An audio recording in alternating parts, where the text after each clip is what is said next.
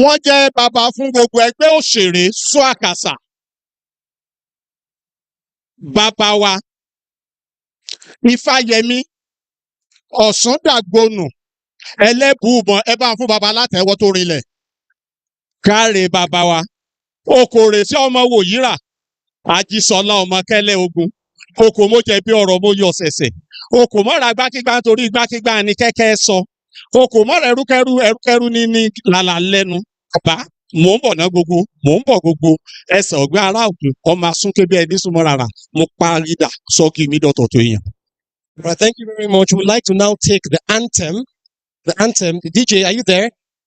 Please, can we all rise for the anthem, the national anthem? Okay.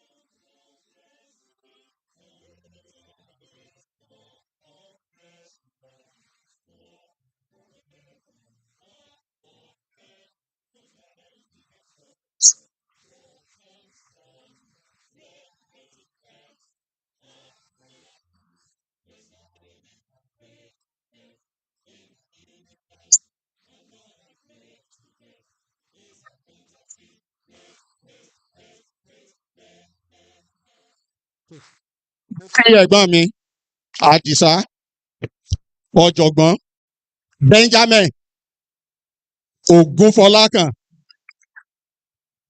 ọmọ òdì ọmọ láìmọ́. Bí bàbá máa gbẹ́sẹ̀ ní kọ̀ọ̀kan bí wọ́n ṣe ń wọlé bọ̀.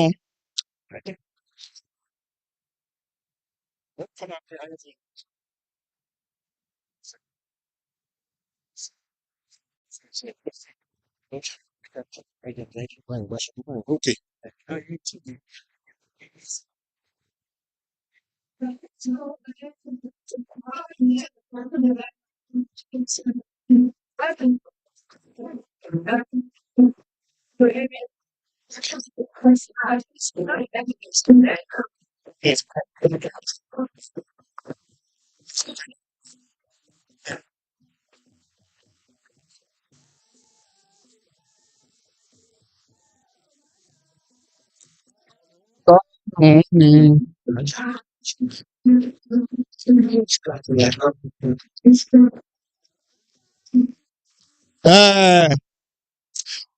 Nísìnyí ẹ dákun ẹ má bínú àwọn ètò kan pẹ́pẹ̀pẹ́ náà tún ṣe ní abẹ́lẹ̀ kó tó di pé àwa máa bá ètò náà bọ̀ ní pẹrẹu nítorí àwa ò bá lọ ẹ ń bá lọ ló bá kú.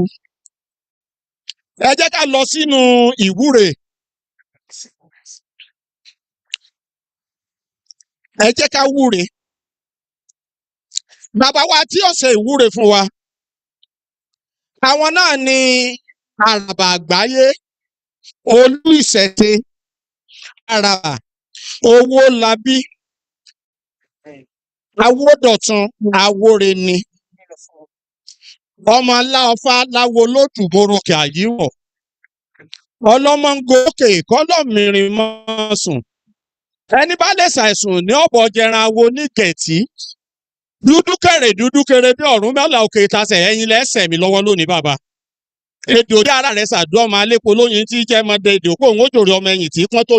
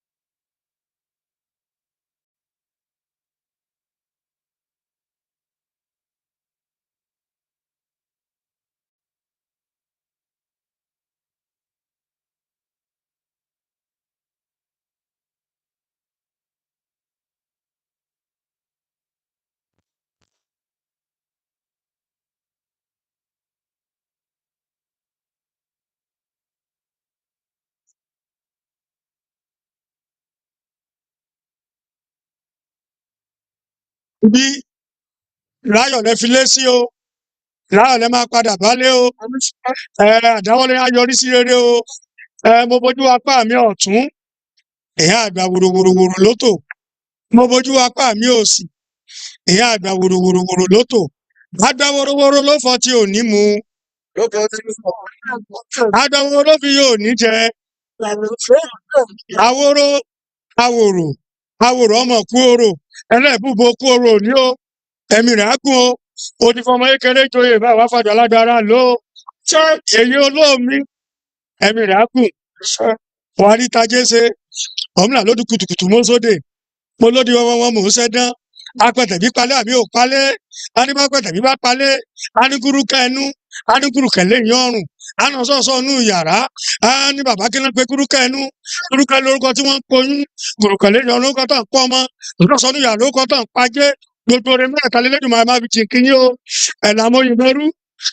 Ẹ̀làmọ́ òyìnbó yè. Ẹ̀làmọ́ òyìnbó ṣiṣẹ́ o.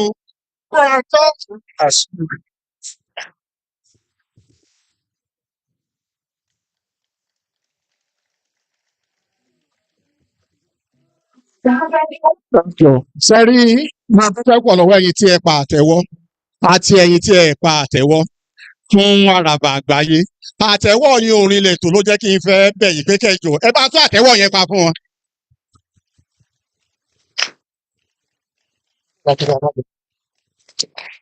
Nísìnyí a máa pe àwọn èèyàn wá sí high table. Ẹ jọ̀ọ́ ẹ má bínú, ẹ rí ibi yóò gba èrò púpọ̀. Ẹ jọ̀ọ́ bá a bá ṣe ń pè é, ẹ máa bá wa gbà bẹ́ẹ̀.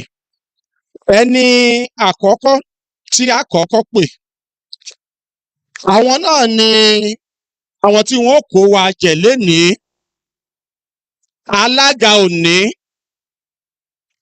Alága òní fún ọ̀fẹ́ àwọn tí wọn ò mọ̀ wọ́n tẹ́lẹ̀. Àwọn ni Olówu ti Kùtà. Tí ẹ bá ń gbọ́ pé Babangida kan, Màkàmà kan, àkábíyèsí ẹ bá ní mo tún dárúkọ Màkàmà ẹ dákun, ó ti yí mọ́ mi lára ní láyé IPP. Ẹ jọ̀ọ́ ẹ bá mi fún wọn látẹ̀wọ́ ẹ jọ̀ọ́. Màá pè wọ́n wá sí orí àpèrè káàrẹ̀ gbéra ńlẹ̀ ẹ dìde. Ọba Dr. Adékúnlé Màkàmà Oyèlúdé. Ará Òwu Òdùrú, ará Òwu Ẹ̀gànlẹ̀ kó. Bí n bá lọ tó lè kẹ́gàn mi ọmọ Lábẹ́njọ. Ọmọ Ẹ̀kẹ́ làwú kówó làwú kówó làwú kòdèrè kókò nílé Òwu. Ẹ jọ̀ọ́ ẹ bá fi àtẹ́wọ́ sí wọn débi tí wọ́n jókòó sí. Alága wa ò nínú.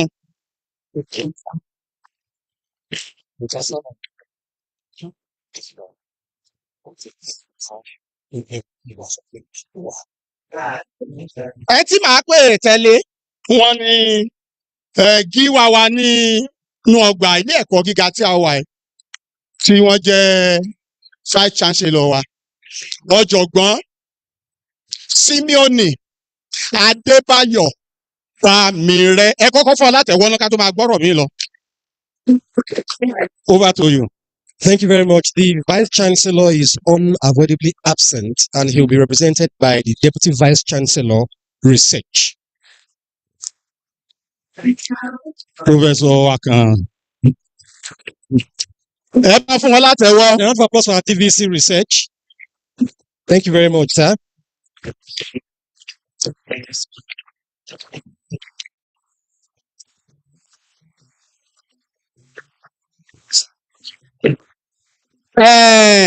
First speaker ẹ tí ó bá wa sọ̀rọ̀ lénìí nípa nǹkan tí à ń ṣe.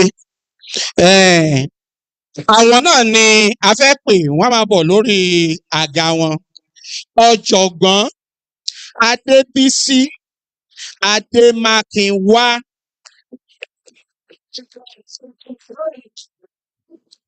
Ṣé wọ́n ti wà round? Professor Ademakinwa, is he here? Please, a round of applause for our guest lecturer. Àwọn ni wọ́n All lọ. the way from the University of Lagos. Thank you very much.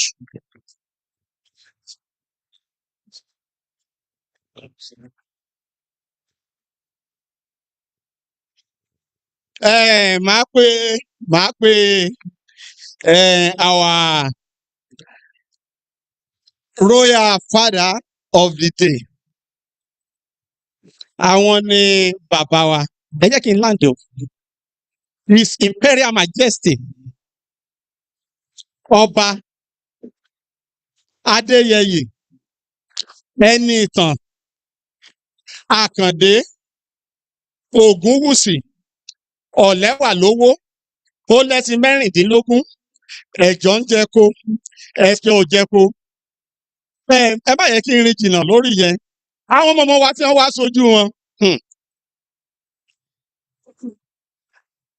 Àwọn ni ìyá wa, Màmá Ashley Afọláṣadé, ọmọ àdàgbà kọ́mọ yẹ́kù Ọọ̀ni, ọmọ àdàgbà ẹdínbẹ̀yẹyẹ àdàgbà kọ́mọ ẹ bá ṣe kábíyèsí. Kábíyèsí o. Afọláṣadé Ògúnwùsì olórí. Àdàgbà kọ́mọ yẹ́kù wá jẹ̀kẹ̀tẹ́rẹ̀, àdàgbà kù mí gàrà. Mo sáré gorókè mo jọrí wọ ọpẹ mẹ́fà. Lúmọkọ lúmọ̀jé, mọ́lẹ̀ gbídòdòdò lẹ́sà. Ọmọ sàwùgbẹ̀mí mọ́là. Ó sàwọ owó díndín ẹni. Odidi èèyàn ló fi rúbọ kọ̀wé ẹ̀sà tó là. Erin Fọláyadí, kọ̀bẹ́rò òtútù. Ọmọ láàjẹ́ ọbíbọ nígbòdò. Ẹ bá ń ṣe kábíyèsí. Kábíyèsí o. Bákan náà, màá pe bàbá wa Olúfọ́n ti ilé Fọ́n. Olúfọ́n ti ilé Fọ́n kábíyèsí. Kábíyèsí. Royal father. Ṣé wọ́n ti dìde? Bàbá wa Olúfọ́n. Your Excellency.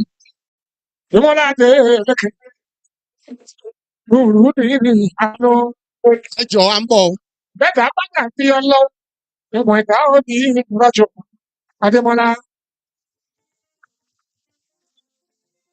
Ẹ dákun bàbá wa ẹ má bínú. Ó ṣẹ̀ṣẹ̀ tẹ̀ wá lọ́wọ́ ni. Bàbá wa ọba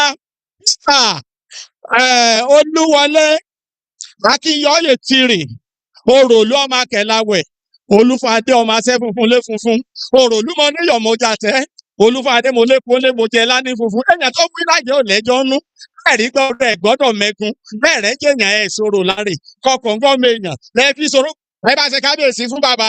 Kábíyèsí o. Bákan náà.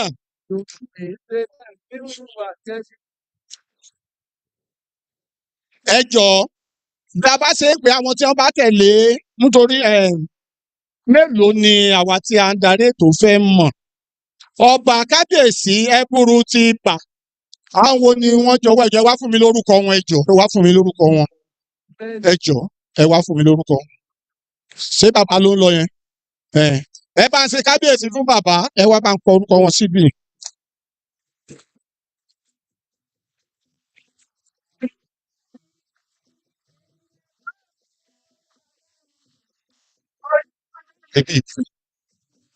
Èrò kan ń bẹ lọ́kàn ọmọ ènìyàn bọ́mọ aráyé bá jí wọn a máa wòṣe ẹni ńlá bíi kó ṣubú.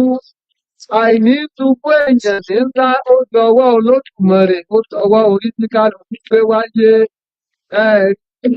Ẹnìkan ràgànràgàn ọmọ aráyé wọ́n ṣe tí ò lè jọ́ lọ́mọ mọ́ láyé. Ṣe bẹ́ẹ̀ rí kainkain.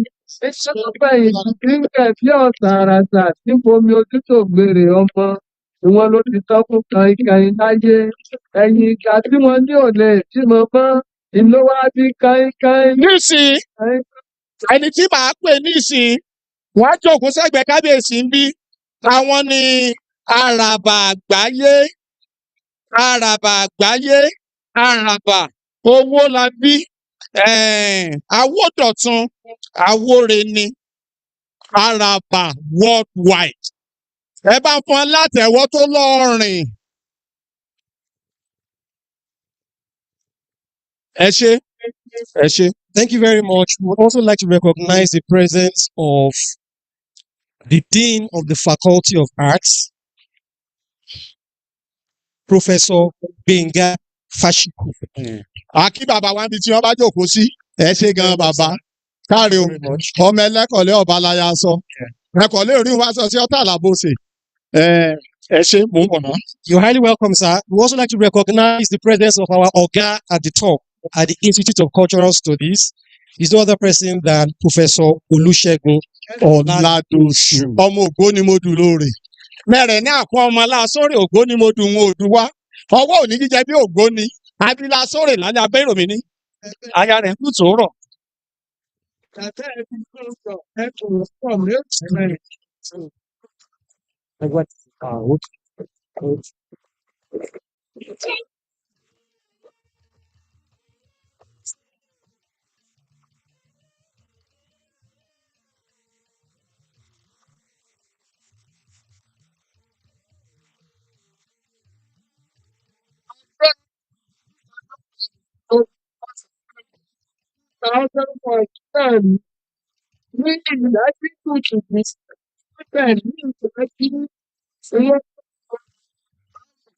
Nígbà tí a ń ṣe àfihàn máa pe kábíyèsí ọba ọ̀jọ̀gbọ́n Adékúnlé Adéogún Okùnoyè Òjìtù Ẹ̀bùrú ti Ilé Ìbà kábíyèsí bàbá.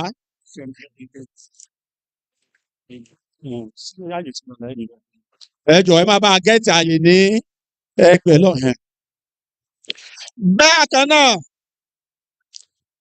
ọba kábíyèsí His Royal Highness Royal Majesty ọba Adéyínká Jókòtọ́lá Ìlúfẹ́milóyè wà Aláyémọrẹ ti Ìdó Ọ̀ṣun Ìjàgbó ará Ìdó Ọ̀ṣun ọmọ oníbú ẹja ọmọ alùmọ̀sẹ̀rẹ̀ ọmọ gbàgà ẹ bá ń ṣe kábíyèsí fún bàbá. Kábíyèsí o. All right, I would also like to recognize the presence of Professor Raymond Olutoyin Ogunade.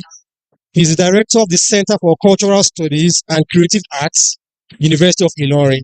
You are welcome, sir. Ẹ káàbọ̀ Sir. sí Thank orí you so ètò much, wa. sir. Also, we'd like to recognize Mr. Joseph Aworemi, the former curator and site manager of Shumushobo Sacred Grove. You're welcome, sir.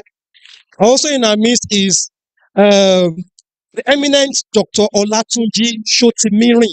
I hope I got that right, right? Yes, Shotimiri, of course, the head of department and associate professor, Department of Theatre Arts at Adeleke University. Where are you, sir? Àwọn ẹ̀dà. Welcome, sir. Okay. Good to see you. Onílé gogoro bàbá. Thank you very much. Ọlátun.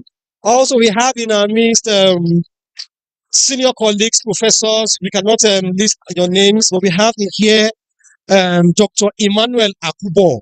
Is he here? Dr. Emmanuel Akubo, you're welcome. We also have Dr. Kajare Solomon from the Department of History. Thank you very much for coming. We also have Dr. Iroju Opeyemi. Thank you, sir, for coming. We want to recognize the presence of our mother, Erelu Tuwashe. I hope I got that right. Màmá wa Erelu Tuwashe. Ẹkún ọkọ Ìjẹ̀bú Òkòrè sí ọmọ Wòyírà. Ajísọlá ọmọ Kẹ́lẹ́ Ogun. Okò mo jẹ bí ọrùn mo yọ ṣẹ̀ṣẹ̀. Ẹ bá pàtẹ́ fún màmá wa. Màmá wa àti bàbá. Ibì kan náà lẹ ti jọ wá. Ẹ ṣé mo dúpẹ́. Má ṣe àfihàn mọ́ àwọn kábíyèsí. His Royal Majesty Ọba Ọ̀mọ̀wé Kazeem Adio Oríoyè Abúlẹ̀sowó Wàndí Oníkẹ̀kẹ̀ of Ìkẹ̀kẹ̀ Kingdom. Kábíyèsí o. Bákan náà, His Royal Majesty Ọba Wálíùláhì Adéoyè the Ọláfimíhàn of Láhàn Kingdom. Ẹ bá ń ṣe kábíyèsí fún wọn. Kábíyèsí o. Ẹ ṣé.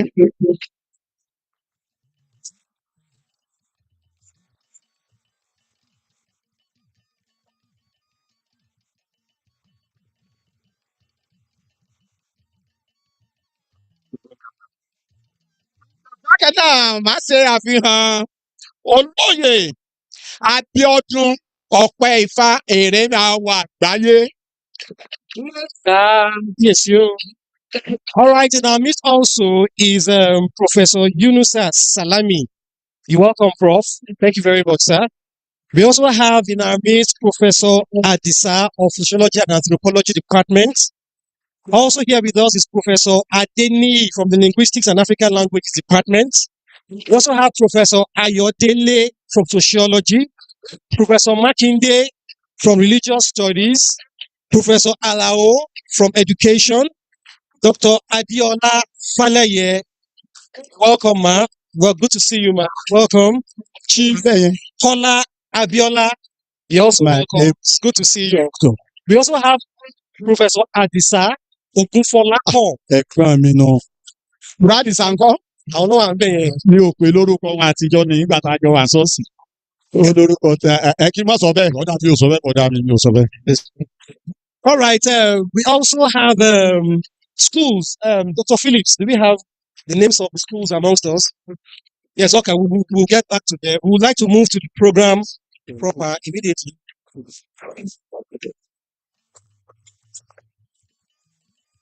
Nísìnyí, mo kí ẹ̀yin pèdèpèdè tí ẹ wà ń bí lónìí. Ẹ kú iṣẹ́. Ǹjẹ́ ṣé ìyàwó ti di professor àbí? Ó kù díẹ̀. Mo kí incoming professor Adéọlá Fálẹyẹ. Yèyí àṣà Ìlá Ọ̀ràngún. Ẹ ṣé mo dúpẹ́. Nísìnyí, Yorùbá bọ̀, wọ́n ní oníkangun kángun. Oníkan náà sì jẹ́ ó ṣe nǹkan rẹ̀. A wá fẹ́ pé onínáwó òní, aláyẹyẹ òní. A pè wọ́n lọ sí orí àga wọn. Ní sísẹ̀ntẹ̀lé, màá fi àṣẹ láti ọ̀dọ̀ ẹ̀yin bàbá àti ìyá.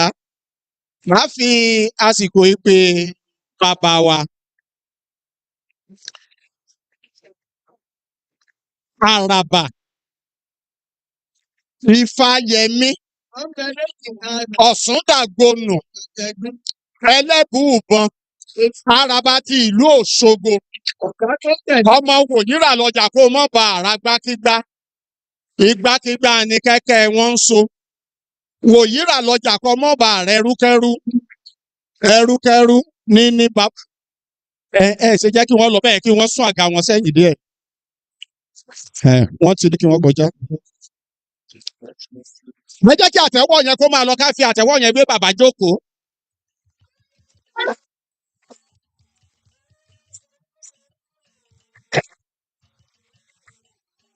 When the honoree sits down, we would quickly like to recognize the presence of Sunshine Nursery and Primary School and Crystal Nursery and Primary School. Please, if you are here, let's see your hands up. Thank you very much for coming. Really appreciate your presence. Thank you very much.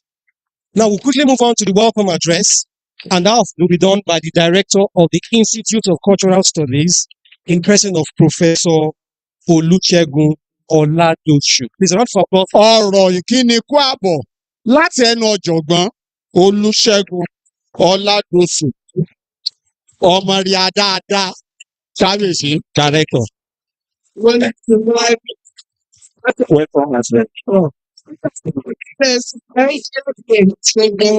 Ọ̀gá àgbà tó ń bẹ nílé iṣẹ́ ọ̀hún, ó kí mi púpọ̀, ó kí mi títí, ó ní kí n fọwọ́ lórí orí akínikọ́ lórí.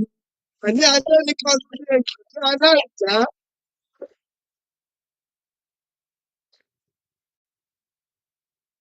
Kábíyèsí yèyé.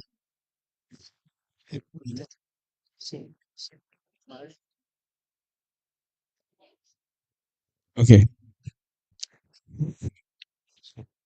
Yeah.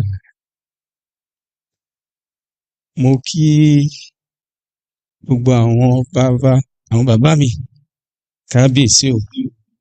Kádúpẹ́ lórí bàtà pẹ́lẹ́sẹ̀ o. Mo sì kí àwọn aláṣẹ ilé ẹ̀kọ́ yunifásítì tí ọ̀gá mi Professor Àkànní tí wọ́n represent wọn. Mo gbàdúrà ẹ ó máa lọ sókè o. Gbogbo àwa tá a bá bàbá wa mo kí yín o.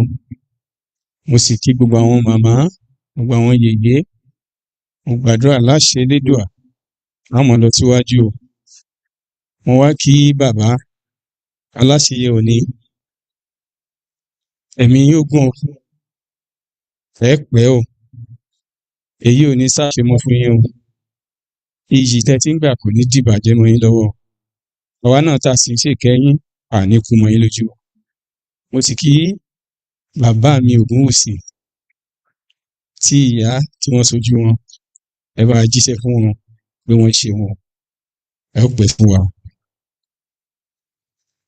It gives me pleasure to welcome our royal fathers, mothers, the Vice Chancellor, the Deputy Vice Chancellors, registrars and other principal officers of our great university, Dean of faculties, directors of institutes, heads of departments, the guest lecturer, community and traditional leaders, family and friends of the celebrants, colleagues, students, and all other guests.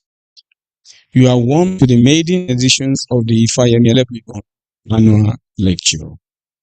I stand here saying these welcome remarks on behalf of the Institute of Cultural Studies, Obafemi Awolowo University, OAU, Ile-Ife.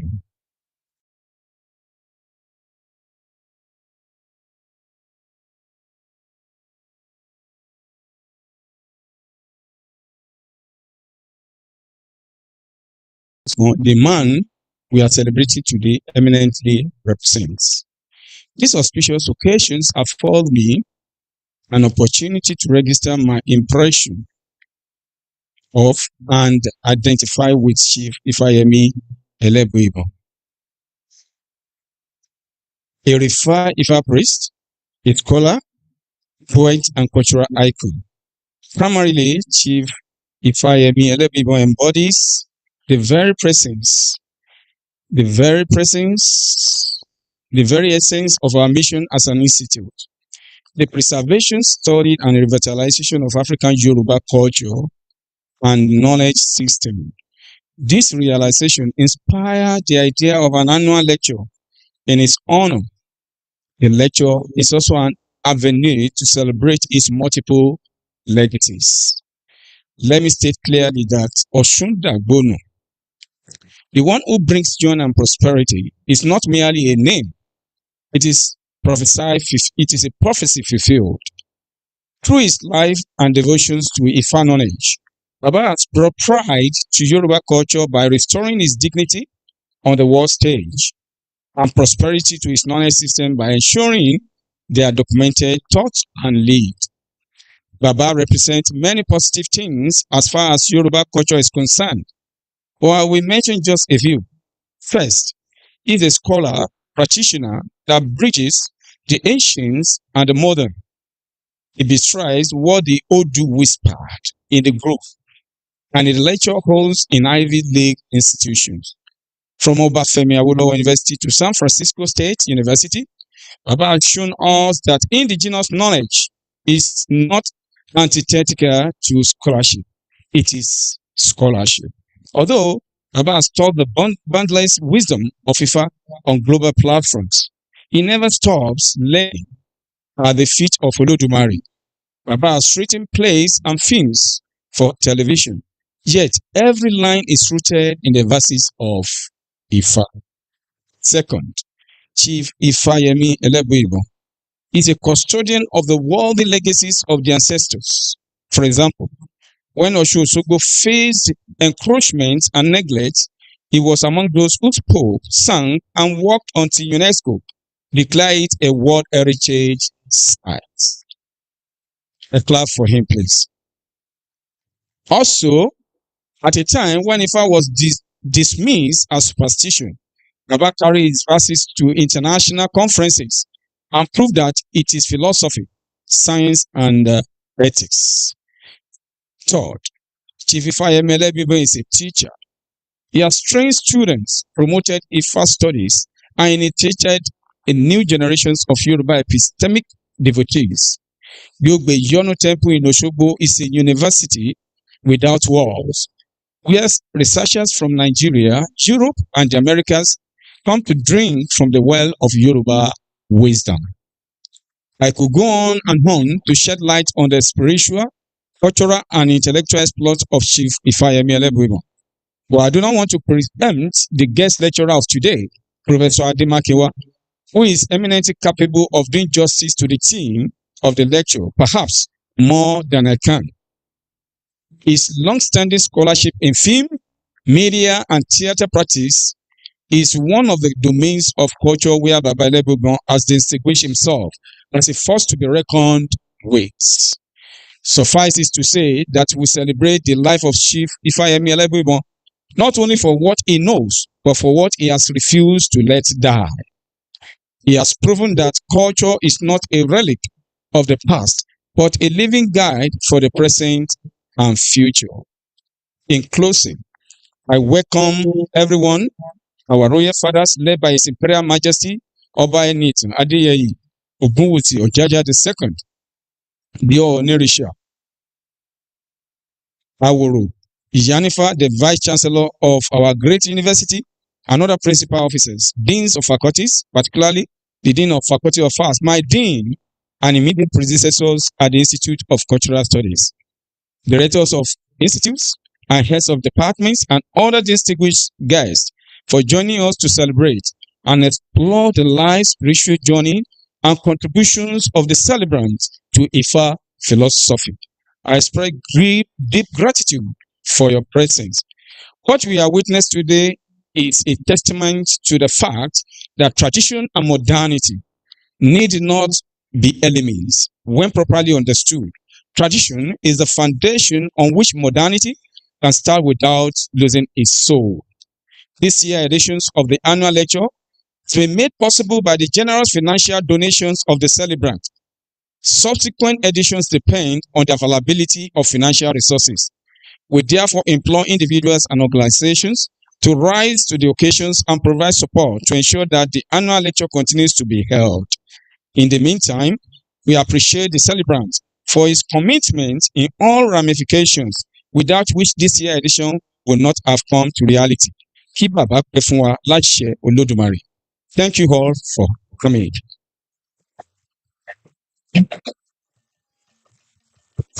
Please, we can do better than this. A resounding round of applause for the director of the Institute of Cultural Studies, Obafemi Awolowo University, Professor Olusegun Oladoshu. Thank you very much for that beautiful address. Without quickly wasting much of our time, we also like to move on to the opening remarks, and that will be taken by His Royal Majesty Oba Dr. Hamid Adekunle Mákàmá Oyèlúdé kábíyèsí. Kábíyèsí tí wọ́n ń bọ̀ yẹn, èdè mẹ́jọ ni wọ́n gbọ́. Wọ́n á sọ Haúsá bí ẹni pé ọmọ agboolé kan náà ni wọ́n ni. Bàbá. Sànú. Kábíyèsí o. Ẹ gbọ́ wìrìwìrì bàbá wa Mákàmá. Òun mú mi rántí ìgbà tó ń ṣe IBB bíi 20-something years ago. Coordinator àgbà Kábíyèsí. Aláìlúwà kábíyèsí bàbá wa onírìṣà.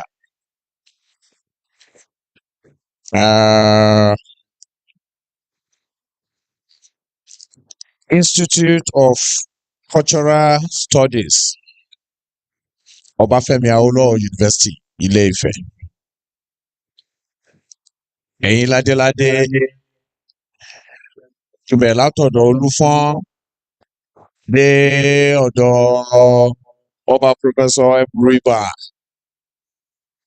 the Olójúdó, enforcer of the law, Àràbà Àgbáyé, CT, guest speaker wa, Prof. Nkwiri. Àwọn onígẹ̀gẹ́ láhàn oyè àti gbogbo ọba tó wà níkàlẹ̀ pátápátá. Gbogbo babaláwo mọṣẹ́ àbọrú bọ̀yè bọ́ ṣíṣe. Ògbó àtọ́ àṣírí ìwòrìwò. Mo sì tún yá èdè àwọn èèyàn wa, àwọn ọmọ bàbá lókè lọ́hùn á ní obrigado. Obrigado yẹn bí pé ẹ ṣeun. Ẹ ṣé mo dúpẹ́. Fún oní nǹkan òní, bàbá àràbà, congratulations. Just short remark náà ní kémi ṣe ká tó wá bọ́ sí ọ̀dọ̀ àwọn ọ̀mọ̀wé tí wọ́n ti jókòó ní fáfitì. Adájọ́ àgbà ìrókò, mo kí professor, mo kí àti professor lóbìnrin, mo kí. Now, remark tán ní kí n ṣe rí a máa mú wọn ní àti Gẹ̀ẹ́sì àti Yorùbá. This colloquium, we've been having a lecture series in honor of Baba Elebuibon's birthday. I think 7 years ago we did one in Olonkoro, this local government town hall in Oshogbo. I remember vividly I attended that one. But if our intelligentsia can institute one like this as annual colloquium, I think it worth appreciation. I thank the intelligentsia that put us together and reward this angel we are looking. Elebuibon is a prophet in our time. He's a prophet. And Elebuibon goes beyond the mere babalawo. Nǹkan tí Àràbà ń ṣe, àwọn prophet míì tí àwọn òyìnbó amúnisìn portray fún wa, wọ́n ṣe dájí ẹ̀. So he is a prophet and he wants celebration while he's still living. Because àwọn èyí tẹ́ bẹ̀rẹ̀ lónìí yìí tó jẹ́ pé a máa institute pé annual lecture ní series ẹ̀, it become archival document. Tó bá dọ̀la tá à ń wí yìí, tó bá ń research níbi tó bá ti ń sọ̀rọ̀ àwọn òjíṣẹ́ kan ní sáà kan, orúkọ Elebuibon náà máa jáde ńbẹ̀ o. Bàbá, mo kí n kú oríire pé ní ojú ayé yín ni a ti ń celebrate yín. Nǹkan tó fìyà jẹ kóòtù òjìrè ni pé àkọọ́lẹ̀ ò pọ̀ fún wa. Ṣùgbọ́n ẹ ti ń bridge gap yẹn díẹ̀ wo àìmọye iṣẹ́ yín náà tó ti wà documented. Ẹ wo àwọn ìtẹ́lẹ̀ tí ẹ rí mọ́. Tí àwọn ọ̀jọ̀gbọ́n tí wọ́n bá ti wá firú eléyìí lọ́lẹ̀, ṣe mọ̀ pé ó ti di nǹkan ọdọọdún nìyẹn. Mo gbà ládùúrà pé Elédùmarè á lọ́ra ẹ̀mí yín fún wa. Ẹ ṣe 90, ẹ ṣe 100. Ọdọọdún ni sápó ń rúwé o, ọdọọdún ni màrìwò ń yọ. Àfọ̀n yín á gbogbo kó tó wọ̀. Mo kí gbogbo àwa tí a gbọ́ pípè tá a jẹ́. Pàápàá jùlọ ìgbìmọ̀ tó gbé ètò yìí kalẹ̀ nínú fáfitì yìí. Iṣẹ́ ńlá lẹ ṣe o, a dúpẹ́. Elédùmarè á túbọ̀ máa kún yín. Àwa náà tí bàbá pè tá a jẹ́ á tún lè wá tẹ̀mí. Bàbá, ẹ wá jẹ̀fàlú pẹ́pẹ́pẹ́ ló kọ bàbá wa Ọ̀nìrìṣà. Mo tún ń sọ fún yín pé ẹ gbogbogbò ẹ dirin. Àwọn èèyàn gan ń dá òtún èjì yín gan. So mo ní péèjì àwọn ànábì kan ó ṣòro mọ̀. So ẹ̀yin ló yé. Bí ọ̀kàkà yín bá ń ké lóko lójoojúmọ́, wọn á máa gbọ́ nlé. Mo kí yín púpọ̀ lẹ́ẹ̀kan sí i. Mo sì kí gbogbo wa pé I wish us happy deliberation today, and may all what we are going to be discussing during this colloquium may be of immense benefit to mankind. Thank you very much. God bless you. Once again, my name's Alailuwa Oba Dr. Amit Adekunle Oyelude Makama, Commander of the Order of Niger, CON. Ẹ bá fún wọn ní àtàwọn tó lọ́rìn. Of Òkúta. Òun mi ti CON yẹn, wọn ìfowó rà o. Bẹ́ẹ̀ni. Mo ti gbọ́. Tó o bá tún dákọ̀ tó o pe CON sí àáfàá yẹn, Commander of the Order of Niger. Ó yẹ ká kírun bàbá Elebuibon pọ́n ṣe bàbá wa ọ̀ ní àwọn command CFR. Àwọn wà wájú àwọn à ń tẹ̀lé wọn. So that's the number 4th highest national honor in this country. It's not a small feat. Thank you. Bàbá Makama. Ó dàbí lóò mọ̀mọ́ bàbá. Bàbá, èmi rò pé sí o come and kìíní kan lórí àṣé commander of the order of Niger. Bẹ́ẹ̀ni. Ẹ ṣe commander àwọn olórin o. Àgọ́ tí o. Kì í ṣe táwọn fújì o. Kò lè kí o gbọdọ̀ jẹ́ bẹ́ẹ̀. Thank you so much, His Royal Majesty Ọba Makama, for that beautiful remark. Before we call on the Dean of the Faculty of Arts, I want to quickly recognize the presence of Prince Dr. Adebowale Adeshina. He came all the way from Lagos to attend this event. Baba. Thank you very much. We also have Justice Jide Falola in our midst. Baba. Welcome, Justice. Of course, my amiable Professor PC Bakari, he's also here with us. Thank you so much for coming. I appreciate you. And of course, while the director was having his speech, Baba Ifakayode Olayiwola Faniyi, the Agbongbon Awo of Osogbo land. Kábíyèsí. And of course, Professor Said Amusa, you're highly welcome. The HOD of the History Department, thank you so much for coming. Yes. We'd like to quickly call on the Dean of the Faculty of Arts. He's no other person than our very own Professor Benga. Bàbá tiwa ọmọ ẹlẹ́kọ̀lé, ọba aláya aṣọ, ẹ kàn lé orí má sọ sí ọ̀tá làbọ̀sẹ̀ kábíyèsí bàbá ọmọ nílẹ̀ tẹ́ ń yọ bí igbá ọ̀nà lọ́tí ni mò ń rè kí ilẹ̀ ń bá yọ mi yọ̀pọ̀ ọgbọ́n mi máa sì tètè sọ̀pánù kábíyèsí ọ̀dà. Please, the Troop of African Language Department, please be ready. The Troop of African Languages, please. Thank you. Over to you, sir. Okay, thank you very much. Please let me recognize the protocol as established by the chairman of this great occasion, His Royal Majesty Oba Adekunle Makama Oyelude CON, who have beautifully established the protocol. Kabiyesi, thank you very much.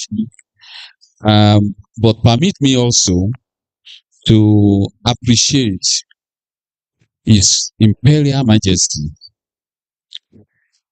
Oba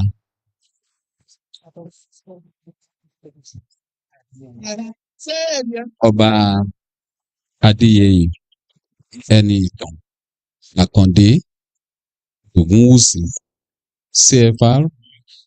We were with him about a week ago, together with Araba Shugo, to invite him to this program, and he promised that he will be duly represented. And so we are honored to have our Olori with us here. Obviously, we appreciate you. Thank you very much. And the Vice Chancellor of today, Ami of our great university, duly represented by Professor Akoni Akiyemi, the Deputy Vice Chancellor, Research, Innovation and Development. Thank you very much. My great Kabiyesi, please let me quickly go on to my short remarks so that we can save time. And I also want to apologize if there are some challenges. You know, this is our maiden edition, so it is likely we have some teaching challenges. We'll perfect it as we move on. We are gathered here today in actualization of one of the fundamental pillars of Obafemi Awolowo University, which resonates in the motto of the university for learning and culture. Today, it is not just about culture, but all that encompass our existence, identity, sociality, epistemology, and humanity. All of these are embodied in all the academic programs offered by the different colleges, faculties, and departments of the university. However, while recognizing that there is a basis of foundation of knowledge, the university had not prioritized the need to explore and intellectualize the indigenous knowledge base as enshrined in the diverse culture in Africa. Gladly, the Yoruba has Ifa as a repository of all knowledge. Through it and with it, the Yoruba defines, understands, answers, and engages all questions about our ontology, epistemology, identity, sociality, our governance, health, and so on. In appreciation of this reality, the Institute of Cultural Studies in the Faculty of Arts of Obafemi Awolowo University is championing the institutionalization and advancement of the study of Ifa.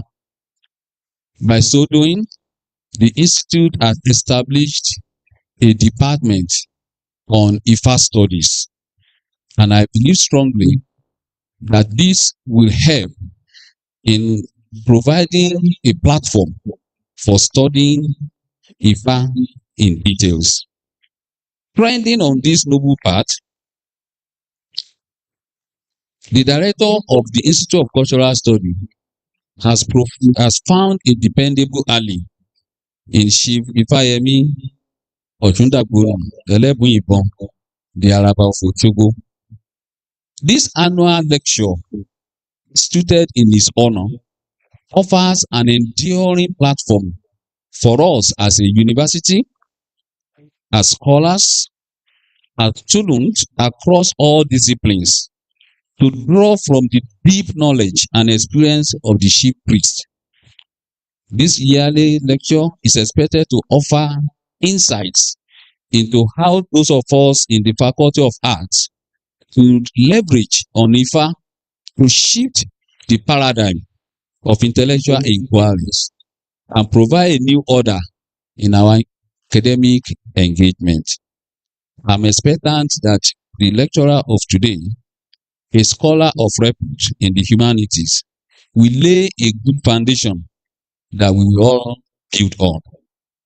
I must assure you that this lecture, which we have started today, will outlive all of us. It will be a lecture that we will hold annually, and it will also be an opportunity to learn more about Chief Ifayemi, Elebuibon, and all his legacies. Thank you very much. I welcome you to this occasion, and I wish us a very wonderful program. Thank you very much. Ẹ bá ń pàtẹ́wọ́ fún ọ̀gá wa kó rinlẹ̀. Ọ̀gá sà.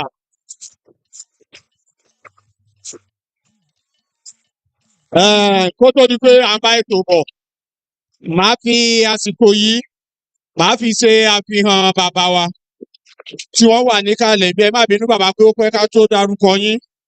Bàbá olóyè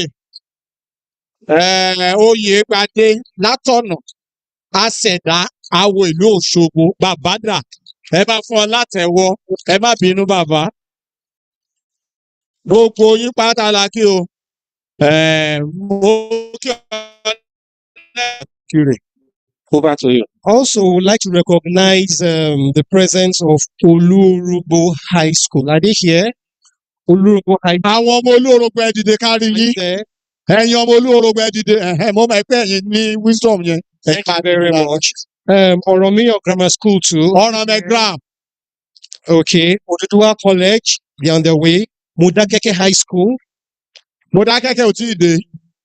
Okay. Keke Wambe. Thank you very much for coming.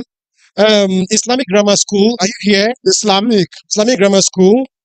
Seventh-day Adventist Grammar School. Yeah. Here with us. Yeah. Thank you so much for coming. Obande Grammar School too. Obande. Obande. Yeah. Thank you very much. We are really appreciated. SS Peters Primary School. Are you here with us? St. Peter's. Okay, they are on their way. Thank you very Peter. much. Thank you very much.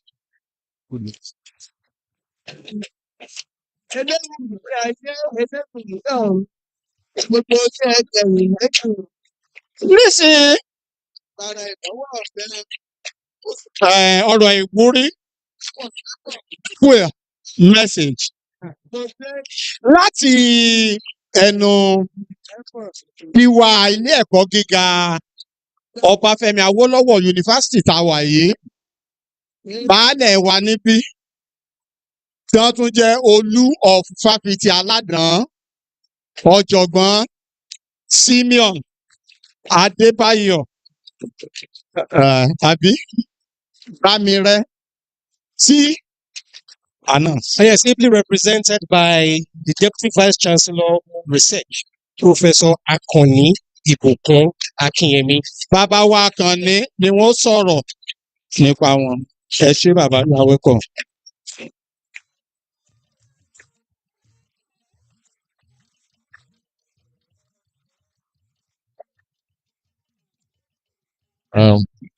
Let me start first by appreciating God, the Elebuibon.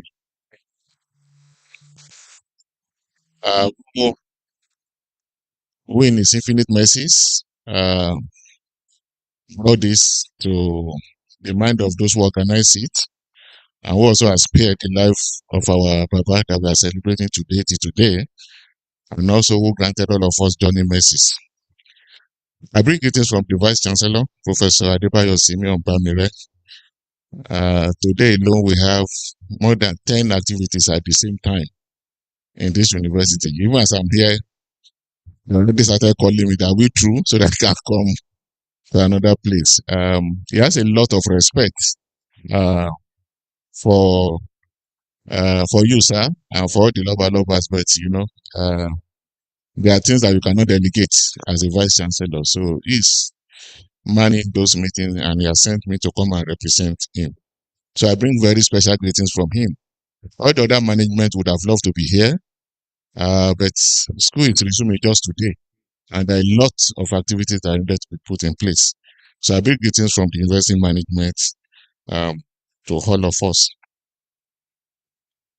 His Imperial Majesty Ọba Babatunde Enitan Adeyeye Ogunwusi Ojaja II, CFR, ably represented by Olori. Olori, thank you so much, man.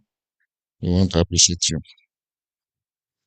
His Royal Majesty Ọba Ahmed Adekunle Makama Oyelude, CON. Thank you so much, sir. Thanks for the remark that you gave. All our royal fathers, we want to sincerely appreciate you for coming. This is Obanwo University. We sincerely want to recognize you and to appreciate you all for coming for this very special event. The Dean, Faculty of Arts, Professor Gbenga Fashiku, thank you so much for all you do. Thank you for, you did not just start today, you started since you've been Director of the Institute of Cultural Studies. So on behalf of the Vice Chancellor, we sincerely want to appreciate you. Thank you for promoting our culture and for doing what is right. Thank you so much. Thank you. Yes. I would have thanked you more, but you promised to give me Agbada. See, I'm the only strange person here today. Everybody is dressed in Agbada except me. I hope you will fulfill your promise. Thank you so much.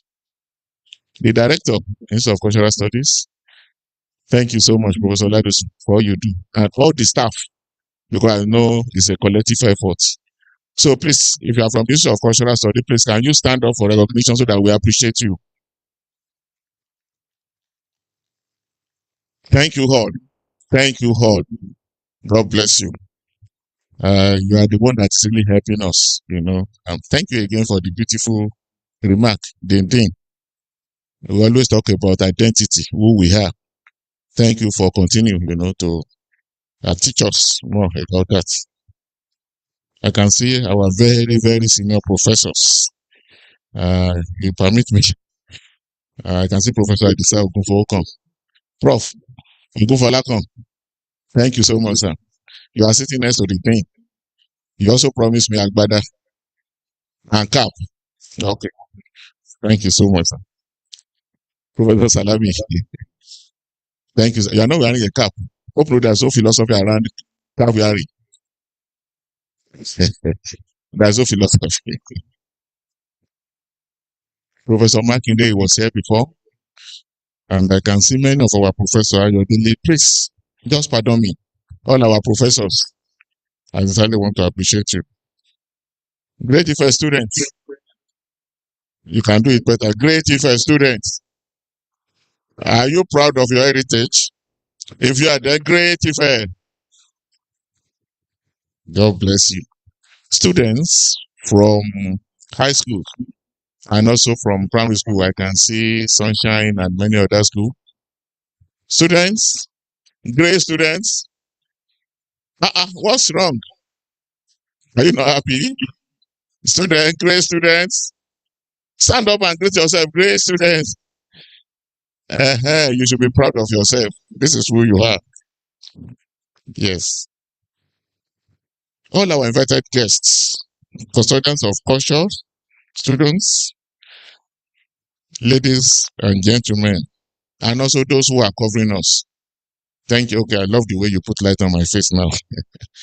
Thank you for all you do. I've deliberately skipped the celebrants of today for a reason, and that is to sincerely thank you, sir. We want to thank you on behalf of this university. On behalf of Awolowo University, our motto is for learning, and culture. So you are that part of our system that we celebrate every day. Thank you so much, sir, for all that you do. We sincerely want to appreciate you. So on behalf of the Vice Chancellor, I want to say good morning and welcome to Ifayemi University, the one we call Oba Awon University. It's a university of great heritage and intellectual distinction. It is known as a citadel of learning and culture.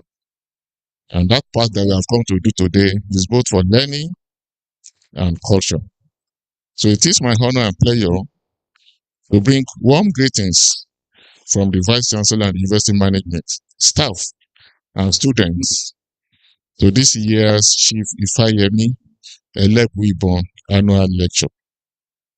We gather today not merely for an academic exercise, but to honor a living legend of Yoruba knowledge and heritage. I want to see how you respond to that.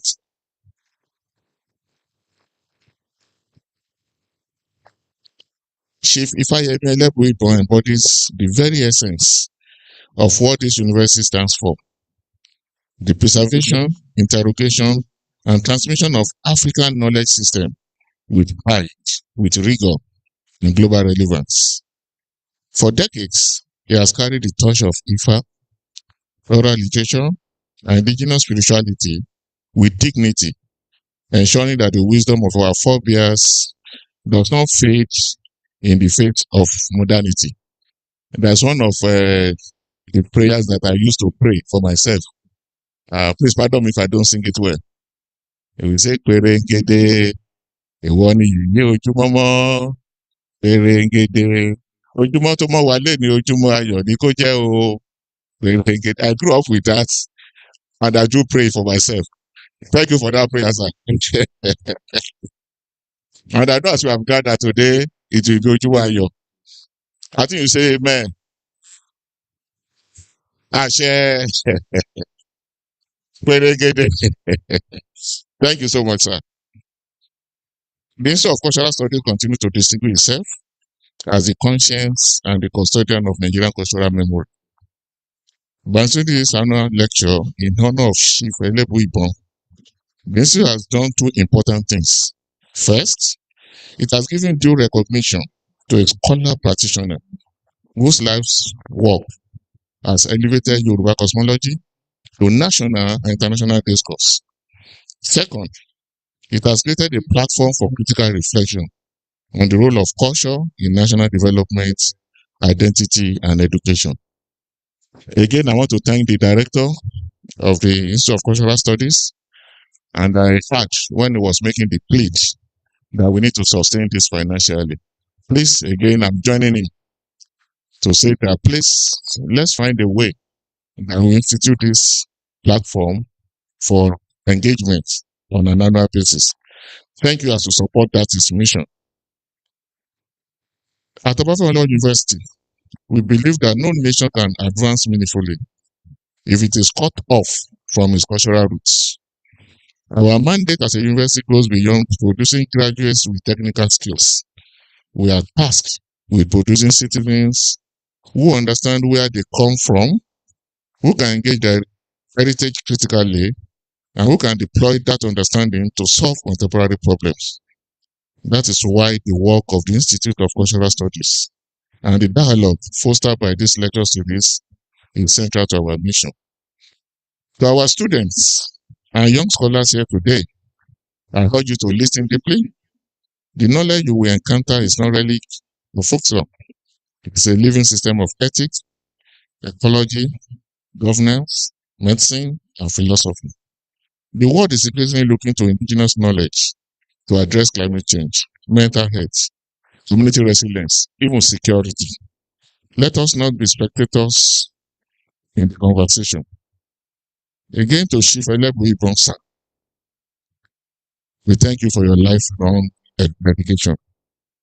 We want to thank you for your generosity in sharing knowledge as inspired generations within and beyond these walls.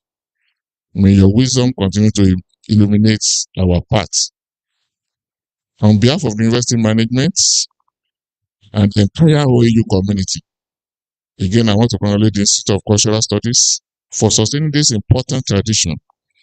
I assure you of the university's continued support for cultural research, documentation, and public engagement. I just want to say that the university will be 65 years old this coming month, June. I think you will clap for the university. The university will be 65 years old. And the legacy projects that the university is aiming at is what is called the President Bola Ahmed Tinubu's Center for Cultural Heritage and Young People's Empowerment. So this also resonates well with what we are doing for the 65th anniversary. So on behalf of the Vice Chancellor, I want to invite all of us to join this university in the celebration of its 65 years of existence, impacting knowledge, churning out graduates every year. We will start it from June 1st, and the big event will be for June 8th. So on behalf of the VC again, I'm extending that invitation. And I want to wish all of us a fruitful and intellectual enriching lecture. Thank you, and God bless. Please,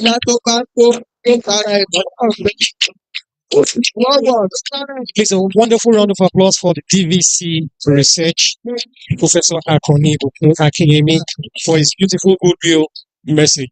Once again, we would like to recognize the presence of Chief Ifatumbi Ifaleke Ojupono Awo Oshogo. Is he here?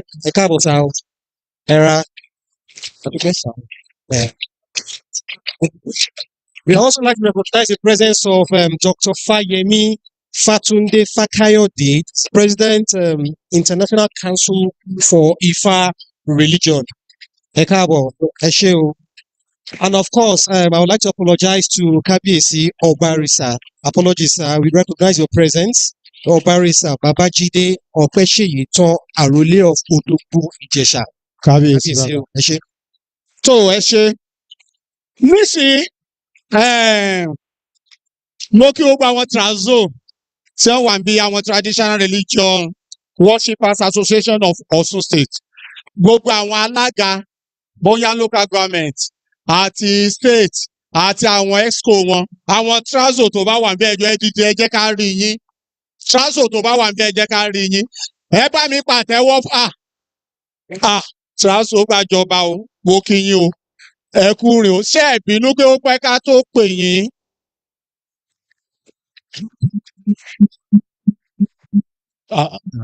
ẹ ṣé mo dúpẹ́, ẹ má bínú. Mo wá fẹ́ rọ màmá mi kan, mo fẹ́ bẹ̀ wọ́n, mi ò mọ̀ pé wọ́n wà ń bí, mi ò rí wọ́n gbà tí mo dé. Mo ṣàrí pé ẹyẹ kì í fi apá kan fò. Tí wọ́n bá pé màmá wa wà ń bí, I should have called her látàárọ̀, ẹ jọ̀ọ́ ẹ má bínú. Màmá ìyá nífá Ẹkúndayọ̀ Ẹlẹ́bùúbọn Mọ̀mọ́dà, ẹ bá fún wọn látẹ́wọ́. Bákan náà,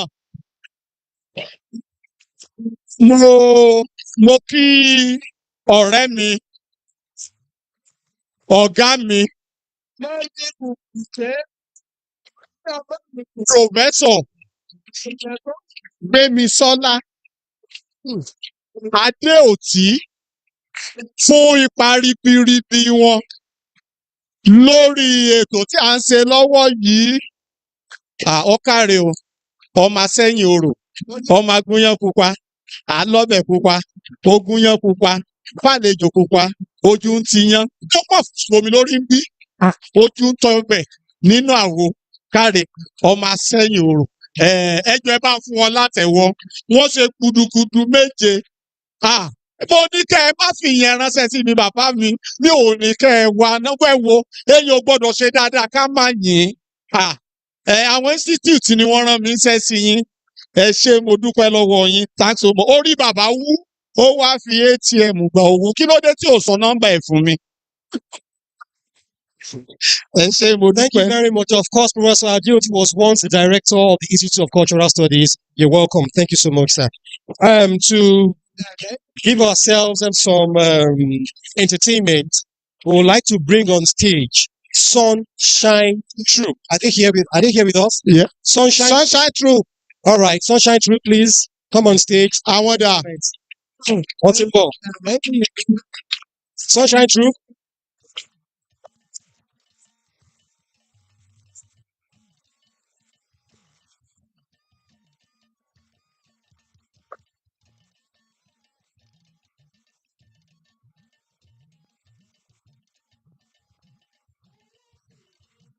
Àwọn tractor ni wọ́n ń bọ̀ yẹn o.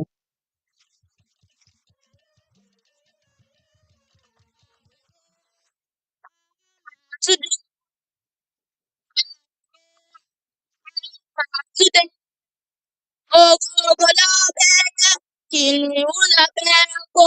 Ògògò lọ bẹ́yẹ, kìnìún lọ bẹ́ranko.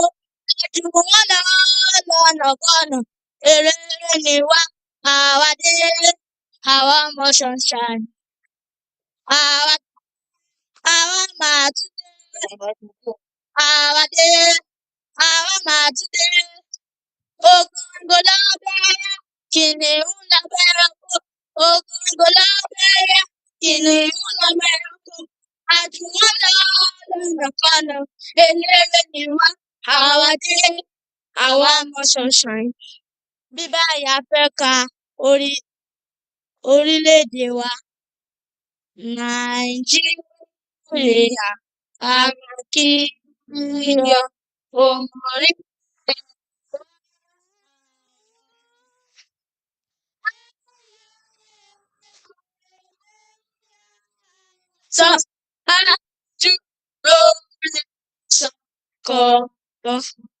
Pẹ̀lú láti ilé tàgbé bí wá, àṣà wa ni ọjà bí pẹ̀pẹ́ àtọ̀yọ́jọ́. Bí a bá ogun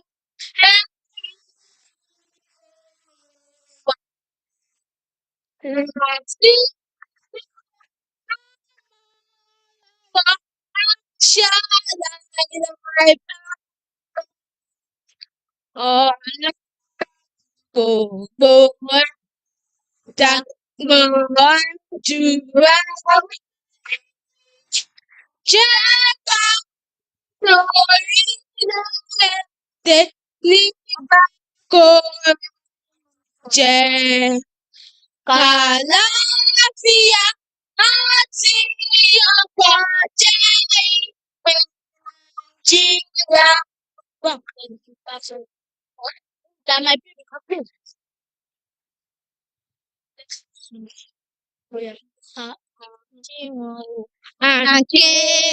Àǹkè àkónílé, àǹkè àkàlejò, àǹkè àkíwá o, àǹkè àkónílé, àǹkè àkàlejò, àǹkè bíbí o, àbíyè.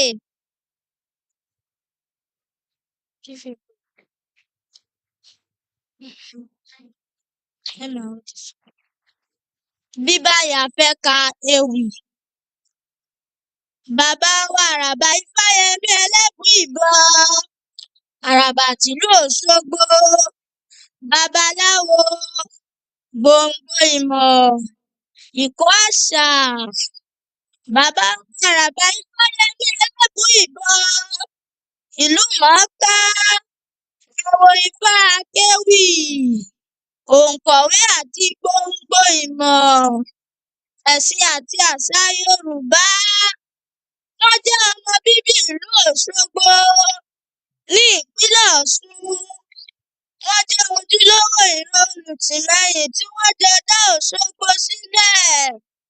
Bàbá wa àràbà Ifáyẹmí Elebuibon, wọ́n bẹ̀rẹ̀ ẹ̀kọ́ nípa Ifá láti ọmọ ọdún 4. Àwọn ni olóyè àwọn àràbà tìlú Òṣogbo láti ìgbà yìí wá títí di òní. Èyí ni oyè tí ó ga jù nínú awo Ifá. Wọ́n jẹ́ adájọ́ àlàáfíà tìpínlẹ̀ Ọ̀ṣun. Wọ́n ti fìgbà kan rí jẹ́ igbákejì àwọn ìgbìmọ̀ oníṣègùn ìbílẹ̀ ní ìpínlẹ̀ Ọ̀ṣun. Àti pé lọ́wọ́lọ́wọ́ báyìí, àwọn ni ààrẹ àgbájọ ti àwọn olórìṣà ìbílẹ̀ àti àṣà àgbáyé ẹ̀ka ti Nàìjíríà.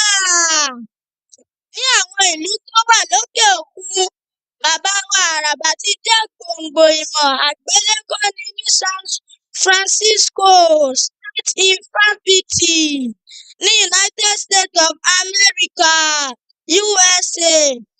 Níbẹ̀ ni wọ́n ń gbé kọ́ni ní ẹ̀sìn ìbílẹ̀ ti Adúláwọ̀ àti èrò ẹ̀dá.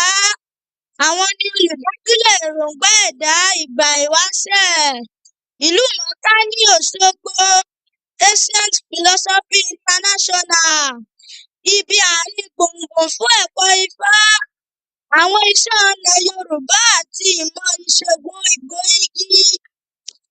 Àwọn iṣẹ́ àrà tí wọ́n ṣe lé ní 15 ní ti ìwé kíkọ bí Ifá alámòójútó, ẹlẹ́rìípín tàbí àyànmọ́ àti ìrìnkèrindò.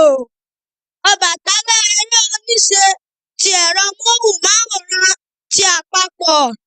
Ifá olókun asọ̀rọ̀dayọ̀, èyí tó ń gbóúnjẹ fẹ́gbẹ́gbàwó bọ̀ láàrin àwọn akẹgbẹ́ rẹ̀. Ewì inú fọ́nrán ní oníranran. Láti 1973 wọ́n ti rìnrìn àjò lọ sí àwọn orílẹ̀-èdè wọ̀nyí: France, Brazil, USA, Morocco àti tayọ àwọn ìlú wọ̀nyí. Wọ́n ti jẹ́ aṣojú orílẹ̀-èdè Nàìjíríà ní àkókò ìgbà àṣà ti àgbáyé ti 1977 NAFES 77 Festival Mondial du Theatre àti NAFES ju 40 ọdún lọ. Wọ́n ṣe àmójútó ilé àṣà ní Òṣogbo, orúkọ àlàjé àti ibi kékeré ìkó-nǹkan ìṣẹ̀ǹbáyé sí ti fún àwọn akẹ́kọ̀ọ́ ìjìnlẹ̀ àti àwọn arìnrìn-àjò fún nǹkan mèremère lágbàáyé.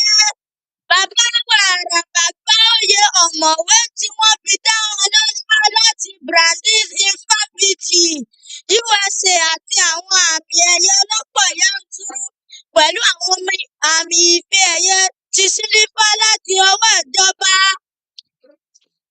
Máíkẹ́lì, ó kú ọrùn látàárọ̀.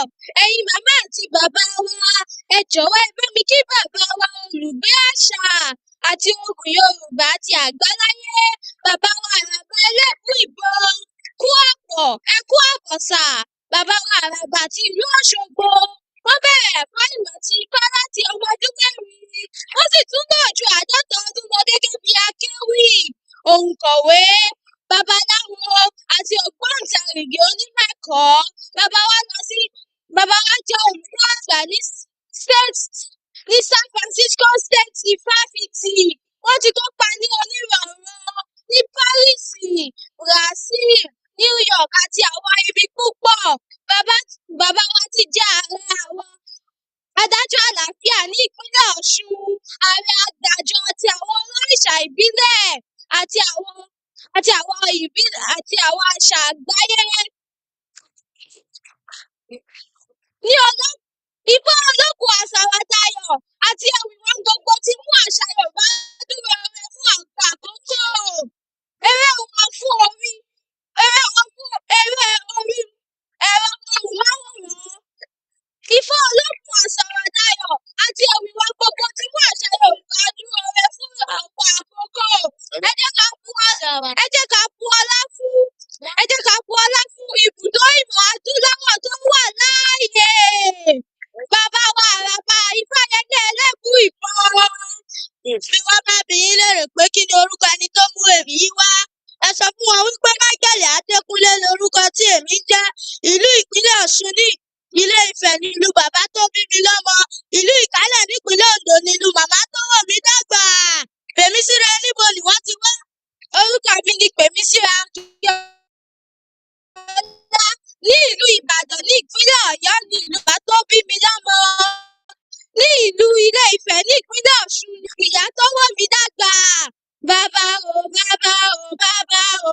Ẹ bá mi fún àwọn ọmọ náà ní àtẹ́wọ́ tó lọ́ọ̀rìn. Olúwa bàbá o, bàbá o, bàbá o. Olúwa dá bàbá sí Ẹ máa wa. màá rọ̀ wá ó wù wá bẹ́ẹ̀ pé kí àwọn ọmọ ẹ̀ kí wọ́n lo 30 ìṣẹ́jú. Ṣùgbọ́n àwọn tí wọ́n fẹ́ tí ó ṣe lẹ́nu fún wọn. Ẹ ṣé mo dúpẹ́. Nísìnyí wọ́n ti ọpẹ́ sùnmọ̀ nínú ìwé ọwọ́ nípa bàbá wa.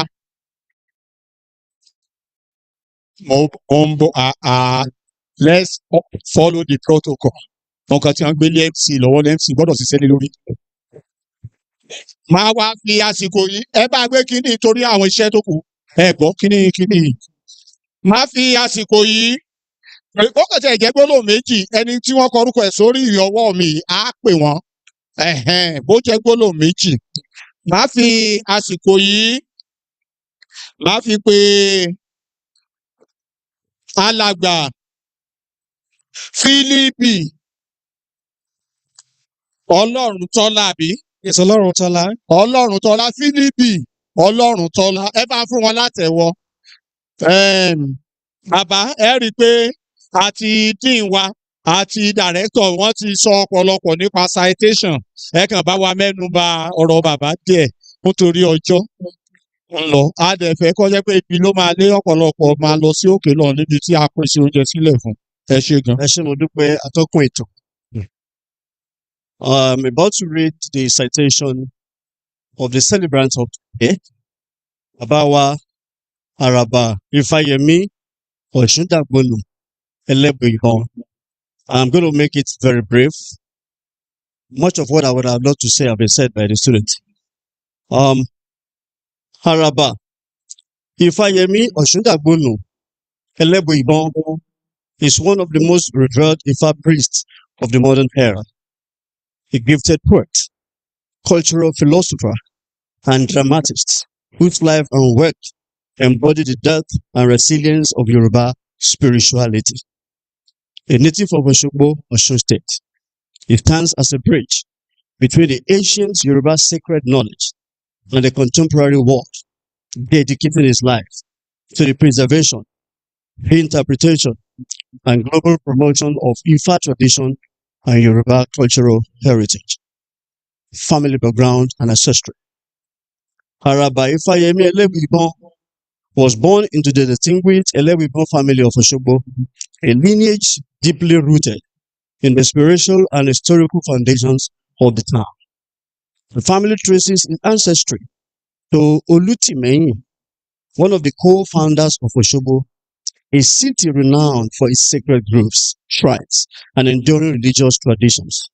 This ancestral connection situates Ifayemi within a long line of custodians of spiritual knowledge and cultural authority. His father, Pa Akinrede Elebuibon, was a respected hunter and an accomplished Ifa priest, a man known for both physical bravery and spiritual insight. He had 6 wives, reflecting the social norms of his time. Ifayemi's mother, Madam Shijuwaya, was the youngest wife, and she came from a family devoted to the worship of Oya, the powerful Orisha of winds, storms, and transformation. Through both parents, Ifayemi inherited a strong spiritual legacy that shaped his destiny from birth. Spiritual conception and birth. The circumstances surrounding Baba Ifayemi's birth are deeply spiritual and symbolic within Yoruba cosmology. Before his arrival, the Elebuibon family suffered repeated losses of children due to the phenomenon known as Abiku, a spiritual condition in which children are believed to be born with the intention of dying prematurely. After many miscarriages and infant deaths, Ifa divination was consulted to uncover the cause of this tragedy. The divination revealed that Madam Shijuwaya, Baba's mother, needed to marry an accomplished Ifa priest and perform prescribed sacrifices, including offerings to the river Oshun, the sacred river goddess, closely associated with Ishogbo. These rituals were carried out, and it was believed that the water spirit of Osun blessed the conception. As a result, Baba Ifayemi's birth was regarded not merely as symbological, but as spiritually ordained, making him a child of destiny who is protected and guided by powerful spiritual forces. So much has been said about his early training as an Ifa devotee. I'll go to his literary exploits on page 12. Baba Elebuibon went on to produce numerous films and cultural works that have stood the test of time.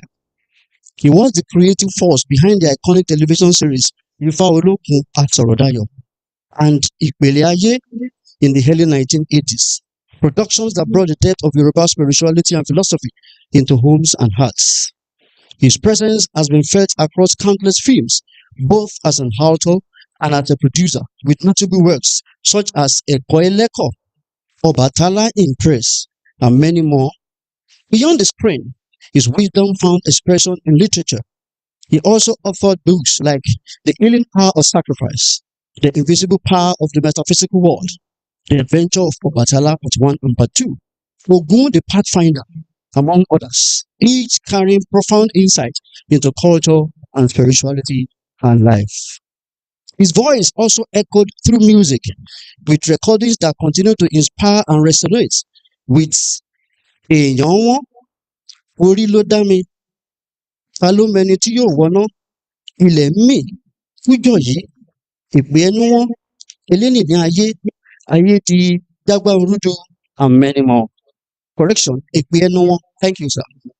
This is not just the story of a man. It is the story of a legacy. A man whose life has been dedicated to preserving culture, uplifting others, and sharing wisdom across generations. His journey is one of courage, humility, and divine purpose. And his impact will continue to live for years to come.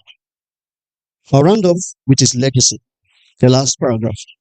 Today, Araba Ifayemi Osundagbonu Elebuibon is celebrated not only as a priest, but as the guardian of Yoruba civilization. His life story reflects the enduring power of tradition, the importance of ancestral wisdom, and the possibility of harmonizing indigenous knowledge with the modern world.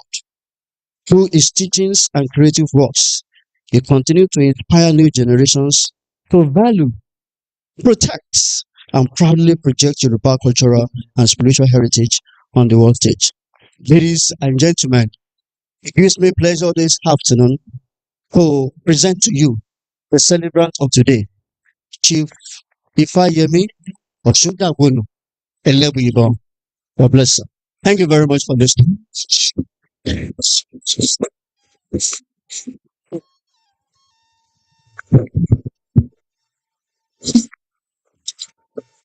Hello. Ẹ ṣe lẹ́ẹ̀kan sí torí tí bàbá bá wà ní ìkàlẹ̀ ó yẹ kí a ti mọ dárúkọ wọn ní ìgbà ìgbà a kí olórí Fọláṣadé Adégòkè ọmọ bàbá mi ní ẹ̀bákò ẹ̀kú àyàn ẹ̀kú kalẹ̀ adẹ̀tún kí ní orúkọ gbogbo fáfitì aládàn pé ẹ̀kú ewu ọmọ Ọlọ́run bá wa wò ọmọ yìí ni ó jẹ́ o wọ́n tún ní méjì tún ní bàbá àdúpẹ́ lọ́wọ́ Ọlọ́run kẹ́ ẹ bá kí bàbá ìpè congratulations. Nísìnyí a fẹ́ kí àwọn aláṣà wa náà kí wọ́n wá síwájú bàbá kí wọ́n wá yẹ bàbá wa sí kí wọ́n pọ̀ bàbá wa lé ṣùgbọ́n ẹ lòdù ṣẹ́jú méjì lọ. A fẹ́ kí bàbá gbọ́ dùndún láti ọwọ́ àwọn àgbà dùndún. Ìṣẹ́jú méjì.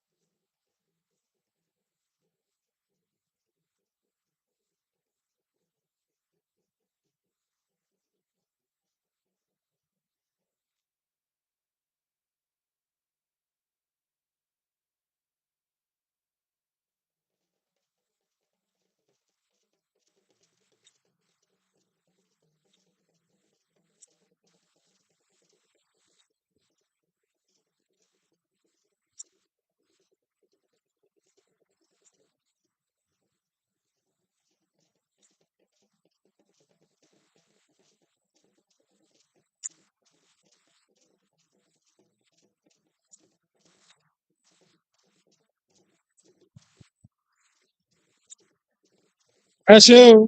Ayàn ló ń lùlù, ayàn ló ń jó. Ẹ ṣé o, Ẹ ṣé o. Ẹ ṣé o. ẹ ṣé o, Thank you very much. Thank you very ẹ ṣé o. Ẹ ṣé o. Ẹ dúró, ẹ dúró, ẹ dúró. Ìyá wa ń bọ̀. Ìyá wa ń bọ̀ láàrin half a minute. Ẹ jọ̀ọ́, Ẹ ṣé o. ẹ jọ̀ọ́ iṣẹ́.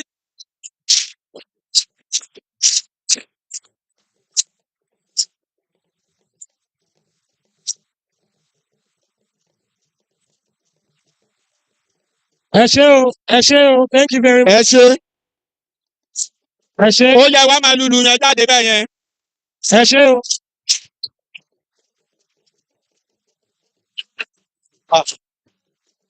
Ẹ yẹ kí wọ́n lù.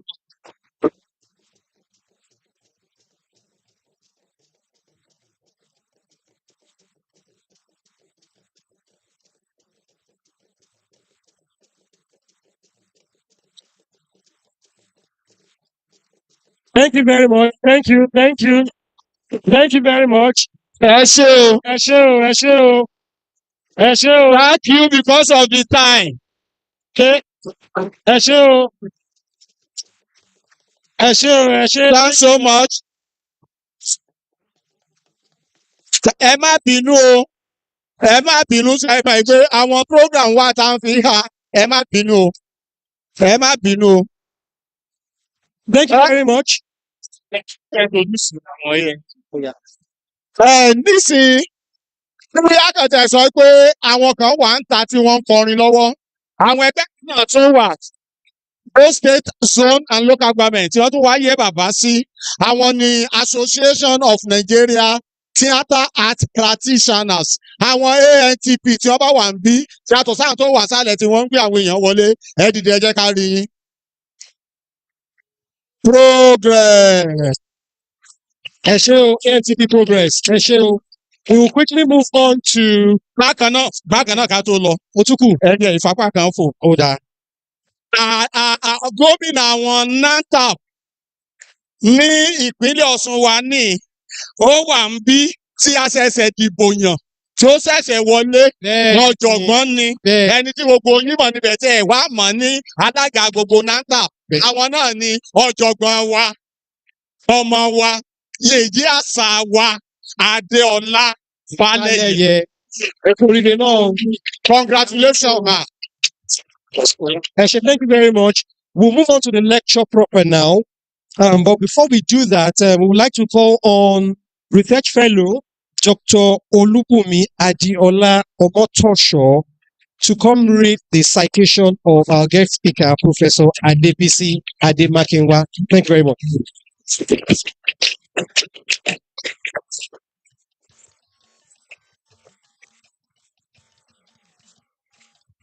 Greetings to everyone in the house. It's with great humility and pleasure that I have the singular honor to read the citation of Professor Adebisi Ademakinwa. Sir, Professor, I request that you stand for the reading of your citation. Thank you very much, sir. Professor Adebisi Ademakinwa holds a Bachelor of Arts degree in Theatre and Russian Language, combined honors. His first Master of Arts degree was in Theatre Arts, while his second Master of Arts was in European Studies. He obtained his PhD in the year 2004 from the University of Ibadan, and also obtained a postgraduate diploma from the University of Lagos in 2021. He was a professional actor with the Uni Ibadan performing troupe, where he received the award of the Best Artist of the Year in 1995.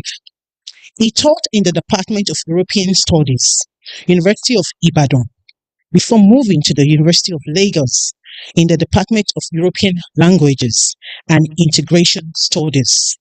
He currently teaches directing, playwriting, and performance studies in the Department of Creative Arts at the same university. He has played lead roles in the productions of notable Nigerian theatre directors, including Bayo Oduneye, Dapo Adelugba, Femi Osonfisanwo, to mention but a few. He has written several plays, including the award-winning play Otusu, the story of creation. He won a grant from Alliance Francaise to participate in a playwriting workshop in the Republic of Benin in 1998. He also won grants from the University of Lagos Central Research Committee to carry out research on foreign language pedagogy in Russia. This was held in conjunction with Chukwube in the year 2006. He secured Omonrondu Travels grants to attend a conference in Ghana in 2006. He also won the ECAS Travel Grant to participate in the Conference of African Studies in Le Pays, Germany in 2009. He won yet another grant by Africa after to attend a 2-week writing workshop in South Africa in 2014. He was the secretary of the Academic Staff Union of Universities for 4 years, and also the vice chairman of the union for another 4 years. Adebisi served as the head of Theatre Unit, Department of Creative Arts, University of Lagos, and head, Department of Creative Arts, Denis Obasanjo University, Asaba. He has published widely in both local and foreign journals.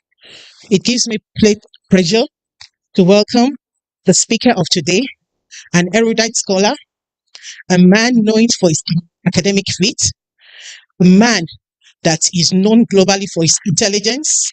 Sir, it gives me pleasure to welcome you to the podium and by your speech. Please, let's give him a round of applause. No, sir, no, sir, let's go. What can you do? Son of Steve, for the son, where people for it. He says, also, train yourself. Good afternoon, ladies and gentlemen. All praise to Olodumare for making today's lecture a reality. The Vice Chancellor, Professor Adebayo Simeon Banire, ably represented by the Deputy Vice Chancellor, Professor Akoni, principal officers of this great university in attendance, to the Oriades present, led by His Imperial Majesty Oba Babatunde Adeyeye Ogunwusi, Ojaja II, the Ooni of Ife, and the chairman of today, Dr. Ahmed Makama Adekunle Oyelude, CON, Olowu of Owukuta, and other Oriades present, professors and other colleagues in academia, all invited guests and uninvited guests.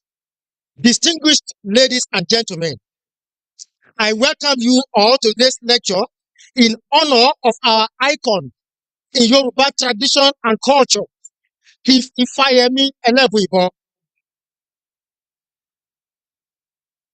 I made a very serious mistake by not consulting Chief Ifayemi Elebuibon before coming to this presentation, simply because the Deputy Vice Chancellor, the Director of the Institute, and other speakers before now, they have spoken on every aspect of what I'm about to talk about. So this is more like a summary. Even the small performance by my little ones, they have done justice to the biography of our icon. Thus, it would not have been a daunting task for me to write about Chief Elebuibon, because Chief Elebuibon Osunbagonu bestrides all aspects of Yoruba culture and tradition with great purpose. Apart from bestriding Ifa epistemology, his knowledge is vast in philosophy, history, pharmacy, drama, science, technology, and culture of the Yoruba people. And this has been exhibited in a very revolutionary manner, much like the 18th century German prodigy, Wolfgang von Goethe, and also like the dramatist of all time, William Shakespeare. In this lecture, Chief Elebuibon is termed a revolutionary. Perhaps one might say a quiet or silent revolutionary. And this is because, apart from the fact that he personally refused to accept the limitations of his life circumstances in learning, and eventually earned his seat among what Falola termed organic intellectuals, Chief Elebuibon has also been revolutionary as he works unobtrusively on Yoruba culture and tradition. His revolutionary myth on culture and tradition has been quiet, or if you like, silent, diligently following Yoruba religion's non-proselytizing tenets. As we all know, other religious groups in Nigeria are known for their conversion drives. But since I came to this world some decades ago, I have never heard from any traditional worshiper, I've never heard it. Nevertheless, his revitalization of Ifa epistemology has transformed it from a mere local religion, and he has rightly assumed global authority over this rare knowledge system. His incursion and contribution to the performing arts have been no less revolutionary and more like the ambitious Ladu which struggle to scoop water from a big river. This lecture will merely try to cover a little part in the ocean of this great man's personality. So please just accept this as a minor contribution to this great man's knowledge. The mythical birth of the quiet or silent revolutionary. Now, the birth of Chief Elebuibon is revolutionary. And it seems the gods were deliberate in sending Chief Elebuibon to Nigeria, knowing the country's circumstances and the period he will be operating in. His conception left no doubt about his mission on earth. Thus, he was not conceived the normal way. The name of Osunbagonu is instructive enough to discern minds, and various narratives exist on how it was so named. This paper adopts Chief Elebuibon's version as the most authentic. In his own autobiography, in Oshudagboni, The Soul Journey of a Priest, 2017, and as adumbrated in Falola and Adeoti, 2023, TF interview, a conversation with Baba Elebuibon. He said his father had about 6 wives. His own mother being the youngest wife. When Chief Elebuibon was about to born, there was a little problem. The mother, Madam Sijuwaya, did not conceive. And whenever she was able to, the pregnancy would be aborted. This led her to take many herbs. Even then, no positive results came out of it. She then consulted Ifa, which stated that a son is coming and that he will be a babalawo who will be renowned all over the world. Furthermore, the mother must stop the use of herbs, but must go to the Osun River to take herbs. The mother drank Osun herbs every Osun day. And that was how Chief Elebuibon was conceived. At birth, he was named Sundagboni. In essence, before he was conceived, a dramatic overhaul of way of life was prescribed for the mother, Ifa. And the violence, indeed, before his birth becomes dramatic when the goddess Osun started a revolutionary action when she threw away the agbo, locally brewed herbal concoction, ostensibly prepared to ensure Elebuibon comes to this world through no other means apart from hers. So, Danu in Yoruba is to do away with or throw away.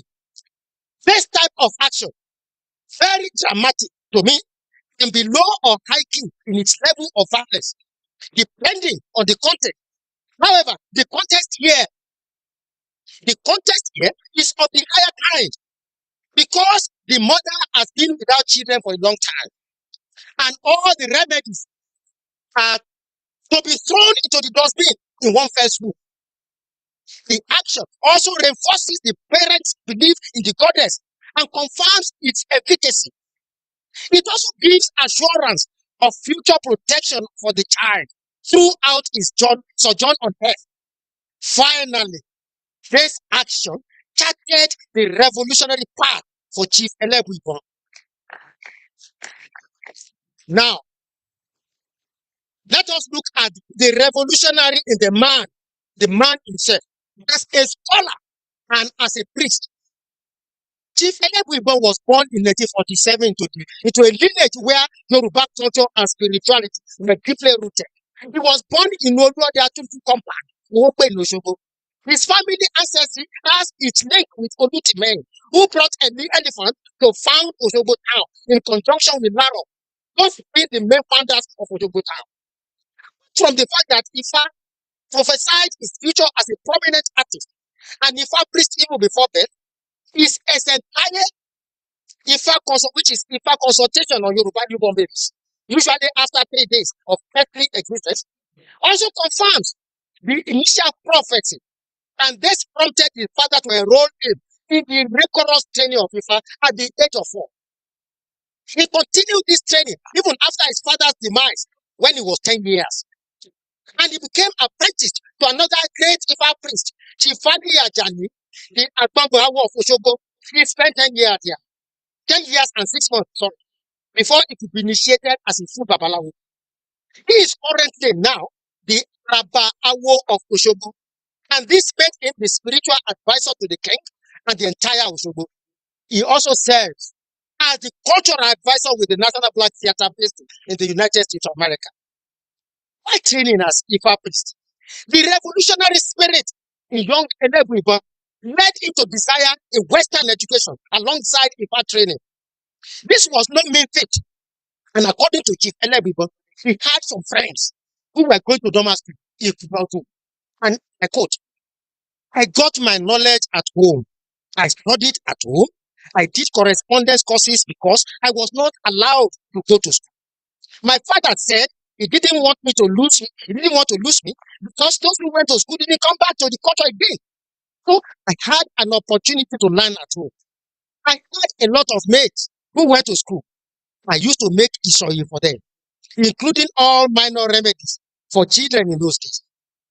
When they came back from school, they will show me what their teacher taught them in school. So one of my friends, his name is Sule Raji. His father was in Ghana. The father sent money to him to go to school, but he had no retentive memory as much as he wanted.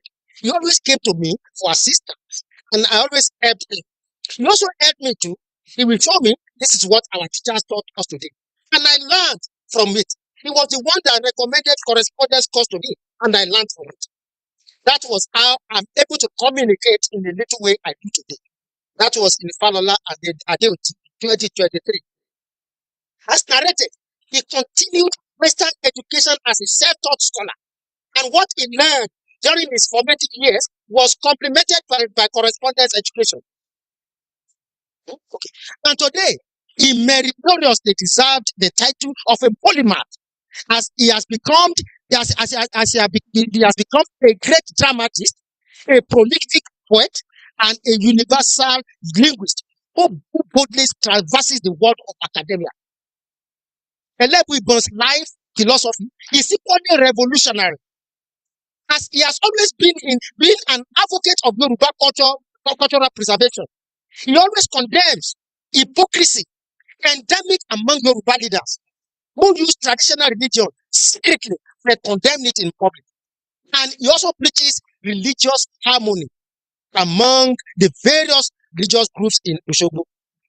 As a scholar, he has proven his mettle as he has written so many books, including Invisible Power of Metaphysical World, Iyere Ifa, The Tonal Poetry of Ifa, Akpetebi, The Wife of Orunmila, The Hidden Power of Sacrifice, to mention a few.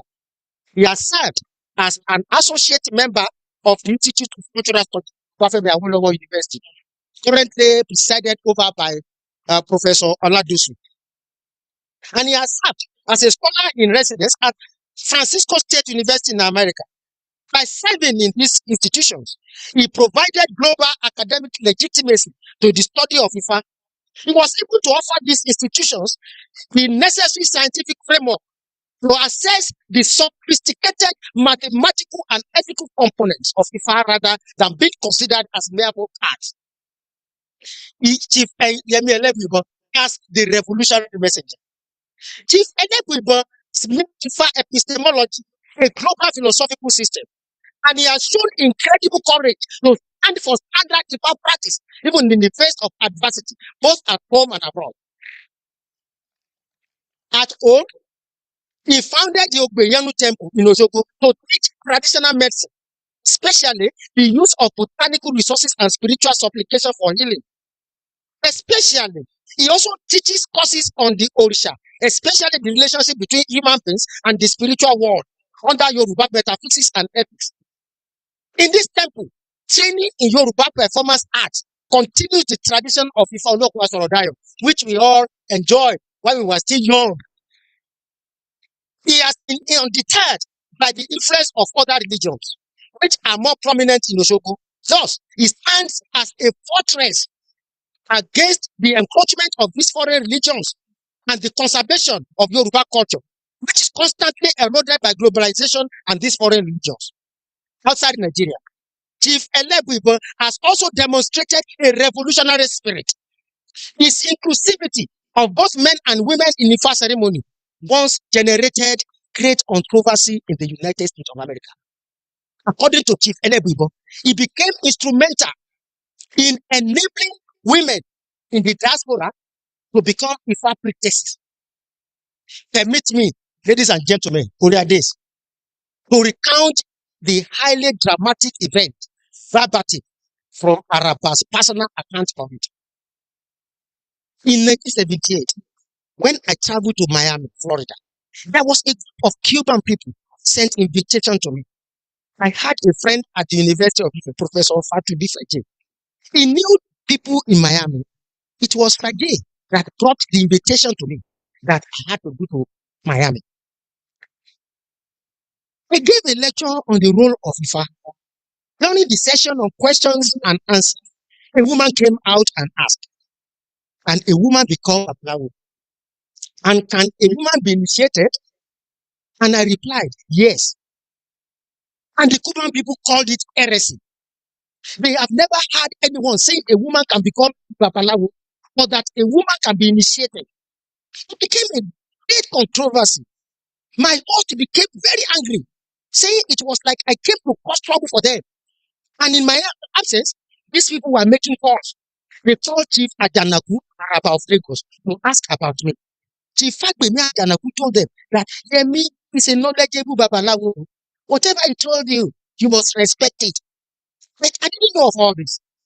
There was a newspaper, Miami Herald, that carried information about the lecture. And one edition in Spanish came out, and the following week, after the English edition, it created a big controversy. And I had to leave Miami and come to New York to the National Black Theater. Quoted in TF interview, Adeoti and Falola. My explanation to them was that it was Oshun that allowed a woman to perform initiation ceremony. Since it was forbidden for a woman to see Odu or nothing, a woman is allowed to do ceremony in the line of Elegon. Both the Elegon and Olodu are respected Babalawos. But people used to respect Olodu more than the Elegon. If someone says, I'm an Elegon, people don't respect them as an Olodu. So a woman can also be initiated. And initiation ceremony is important to every mankind in order to know the roadmap of their lives. Initiation is for everybody, both male and female. After the incident at Miami, it allowed a lot of women in America to turn themselves in for initiation. But the battle was not won that easily. I got back to New York. There was a place where Cubans go to drink coffee in the afternoon. They began to talk about me and what I have done. Two of my goddaughters who could speak Spanish then came to me and said, Baba, you must be careful in New York because people are talking about you. They say you came to create problems and so on. There was a time they wrote a letter to my host in New York that she must stop inviting me to New York because since I came, I have caused a lot of problems for people. I have turned everything upside down. All the Cuban people ganged up against me. I traveled from there to San Francisco. It was at San Francisco State University when I started to think about this. Then I wrote a book, Akwetepi, Wife of Oromila. I explained the role of women, how women are allowed to do initiation ceremony, and that it was Oshun that started it. She fought and started women liberation when all Irumale ganged up against her. They didn't invite her to their meetings.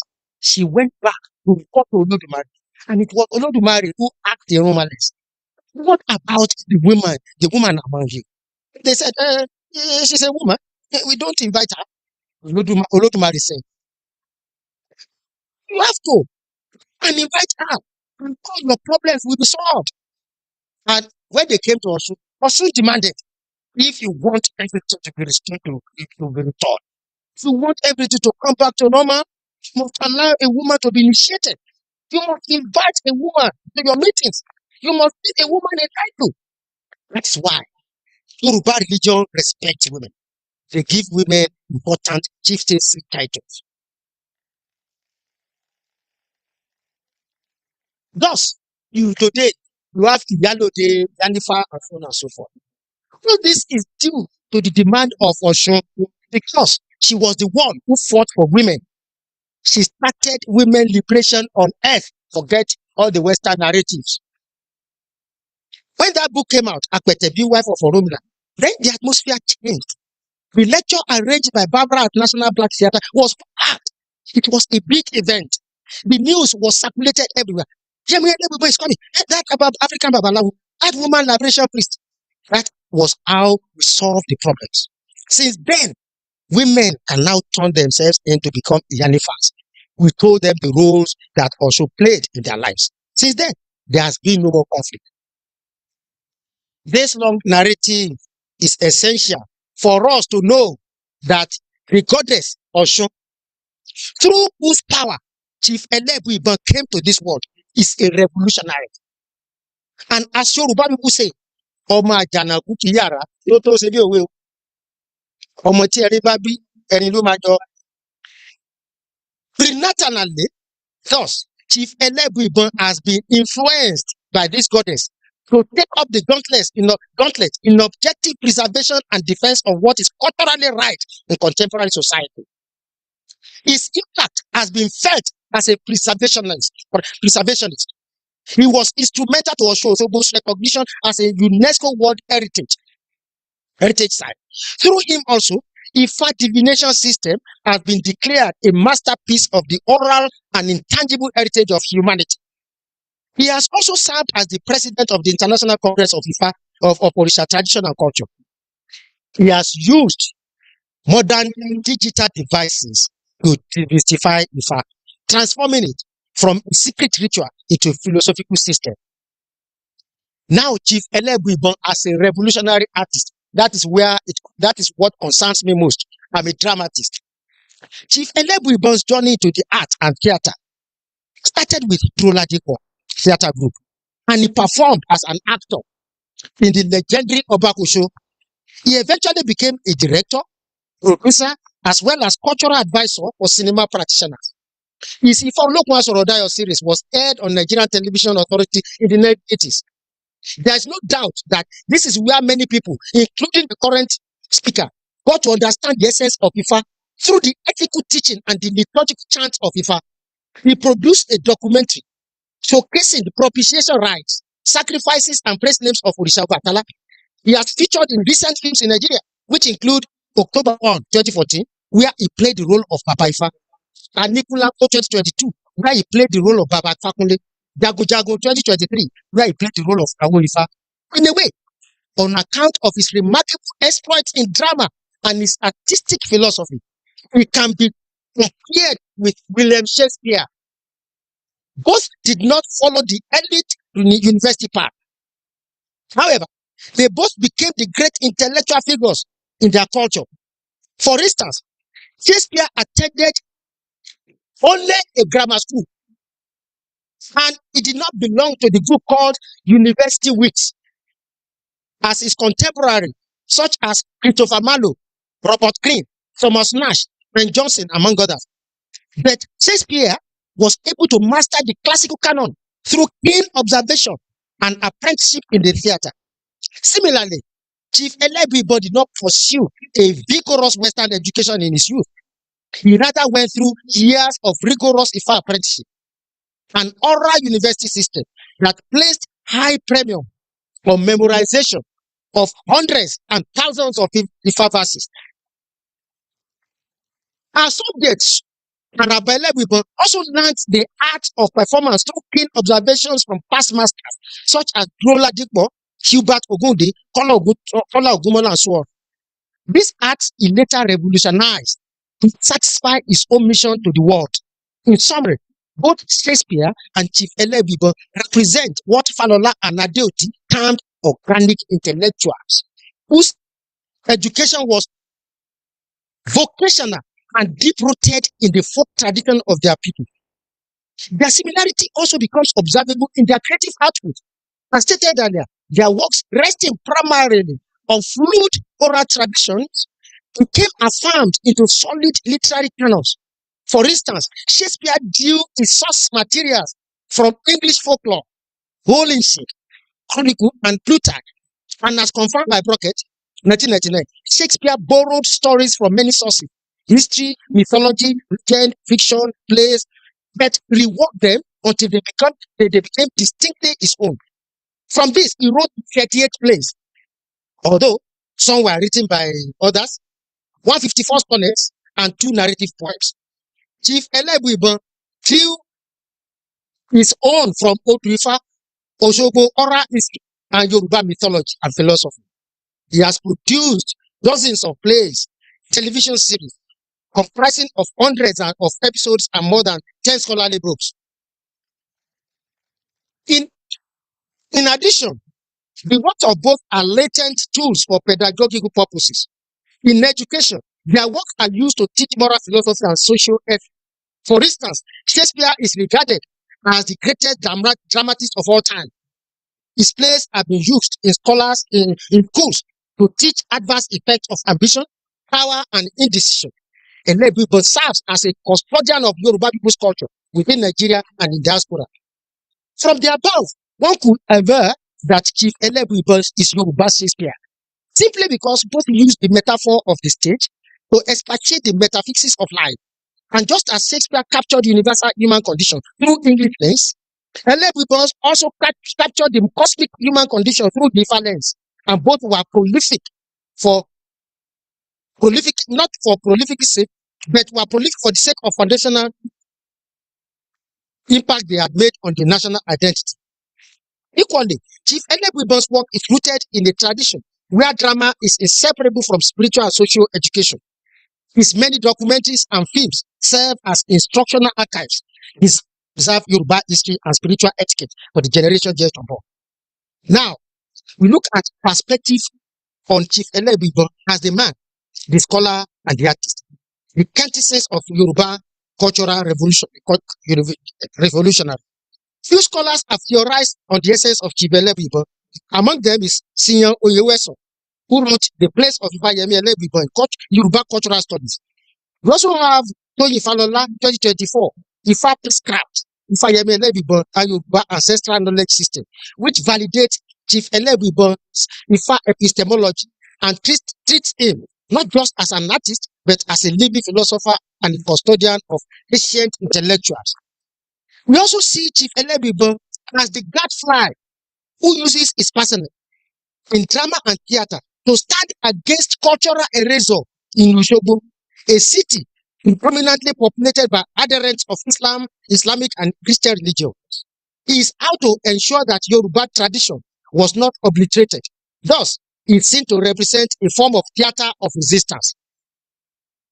One clearly agrees with Falola's perspective, which studies Ifa priestcraft through a practitioner who represents the gods and also activate them within the contemporary media space. Falola stresses that Chief Elebuibon's prolificacy is an extension of ancestral knowledge system that received being sidelined by contemporaneity, and its element is a truism. Concluding remarks. This paper sees Chief Elebuibon as a revolutionary, not only from the perspective of his mythical birth, but also from his career, life philosophy, and cultural impact. He has without doubt played the role of a cultural architect, both at home and diaspora. His impact as Ifa messenger has left no one in doubt, and his Ifa utilizing as a scholar made the mission mostly revolutionary. His artistic intervention is also in this vein. Something instructive and spectacular has to be mentioned about Chief Elebuibon. He has a masterpiece of voice when it comes to chanting Ifa and singing Yere along with it. My association with Ifa scholars reveals that just like every other Yoruba poetic tradition, you have to know how to sing Ifa properly to get real something out of it. Because Ifa itself says, Ati meje ope lo soro, ati meje ope lo soro. Kato man wi kato man ki o, ati meje ope lo soro. The foregoing lyric shows that Ifa rendition has its own uniqueness from other language uses. Important as this is, our new generation of Babalawo should learn from Chief Elebuibon's knowledge at this point in time.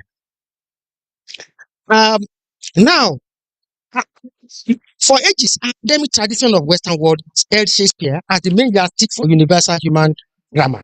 However, the life and output of Chief Elebuibon have provided an important decolonial correction to this Western narrative.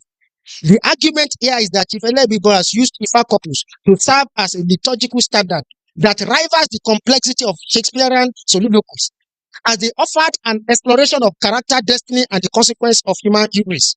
Again, the prolific nature of Chief Elebuibon's creative output is a testament to the resilience of the African oral tradition, as it navigates the sacred groove to the screen media and ultimately to the printed pages. Recommendations. From the foregoing, it is evident that despite Chief Elebuibon being a pioneer in the transition of Yoruba folk opera to the television screen through media series such as Ifolokwas Rodayo, his contributions have more often been overshadowed in cinema studies by the new wave of contemporary Nollywood. This has also created a gap in the evolution of instructional drama. This paper, therefore, recommends that scholars in African studies, performing arts, should step up to provide a theoretical framework to account for this in the dual identity, especially how spiritual theater functions as a tool for instructional advocacy in an increasingly globalized world. Again, scholars in African study, archaeology, and theater art should stress the revolutionary personality of the goddess Oshun as the pioneer of African feminism and women liberation movement against the prevalent Western narrative. This paper also recommends a thorough research into Chief Elebuibon's previous works, and in fact, his creative work should be sourced from NTA, BCOS, and other archival storage. This should be repackaged as crucial materials for social re-engineering necessary in today's cultural chaotic Nigeria. His works mostly advocate moral and ethical standards of Omoluabi, as enunciated in many of his radio jingles, like Asiri Ikoko Yakotowo Ajatu, Asiri Idawo Yakotowo Olukotu. However, it is of great concern that Nigeria's Hall of Fame has not honored Chief Elebuibon to date.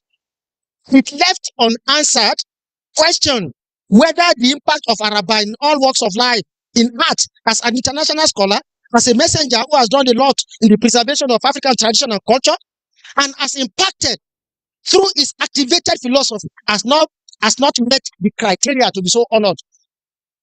Apart from this, the paper also recommends that the global dramatic canon be expanded to recognize Chief Elebuibon as a peer to Shakespeare, simply because his work serves as a validation of surviving ancient intellectual civilization. However, it is necessary to reiterate that the comparison to Shakespeare in this paper is neither meant to disparage the stature of Chief Elebuibon, nor to suggest that he needs a Western comparison for his validity as an icon. The comparison is mainly used as an analogy in assessment. Placing the two playwrights side by side simply calls for a more inclusive global humanism in performance studies, especially one that gives credence to objectivity and excellence in creativity, irrespective of sources and geographical location, since the main objective of great art remains the same: to build a mirror up to nature and guide humanity through the transitional abyss of existence. Acknowledgement. I wish to express profound gratitude to Professor Olusegun Oladosu, Professor Gbenga Fasiku, and other organizers of this program, like the Institute of Cultural Studies, for deeming it fit for me to say what I could on this cultural icon. I see it as a rare privilege, and I hope this little thing will ginger them to stimulate further scholarship on this personality, and indeed others who are also rare gems of our civilization. You know, the problem with Nigeria is when you have all this, we celebrate the dead when they have gone, and you really it's good that now we are celebrating Papa when he's alive, and we should celebrate others too. So we have a rich tradition. I'm also indebted to the great works of scholars which are borrowed from Professor Wole Soyinka, Professor Ostoyin Falola, Professor Gbemisola Adeoti, and so on and so forth, Titi Ojo, Professor Kayode Shola, and others. Special thanks to the Kabiyesi present and represented, His Imperial Majesty Babatunde Ayedeyeye Ogunwusi Ooni of Ife, His Royal Majesty Dr. Ahmed Makama Adekunle Oyelude CON, Oluwo of Okuta, and other Orientals present. Finally, special recognition goes to Chief Ifayemi Elebuibon Araba for his dedication to the preservation of Yoruba indigenous knowledge through the media of drama and literature for more than 30 years now. Even as a journalist, that I have been consulting on culture and tradition, Baba has always been ready to help in preventing misrepresentation of Yoruba culture in any form. He has never been tired of incessant inquiries, which others in his shoes will have considered a mere disturbance. May the Almighty Edumare give him more years of mother health. I also thank everybody who have been patient listening to this paper. I wish you all safe journey back to your various destinations. Thanks so much.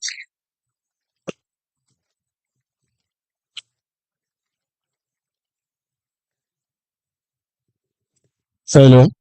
Ẹ jẹ́ bá mi fún wọn ní àtẹ́wọ́ yẹn kó lọ́rìn kó rinlẹ̀ dòdòdò. Mo kí bàbá wa Adémákinwá, ẹ kú iṣẹ́ sà. Àwọn èèyàn náà tí wọ́n sọ lọ́dọ̀ọ́tọ́ yóò gboyè pòfẹ́sọ̀ ni. Mo kí yín ọ̀jọ̀gbọ́n. Ẹ ṣé mo dúpẹ́ gan, ẹ̀rín wọ́n sì láwẹ́láwẹ́ fún wa. Àṣẹ. Tó tó di pé à ń bá ètò bọ̀, màá fi àsìkò yìí nígbà tí wọ́n sọ̀rọ̀ lọ́wọ́ ní àwọn èèyàn wa kan wọlé. Ìyá wa tí ó kọ́kọ́ wọlé òun náà ni ìyá wa olórí Tóyìn Adégbọlá, ẹni tí gbogbo èèyàn mọ̀ sí aṣẹ́wó tó re Mẹ́kà. Ẹ bá mi fún látẹ̀wọ́. Òun náà ló ń kí àwọn bàbá wa lọ́wọ́ yẹn, Tóyìn ló ń kí wọn lọ́wọ́ yẹn o. Tóyìn ló wà wájú olórí yẹn o. Ẹ ṣe o. Bákan náà, àwọn Chazo tí mo introduce lẹ́ẹ̀kan, ààrẹ wọn wọlé, ààrẹ wọn ti wọlé. Ẹ káàbọ̀ bàbá wa. Ọ̀mọ̀wé Olúọmọ Àtàndá, ẹ bá mi fún wọn látẹ̀wọ́. Ẹ fún wọn látẹ̀wọ́. Aboríboyè bàbá o. Ẹ fún wọn látẹ̀wọ́. Ẹ jọ àní fún Tóyìn Adégbọlá, aṣẹ́wó tó re Mẹ́kà ju ìṣẹ́jú kan lọ. Mo mọ̀ pé wọ́n á fẹ́ máa dá ẹ dúró. Bẹ́ẹ̀ tí torí bẹ̀yẹn ti wà clumsy. Aṣẹ́wó àti bàbá ni wọ́n ń ya fọ́tò yẹn.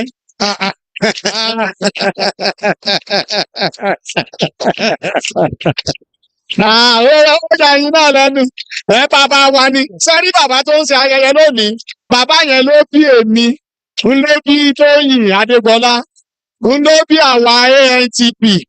Ẹ rí i pé ANTP bàbá ńlá bàbá gbogbo ni. Bákan náà, gómìnà ANTP òun náà wà ń bí. Ọ̀rẹ́ mi Eléjìgbò, stand up and let's recognize you. Ẹ bí fún látẹ̀wọ́. Bàbá òwò ọgbà ANTP rẹ̀ fún ọ̀sán. Wọ́n kiri ẹ̀sùn. Ìwọ̀n tó ta ṣé bàwá kiri ṣé bó ti kí mi lẹ́ẹ̀kan. Ó ti kí mi lẹ́ẹ̀kan náà. Bàbá ló bá bàbá ya fọ́tò. All right, we would like to quickly call on the Department of Linguistics, Drama, I beg your pardon, Troop, Department, Troop.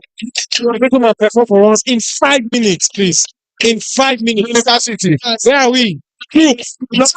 University. Ó ti sábà àwọn òde dáwọ́ tó rárá kì í sáwọn àyàn kì í sáwọn àyàn. Àwọn yẹn dà. Ọba Núrin. Ẹ ṣe.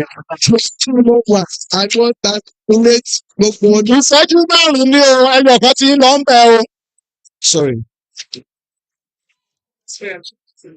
Yes. 5 minutes. Mo lọ́ba ẹ kú ẹ̀yin ọmọ Ọ̀rúnmọlẹ̀ lẹ́ o. Ẹ̀yin ọmọ Ọ̀rúnmọlẹ̀ ẹ mọ̀ sí ẹ ṣeun. Ifá ní ìbà tó rú ìbà kìsì ìdú àfàdìrí òkòkò ìgbà tí ń tọrùn bọ̀ wálé ayé. Ìjẹ̀bádìrí ó mú mi àjúbà Ọlọ́run. Ó sọ ayé o àjẹ́ ayé àmọ̀mọ̀ ríbà níta wa. Ọmọ kékeré àgbàlagbà ọkùnrin obìnrin tí ń bẹ nílẹ̀ yá ríbà níta wa ká tó mọ́ ọ lọ. Ìbà la ó fọjọ́ òní jùmọ̀ rẹ̀. Ìbà la ó fọjọ́ òní jùmọ̀ rẹ̀ Ọ̀rúnmìlà o. Ìbà la ó fọjọ́ òní. Iye rẹ̀. Ìrà mi ọ̀pẹ ìrà mi ọ̀pẹ ìrà mi àgbọn nìrègùn o. Bílá bá forí balẹ̀ ilá kó. Bí kan bá forí balẹ̀ ikàn á sì wẹ̀wẹ̀ jẹ́ o. Àgbọn rere ló forí balẹ̀ lọ́la wo lórí sanran. Bá fún ọ̀kẹ́rẹ́ ní lórí ìbọrúbọyè lọ́dọ̀ Olúgbó. Olùgbà làwọn ló ṣáṣá wá mórí balẹ̀ ká tó sáwó. Ká tó sáwó gbogbo aláwo sọ pé àwa mórí balẹ̀ ká tó sáwó Ọ̀rúnmìlà o. Gbogbo aláwo sọ pé àwa mórí balẹ̀ ká tó sáwó. Gbogbo bàbá tí ń bẹ nílẹ̀ àríbà nílẹ̀ ká tó mọ bèrè àwo lọ. Bàbá wa àràbà àgbáyà àríbà nílẹ̀ ká tó mọ bèrè àwo lọ. Bàbá wa Ifayemi Elebuibon arúgbà nílẹ̀ ká tó mọ bèrè àwo lọ. Bàbá Olúṣẹ́gun Ọládòṣù àríbà nílẹ̀ ká tó mọ bèrè àwo lọ. kò sọ̀rọ̀ ká wá ti jùbà ká tó sáwó. ká tó sáwó gbogbo sọ̀rọ̀ ọpẹ́ àwa ti rí bà ká tó sáwó Ọ̀rúnmìlà o gbogbo sọ̀rọ̀ ọpẹ́ àwa ti júbà ká tó. ọlẹ́ mìírin ẹ̀ gbóhùn erin ẹ̀ ò mọ̀ṣá ẹ̀ ò jiyọ̀ lọ́bẹ̀ o. ebe mọ̀ wá ẹ̀ sì gbóhùn ẹnu àwa sùn yẹrẹ ọmọ òwe yù lọ́bọ̀ àgbò. àwa sùn yẹrẹ ọmọ òwe yù lọ́bọ̀ àgbò.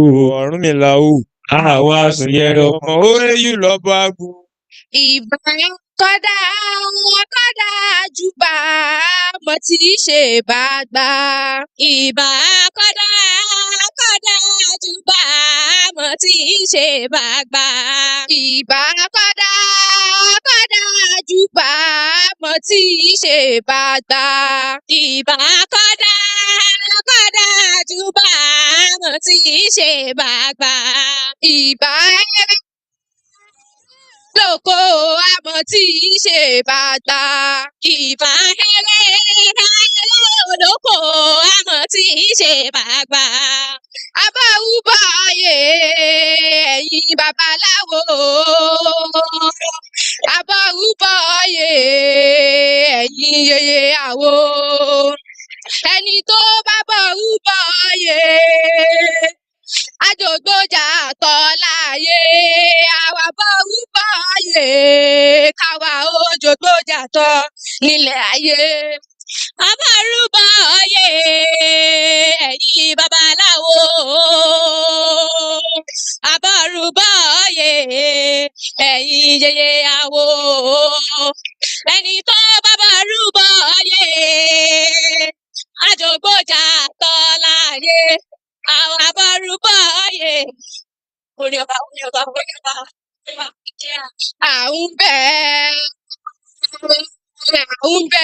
Àwọn bẹ́ẹ̀ láyé. Irú àwa wà nílé ayé o. Ifá ò ní hun. Àwọn bẹ́ẹ̀. Ìbá gbé olójú ọba o. Ọba kọ́dá ẹ ọba ṣẹ̀dá ọ̀run. Àyàngbálé ilé náà wà o. Àwa tún ti dé o. Oní ìkànnà ajé ó ṣe ẹ dákun ẹgbà òwá láyé Ifá. Ẹ dákun abẹ ẹ̀yìn o nítorí bàbá mi Agbọ́nirègún. Kọ́dá àyìn ládé o. Pèdèpèdè tó pèdè tó lè fèdè dágédé gùdè. Pélédè tó mẹ́tò èdè tó lè pé gba èdè nígbà gèdè òǹpèdè tó pèrègèdè tó lè pèrè túnú sílẹ̀ nínú ìdè. Kábíyèsí o. Èmi súnmọ́ bá níwọ̀n èébè kan. Èmi jìnnà rẹ ló sọ bá níwọ̀n èébè mẹ́fà. Ọlọ́ba fílálẹ̀ èdè tiwa. Ọba mẹ́pa mi ọ̀bọ mọ̀ gbà mí lára.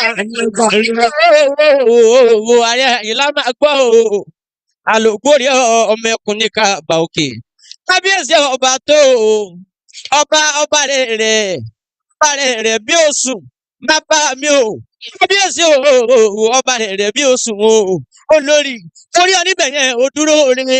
Fẹ́ gbó fẹ́ tọ́ fẹ́ fọwọ́ páwú fẹ́ fèrègè èyí tóbi yìí o. Orí adé o. Oníbẹ̀ àbù rẹ̀ ọmọ akábá owó rẹ̀ mọ́ ìpè ọ̀ ní ẹrù jẹjẹ. Dúró kí wọ́n nífẹ̀ẹ́ ọ̀ ní àìbẹ̀rẹ̀ kí wọ́n nífẹ̀ẹ́ òye òkúrú kọ̀ bẹ̀rẹ̀ lákí wọ́n nífẹ̀ẹ́ òtolú. Bàbá mi ò súnlẹ̀ àgbònù. Bùbọn ẹgbẹ́ kí n wá wò ẹ fẹ́ pé wọn ò ní lè máa rí ẹ láwo níṣe ìyá mi ò sáwo pé bí mi lọ́mọ bàbá mi ò ṣògùn pé èwo mi dàgbà ṣèbí Ajíbọ́lá Àbẹ̀ní òun ló fi mí hàn. Àkójá ọmọláyè kó kí bàbá rẹ̀. Jágbọ́n ọmọláyè kó kí bàbá rẹ̀. Bàbá mi àràbà àgbáyé o. Dákun bá ń kí bàbá. Kọ́dà tún bàbá mi àní ọgbẹ́ra lẹ̀ o. Dìde jẹ́ sáré délé àwọn bàbá tó bí wa lọ́mọ. Àjèjé mi yóò ará ìrẹsà. Ọmọ ẹlẹ́kùn onímọ̀ọ́dẹ. Ìdàrọ̀dá kò ní lọ sílẹ̀ mọ́lòkè tàṣẹ. Ọmọ olókè àǹtí rẹ̀ rẹ̀gùn. Àjèjé ojú ti lálọ. Àjèjé ará ìrẹsà ọmọ ọba dúdú lẹ́gbọ̀n ìdàrọ̀dá kò ní lọ sílẹ̀ mọ́lòkè tàṣẹ. Fèrèsépọ̀ ní bàjẹ́jì ará ìrẹsà nínú wálé ọ̀fẹ́pọ̀ wálé yáwọ̀dẹ lára dúdúkẹ́rẹ́ bí Ọ̀rúnmìlà òkè lọ́sẹ̀. Kábíyèsí o mo rí ọ níbẹ̀ yẹn dúró re. Ọba ní òwò òdùrú. Ọba jífi pèsèré.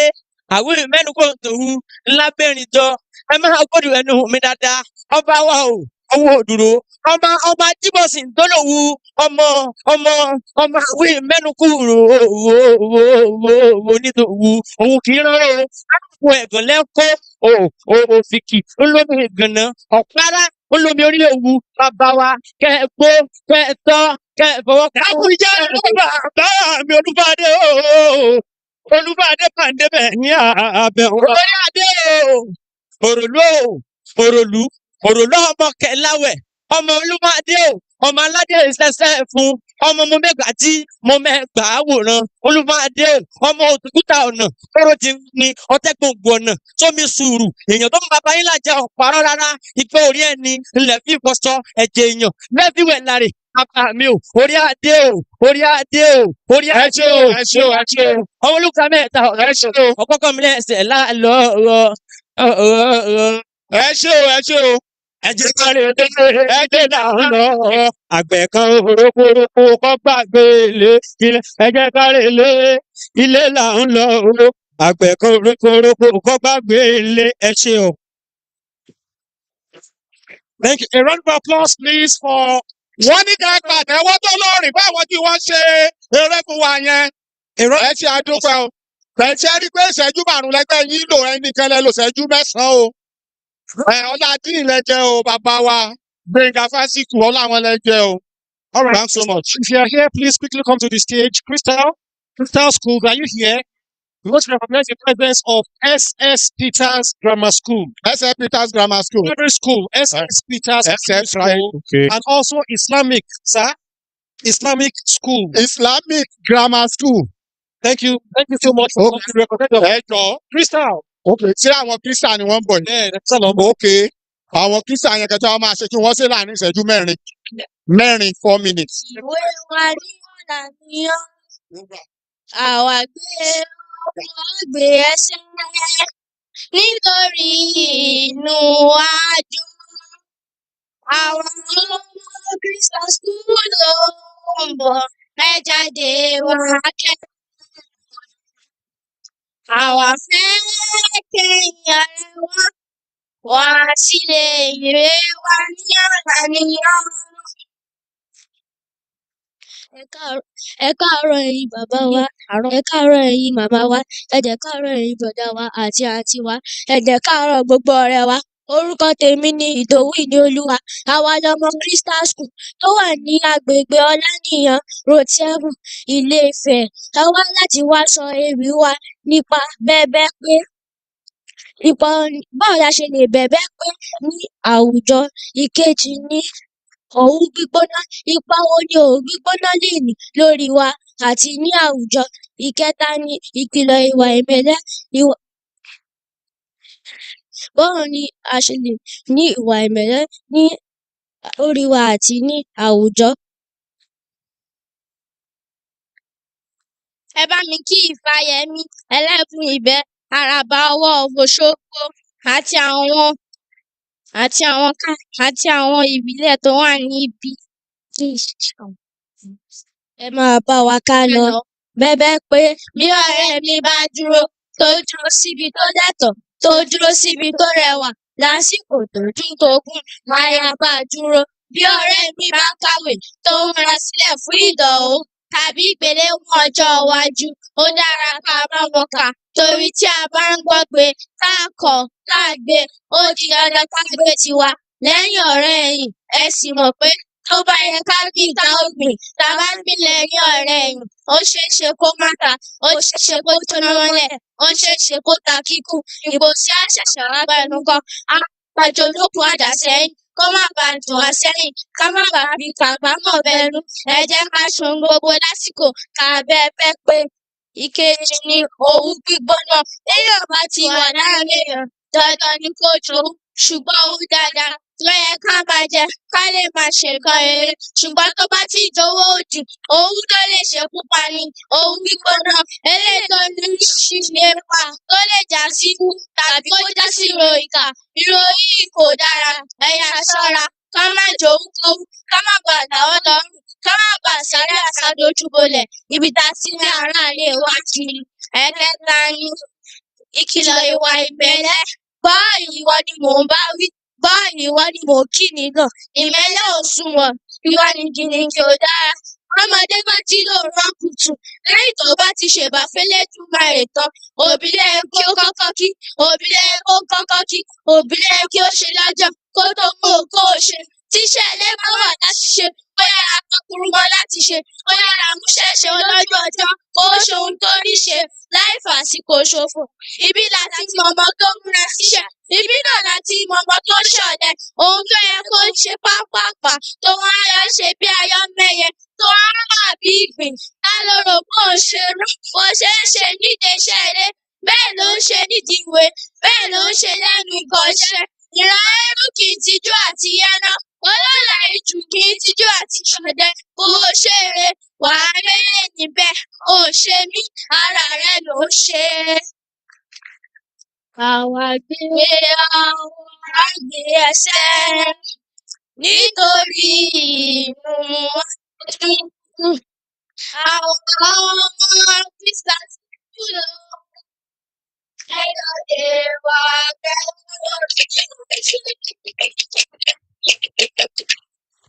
Ẹ bá wa pàtẹ́wọ́ fún wọn ẹ jọ̀ọ́. Ẹ bá wa fún wọn ní àtẹ́wọ́ ẹ jọ̀ọ́. Ẹ ṣe àdúpẹ́. Mo kí àwọn ọmọ yẹn. Nígbà tí mo ní a fún wọn ní ìṣẹ́jú mẹ́rin lẹ́ẹ̀kan, ìyá wa yèyé Tóyìn Adégbọlá pè mí pé ṣé mo mọ̀ pé wọ́n máa ń gbé sí agbádá àti skul ni kí n jẹ́ kí wọ́n sọ nǹkan tí wọ́n practice ní skul o. Mo ní ìsókè yèyé. God so good. Àwọn náà ṣe mọ níwọ̀n. Wọ́n fún wa ní àsìkò tó dáa. Ẹ ṣe àdúpẹ́ lọ́wọ́ yín. Yeah, over to you. But I would like to quickly call on Chief Kola Abiola Oluwo Obaluru, Obatala of Ife. Obaluru. Oh, okay. Ẹni tí wọ́n pè yẹn Discussant. olóyè discussant wa Bẹ́ẹ̀ni. olóyè Kọ́lá Abíọ́lá Olúwo ọba Olúwo Ọbalúru Ọbàtálá ti Ilé-Ifẹ̀. Over to you. You are welcome. Thank you. Thank you to Professor Oladosu for allowing me to do the discussion. And my greetings to the KBC, my greetings to everyone here. I apologize to the Oloye.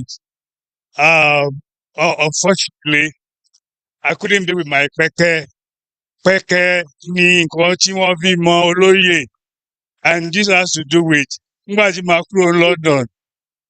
Aago 12 ló yẹ kí n kúrò nulé. Tẹ́gí tó máa wá gbé mi, ó ti dé 20 minutes sí aago 12 tó yẹ kí n kúrò. Ibi tí mo fi pẹ̀kẹ́ sí, ibẹ̀ ló wà. Normally, I go everywhere with my pẹ̀kẹ́ oyè. I apologize for that. Now, going back quickly to the presentation. Let's give a round of applause to Baba Elebuibon and clap for him. Inú mi dùn púpọ̀ láti wà ní láti sọ àwọn kan tí wọ́n ní kí n sọ sí ọ̀rọ̀ tí ó jẹ́ presentation Baba Elebuibon. Nígbà tí wọ́n pè mí pé would I like to do the discussion on Baba Elebuibon, I said I'll be glad to do it because mo mọ Baba Elebuibon for a very long time now. Presentation mi gẹ́gẹ́ bọ́ yẹn sọ 10 minutes ló máa gbà wá. Now I'm going to look at Baba Elebuibon within a frame piece. First, mo fẹ́ borrow wa ní nǹkankan very urgent, very short information. Iṣẹ́ tí Baba Elebuibon ti ń ṣe for a very long time. Ó ní ṣe pẹ̀lú ọ̀pọ̀lọpọ̀ nǹkan nípa ọ̀rọ̀ ìgbésí ayé ọmọ ènìyàn, ọpọlọ ọmọ ènìyàn, ìdààmú nípa ọpọlọ ọmọ ènìyàn. Àwọn Baba Elebuibon ṣe tó ń ṣe takuntakun ni for several years, which we call mental health issue. Like I said, I want to borrow some quick information. Ní 2026-27, ìjọba UK ó ná £16.1 billion lórí mental health issue. Níyẹn àwọn tá a ní irú àwọn bíi bàbá Ẹlẹ́bùbọn ní France wọ́n ná £650 billion on mental health issue. Níyẹn àwọn bíi bàbá Ẹlẹ́bùbọn la ní. The same thing ní Germany wọ́n ná €4.0 lórí mental health issue. Àrùn àìsàn ọpọlọ ó lè ṣẹlẹ̀ kí ìgbésí ayé ọmọ ènìyàn tí ò bá lọ geere. Gbogbo ìgbà kọ́ ni ìgbésí ayé ọmọ ènìyàn ń lọ gerege. Ìyẹn làwọn ṣe ń ná owó púpọ̀ lórí mental health. Nǹkan tí àwọn bàbá Ẹlẹ́bùbọn ń ṣe fún wa ó tún ní oríṣiríṣi ìpín nínú mental health torí a ṣe eré tíátà, a ṣe eré ẹ̀wù, ara ibi tí mental health tó ti ń ní support láti ibiṣẹ́ àwọn bàbá Ẹlẹ́bùbọn nìyẹn. Now, as a sociologist, I would like to do some piece of work pẹ̀lú àwọn èèyàn wa tí wọ́n á ní wọ́n ṣe fìtìfìtì. Now, tí mo fẹ́ ṣe nínú eléyìí ni pé àwa ọmọ ènìyàn gbogbo wa láti ayé àtijọ́ àti ayébáyé a ní ọgbọ́n àkọọ́lẹ̀ tí a fi ń ṣe ọ̀nà tí a fi ń live together, tá a fi ń jọ ń gbé pọ̀ tí ò fi ń sí wàhálà, tá a fi ń ní ìtòrò ìbágbépọ̀. Now, àwọn tí wọ́n jẹ́ sociologist láyé ìgbà yẹn wọ́n ti ṣe oríṣiríṣi iṣẹ́. Auguste Comte, Durkheim, wípé tí a bá wà láàrin ara wọn tá a jọ ń gbé pọ̀, kí ni a máa ń rò pé kíní ó yẹ kí n ṣe, kíní kò yẹ kí n ṣe, eléyìí ó burú jáì, eléyìí kò burú jáì. Wọ́n ní ibi kan tí mo fẹ́ kí a wò jù pàápàá ni pé à ń pè nǹkan kan ní social order. Social order ni kí ìgbésí ayé wa tá a jọ ń gbé pọ̀ kó ní ìbámu, kó má sí ìdàrúdàpọ̀. Ìdàrúdàpọ̀ tí ó bá wà kò ní sí àgbọ́yé láàrin wa. Àwọn bàbá wa láyé àtijọ́ wọ́n ti ní ọgbọ́n tí wọ́n dá láti fi ṣe àkàwé bí a ṣe ń gbé pọ̀. Yẹn ni Ifá sọ fún wa. Nínú Ifá àti òòṣà tí à ń bọ, nǹkan kan tí ó ṣe pàtàkì tí èmi fẹ́ fi yé wa ní ọjọ́ ìní, ó ní àṣẹ ẹnu. Wọ́n ní mo dá sàá ó ṣe sàràsàrà. Àdífá fún àpọ́n tí ń lọ sínú àpọ̀ àwo, àpọ́n mọ̀mọ́dé ò, àwo rere àbèsúrẹ́nu ṣẹ̀ǹdẹ̀. Wọ́n tún fi kọ́ wa nínú ẹ̀sìn àbáláyé pé òtítọ́ ni ká fi ṣe. Wọ́n ní ẹni tó bá fi òtítọ́ ṣe mọ́lẹ̀, ó ní ìmọ́lẹ̀ ń pè. Ifá yẹn sọ pé ọlọ́gbọ́n kan ò gbọ́ngbọ́ngbọ́n kọ́ta kókó mi ṣe kí a sọ. Mọ̀rànmọ̀ràn kan ò mọ̀mọ̀ yé pẹ́ nílẹ̀ arìnà ká kan ò lè rìnà ó débi ilẹ̀ gbé pẹ̀kún. Adá fésù ọ̀dàrà èyí tí ń lọ sọ́run ká adá fún ọ̀sán yìí èyí tí ń lọ sọ́run èlé. Adá fún bàrà pẹ̀tù àgbọnnìrègún èyí tí ń lọ sọ́run òtítọ́. Ó ní sòtítọ́ bàrà pẹ̀tù ẹni ọba sòtítọ́ ní ilẹ̀ ó gbé, ilẹ̀ á gbé gbogbo wa. Nǹkan tí a fi dá ẹ̀sìn wa nìyẹn, ká ṣòtítọ́, ká ṣòdodo. Ẹni tó bá ṣòtítọ́ ó ní ìmọ́lẹ̀ ó gbé. Now, going back to our work of fitting. Now, èèyàn kan láàrin àwọn òyìnbó tó ń pè ní G.H. Mills, ó ṣe iṣẹ́ kan tí wọ́n ń pè ní symbolic interpretation. That symbolic interpretation tó ń pè ní èdè òyìnbó, òun ní àwa ń pè ní àwòkọ́ṣe àwòkọ́ṣe àwòkọ́ṣe yẹn ó pín sí oríṣiríṣi. Àwọn tí wọ́n ṣe àwòkọ́ṣe tá à ń rí àwọn ń pè kàn ní role model. A rí àwọn role model mọ́. Àwọn àwòkọ́ṣe tí a lè rí òní kí a rí ní orí eré ìtàgé tí àwọn bàbá wa Elebuibon ti ń ṣe ní àti ọjọ́ yìí, tàbí ká gbọ́ ewì, tàbí ká gbọ́ orin Ifá. Gbogbo ọ̀nà àwòkọ́ṣe wọ̀nyí ló wà nínú odù Ifá. Odù Ifá mẹ́rìndínlógún then lọ́nà mẹ́rìndínlógún jẹ́ 256 verses. Now nínú iṣẹ́ GAME tá à ń pè ní symbolic interpretation tó jẹ́ àwòkọ́ṣe, ọ̀rẹ́ kan tún wà tó náà tún ṣe nínú ẹ̀ ní nǹkan tó wọ́n ní nǹkan pè kan ní self-reflection, self-reflectivity. Àwọn ènìyàn tá a bá débì kan tá a wà níbi kan á wo ara wa pé èmi nìyí, èmi ọmọ ẹkùn, tàbí ká wò ó pé èmi nǹkan tí mo ti ń ṣe láti ẹ̀yìn wá ṣó bójúmu àbí kò bójúmu.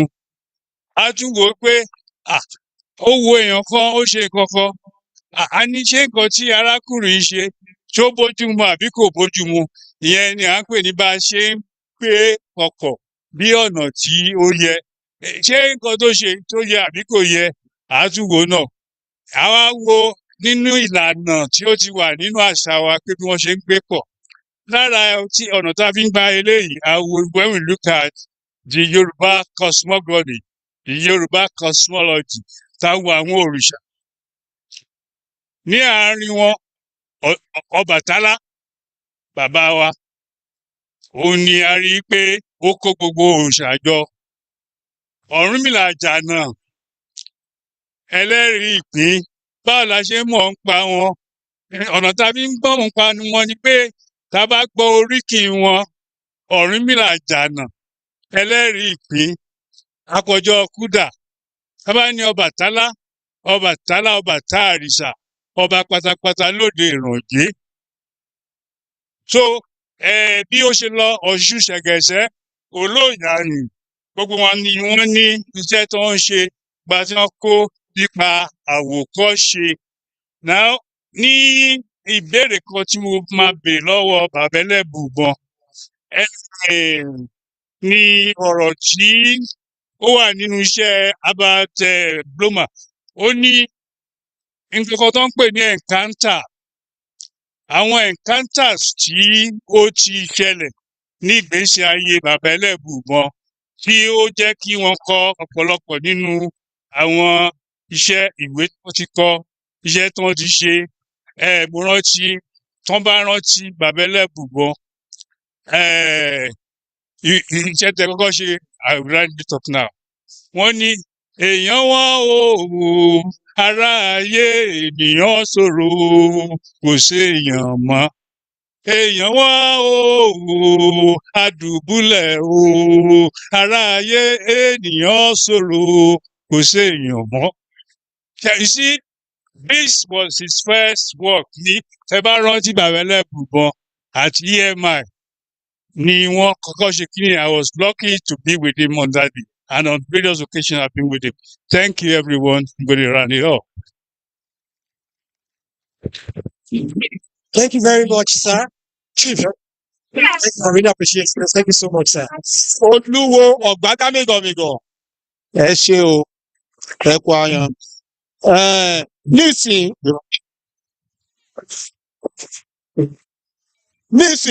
ẹ jọ̀ọ́, àwọn tí a máa pè wọlé nísìn, ìṣẹ́jú 5 tó bá wù wọ́n kí wọ́n waste time wọn.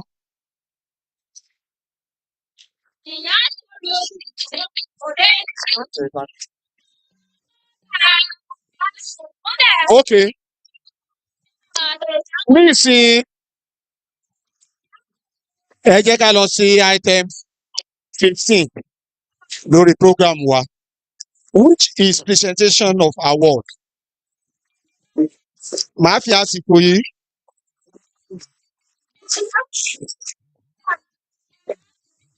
màá pe in Faculty of Arts. èèyàn Ọ̀gá wa, ọ̀jọ̀gbọ́n kò sí Gbénga Fásíkù èèyàn tí wọ́n jáde. tó bá Ẹ wá coordinate ẹ̀ fún wa. Ẹ bá mi fún ọ̀gá látẹ̀wọ́. kún rẹ̀ mo sọ Ẹni tó kó gbogbo wa jọ ní àti nìyẹn o. Àti wọ tíátà, àti wọ akéwì, àti wọ olórin. Ní gbogbo wa pátá ní káàkiri àgbáyé nítorí ọba àwọn yunifásítì ni wá. Ẹ ṣe- Fátó yóò sà. ẹ ṣeun. Kábíyèsí. And all Imperial Majesty and all our royal fathers here present, we want to thank you very much for your time and for being patient all the while. This session is to appreciate some of our royal fathers and to thank them for the support that they gave towards this program. We will be doing this annually, and so we'll be bringing many into the Hall of Fame of Ifayemi Elebuibon. By next year, we'll be increasing the number of those who will be given award. So, but this year, we have just 5 awards to give, and 6 awards to give. And the award will be a signature that this program that we held in honor of Baba Elebuibon has come to stay. Because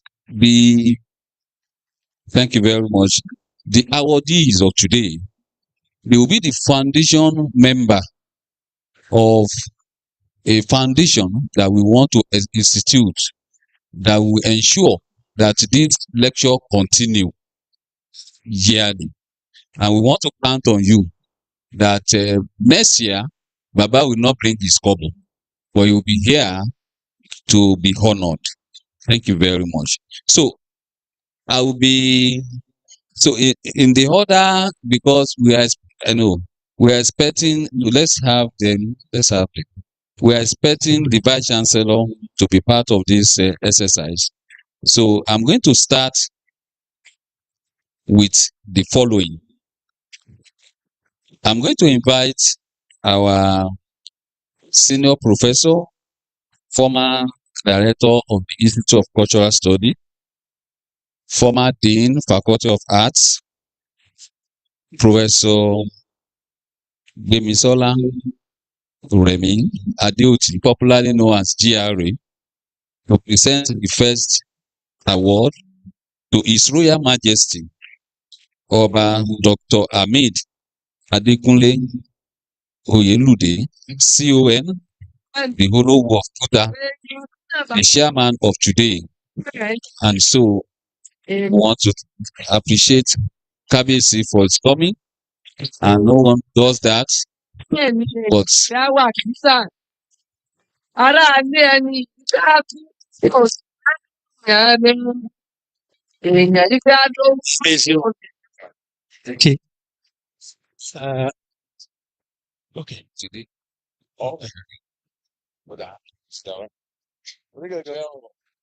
Kábíyèsí o. On behalf of the Institute of Cultural Studies, Obafemi Awolowo University, this award is presented to His Royal Majesty Oba Dr. Hamid Adekunle Oyelude as Cultural Ambassador Award. Kábíyèsí. Orúkọ tuntun tẹ́ jẹ́ lèmi, ẹ jẹ́ pẹ́ o. so we would like to invite Baba Araba to have a picture with Kabiyesi.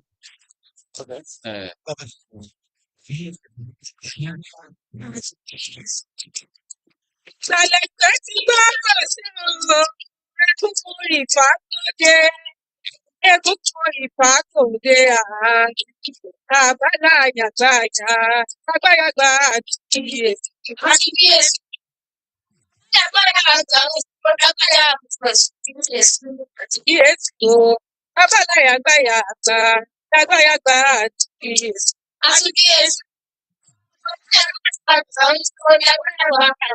Thanks very much. So we will be moving to the second. Thank you. Baba, the celebrant. Ẹ dúró o, ẹ máa bá gbogbo àwọn ọmọ tí ó wá ya fọ́tò. Okay, so the next person, I'm going to call on Professor Adisa Ogunfolakan to present the award of His Royal Majesty Ọba Tola Olayinka, the Olojudo of Ido Osun, Kábíyèsí, Professor Adisa Ogunfolakan. Wọ́n ti lọ. Okay. Wọ́n ní wọ́n ti lọ.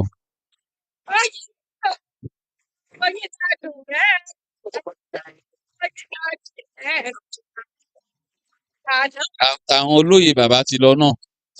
Okay, kò sí ẹ jẹ́ ká fi sẹ́gbẹ̀ẹ́ kan. Màá fún wọn nílé.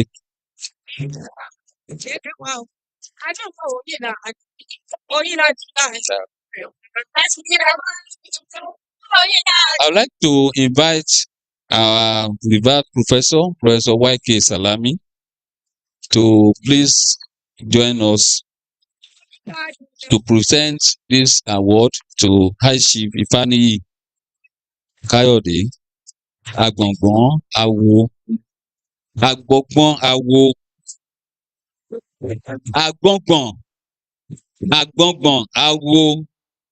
of Osogbo. Thank you pé à ń ṣe program yìí àbá má mọ̀ pé o. Agbongbon Awo of Osogbo. Thank you very much. Bàbá ń bọ̀ o. Jẹ́ wọ́n ti bọ̀. Ẹ bá pàtẹ́wọ́ fún bàbá o.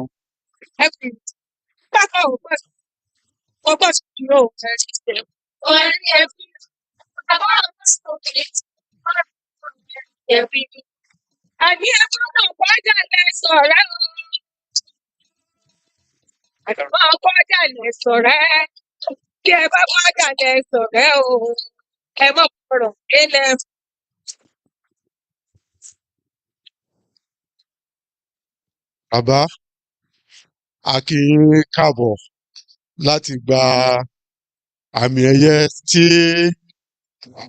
àwọn Institute of Cultural Studies ní iléèwé ọba àwọn yunifásitì tí wọ́n ní ká fún yín ní orí ipa ribiribi tá a mọ̀ pé ẹ̀ ń kó tẹ̀sí máa bá wa kó lórí annual guest lecture eléyìí tí a bẹ̀rẹ̀ lénìí. So, sir, on behalf of the Institute of Cultural Studies, Obafemi Awolowo University, here in Ife, I want to present you with this award. You, as High Chief Ifayemi Fakayode, the Agbongbon Awo of Osogbo, wọ́n ní ká fún yín ní àwọ́ọ̀dù Cultural Ambassador. Inú wa dùn láti fún yín ní àwọ́ọ̀dù yìí. A sì gbàdúrà wípé àwọ́ọ̀dù náà ẹ ó lò pẹ́pẹ́pẹ́pẹ́. Ẹni sùúrù ẹ jẹ́ kán fi ya fọ́tò ẹ jọ. Okay, so while photograph. Okay, torí àkókò wa. Ẹ jẹ́ kí a tún fi àsìkò yìí pé Professor Adisa Ogunfolakan lẹ́ẹ̀kan sí kí wọ́n jọ̀wọ́ ẹ ṣé. Thank you, Prof. Láti wá bá wa fi àmì àyẹ́sí fún Chief Ọlọ́runtóyìn Shuaibu. Chief Ọlọ́runtóyìn Shuaibu. Okay.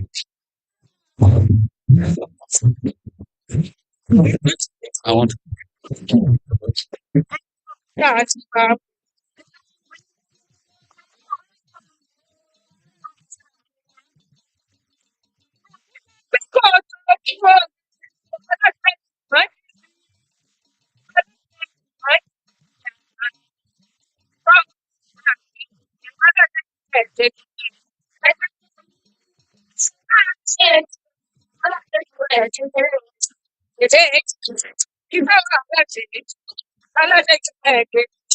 So, Chief Ọlọ́runtóyìn Shuaibu, representative wọn wà tó máa bá wọn gbà.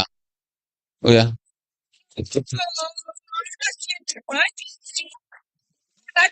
lórúkọ ẹ̀ka ẹ̀kọ́ nípa àṣà wọ́n ní kí a fi àmì ẹ̀yẹ ambassador àṣà fún bàbá wa ìyá wa olóyè Ọlọ́runtóyìn Ṣùáìbù gẹ́gẹ́ bí ambassador àṣà fún ayẹyẹ bàbá wa Ẹlẹ́buibon. Ó fún yín o, àwọn alálẹ̀ àwọn aláṣẹ wọn mọ̀ tí ń lẹ́yìn o. Next, I'm like to invite again Professor G.R. Adeoti to present the next award to His Royal Majesty Ọba Peter Olúwọlé Ìlúfẹ́milóyè Akínyọ̀ọ́yè kẹta, Olúfọ́n of Ifọ̀n Òròlú Kingdom. Kábíyèsí.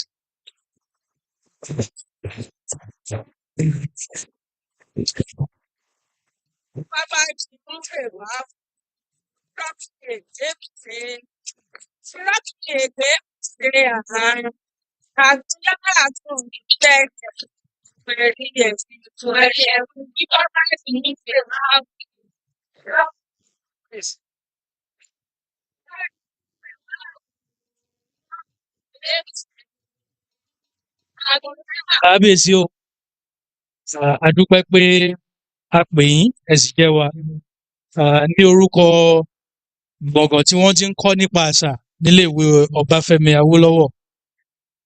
Wọ́n fi ìdánilẹ́kọ̀ọ́ yìí sọlẹ̀ lórúkọ bàbá Yẹmí Elebuibon. Wọ́n wá ń gbé àpáta yìí fún yín ní ìmọrírì nǹkan tí ẹ ti ṣe nípa à ń gbé àṣà lárugẹ tó ń pè ní cultural ambassador. Presented to His Royal Majesty, Imperial Majesty, sorry, Ọba Peter Olúwọlé Ìlúfẹ́milóyè Akínyọ̀ọ́yè kẹta by the Institute of Cultural Study. Kábíyèsí, ẹ pẹ́ fún wa o, ju a máa rí ọdún o. I would like to please announce that and correct our error. Kábíyèsí is His Imperial Majesty Aláyélúwà Ọba Peter Olúwọlé Ìpàdéọlá Akínyọ̀ọ́yè kẹta, the Àrẹ̀mọ of Ọbàtálá of the universe, Olúfọ́n of Ifọ̀n Ọ̀ṣun Òròlú Kingdom. Kábíyèsí is also the Deputy Chairman Ọ̀ṣun State Council of Obas. So we are lucky to have you. Thank you very much, Kábíyèsí. Thank you very much for honoring our invitation and for receiving this award. We have recognized you. Thank you, sir. The last, but not the least, and that's why we reserved it to the last, is the award that will be given to our Imperial Majesty, Ọba Dr. Adéyẹyè Babátúndé Ògúnwùsì, Ọba Olórí Ayé Gbogbo. We'd like to invite the Vice Chancellor, ably represented by the Deputy Vice Chancellor, Research, Innovation and Development, Professor Ìbùkún Akànnì Akínyẹmí, to present this award to His Imperial Majesty. And we'll be inviting our Olórí to receive this award on behalf of Kábíyèsí.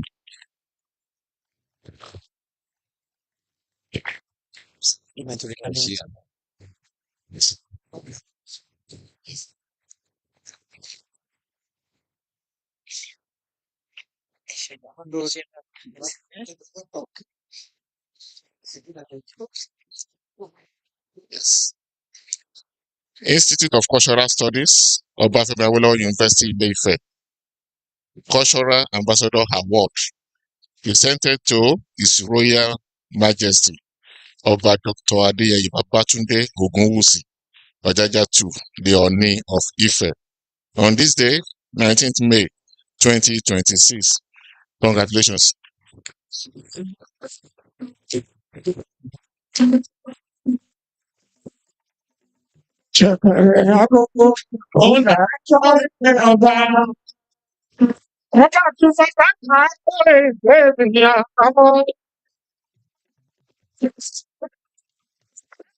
Ẹ má bínú o, mo kàn fẹ́ sáré correct orúkọ bàbá wa. A kì í lo imperial fún wọn mọ́. Àwọn ni àrólé Oòduà, Ọlọ́fin Àdìmúlà, Ọọ̀ni Adéyẹyè, Babátúndé Ẹniìtàn, Ògúnwùsì, Ọ̀jájá kejì, CFR. Ẹ ṣé mo dúpẹ́. Ọ̀jájá fìdí ọ̀tẹ̀ jálẹ̀ ayíkítí ogun ètírí ogun. Ọjọ́ kìíní egun, ọjọ́ kejì ogun dòdò bí ìdí ọmọ aríwò ogun ìsàlejò. Lẹ́yọ̀ àkún, ajé okun ọ̀ni, ẹkùn ọkọ̀ Fọlásadé, àtayé sọ bí igbá, ajere abojújọjọkè lẹ́yìn imọ̀ rẹ̀ àgbádà. Igun lágbàgùn lájẹ ọmọgún kẹ̀kẹ́kẹ̀kẹ́ lórùlé kábíyèsí ọ̀ni rìsà. Igun ilé rẹ̀ gbẹ ẹbọ òrìṣà àgbẹ̀lù títù. Ẹ̀kọ́ bá jẹ ẹ. Ṣé o? Nísìnyí ẹjọ́.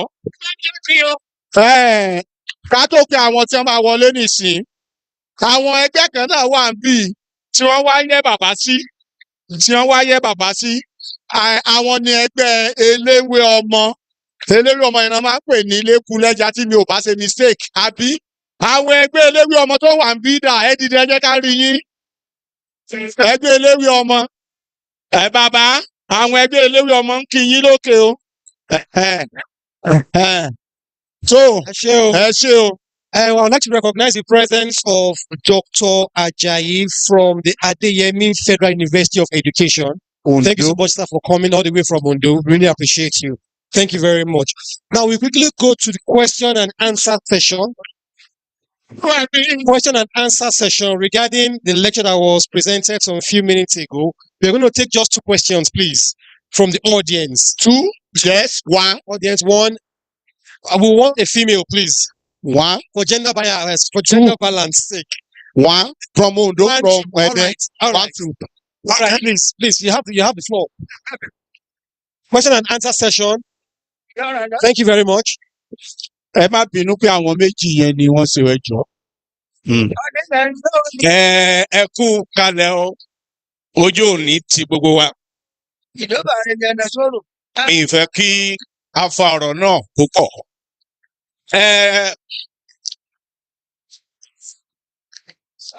Lecture tí Professor Ademakinwa rather tí wọ́n give. Mo fẹ́ connect ẹ̀ mọ́ bí bàbá ṣe ti tẹra mọ́ ọ̀rọ̀ Ifá látìgbà tí wọ́n ti bẹ̀rẹ̀ ìgbésí ayé wọn. Mo wá fẹ́ bi bàbá, mo fẹ́ fi àǹfààní yìí bi bàbá nípa tí Professor Ademakinwa sọ. Wọ́n ní bàbá wọn ṣe nǹkan míì látìgbà tí wọ́n ti bí wọn sínú Ifá. Mo wá fẹ́ ṣábì bàbá wípé kí ló fà á tí ẹ fi tẹra mọ́ ọ̀rọ̀ pé kẹ́ máa bọ Ifá yìí nígbà tí technology modernity tó ti wà, pressure ti wà lóríṣiríṣi. Àwọn ọmọ wa wọ́n sọ pé ká fi àṣà wa sílẹ̀. Mo wá ń bi bàbá pé kí ni nǹkan tẹ́ ẹ rí díẹ̀ tí ẹ fi tẹpá mọ́ pé Ifá ìṣá lẹ fẹ́ máa ṣe. Question mi nìyẹn. Thank you very much. Who is the second person?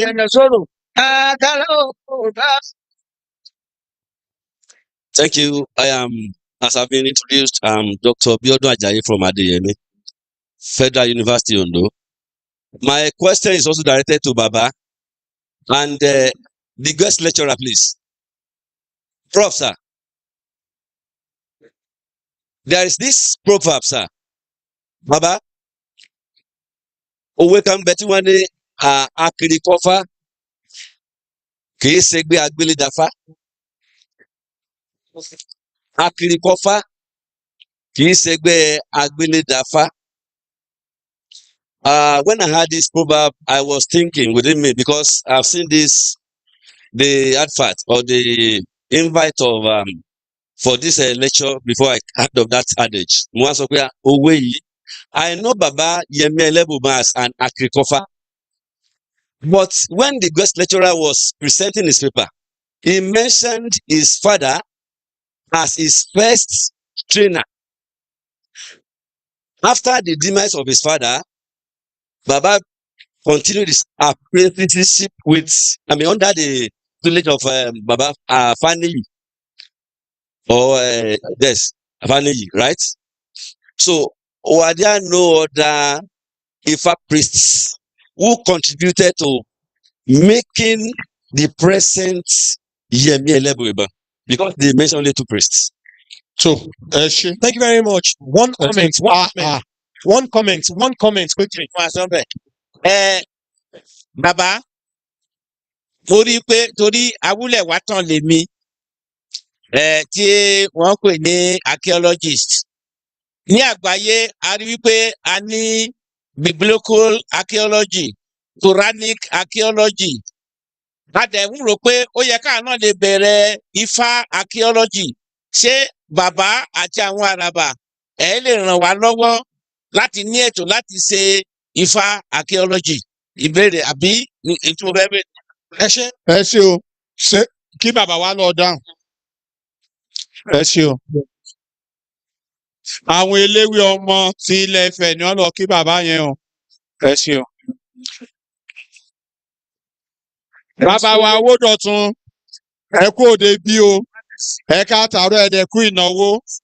Ẹ kú ìnára o. Ẹ bá ń ṣàlàyé àwọn ìbéèrè yẹn fún bàbá o, tí ẹni àkọ́kọ́, tí ẹni kejì, tí ẹni kẹta. Béèrè àkọ́kọ́, ẹni tó ń béèrè sọ wípé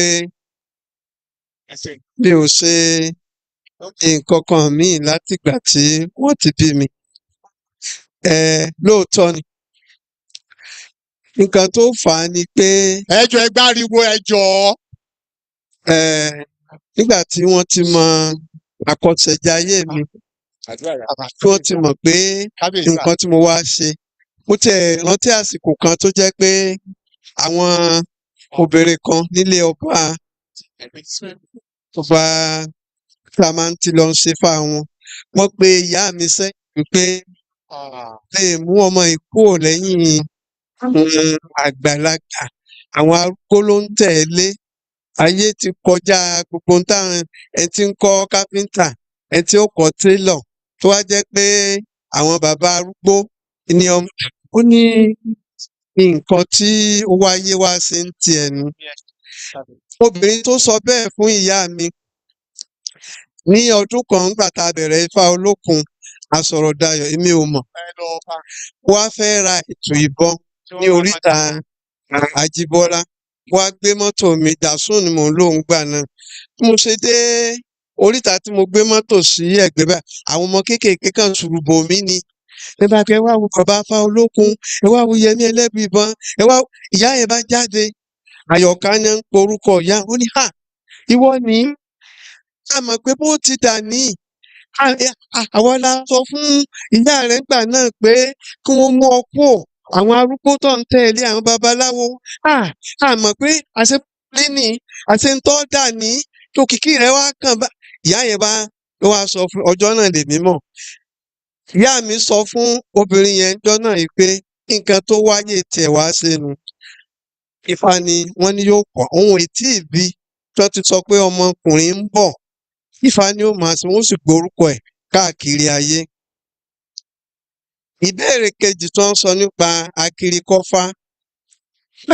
Àwọn ní kò sí ìmọ̀ pàtàkì nínú àgbékànjakùn. Gbogbo iṣẹ́ téèyàn bá ń kọ́, téèyàn bá ń ṣe, kéèyàn ṣe àwárí ẹ̀ dáadáa. Ìmọ̀ pàtàkì ní ń bẹ kéèyàn rìn káàkiri, kó kẹ́kọ̀ọ́ káàkiri ayé. Torí ẹni tó bá jókòó sójú kan náà bí ẹja inú omi ni. Akiri káàkiri kò síbi tá a dé. Adẹ́sẹ̀ kùkú, adẹ́sẹ̀ tó jìnnà. A dúpẹ́ pé Olódùmarè ó ti fi èrè sí ìwádìí àti ẹ̀kọ́ tí a kọ́ káàkiri. Nípa ti archaeology, gbogbo nǹkan tó bá gbà láti ṣe, láti tún fi ìmọ̀ kún ìmọ̀, á ṣèrànlọ́wọ́ lórí ti archaeology tẹ́ ẹ sọ. Ó jẹ́ ìbéèrè kẹta. Ṣéun. Ẹ ṣé bàbá. A dúpẹ́ púpọ̀ ní ọwọ́ bàbá wa Ifáyẹmí Ẹlẹ́buibọn. Ẹ jọ̀ọ́ nísìn àwọn oníjó ìbílẹ̀ wa kí wọ́n má bínú. Ẹni sì máa pè yín, ẹ máa bọ̀. Ànàgó àbí ànàgó aláwọ̀ dúdú aláwọ̀ dúdú cultural performance ẹ máa bọ̀ gẹ́gẹ́ bí a ṣe máa ń fún wọn a máa ń fún wọn ní ìṣẹ́jú márùn-ún bet nítorí pé ó yẹ ká ti pè wọ́n a fún àwọn ní ìṣẹ́jú 6 ẹ jọ̀ọ́ à ń wo táìmù o ṣé ti bẹ̀rẹ̀.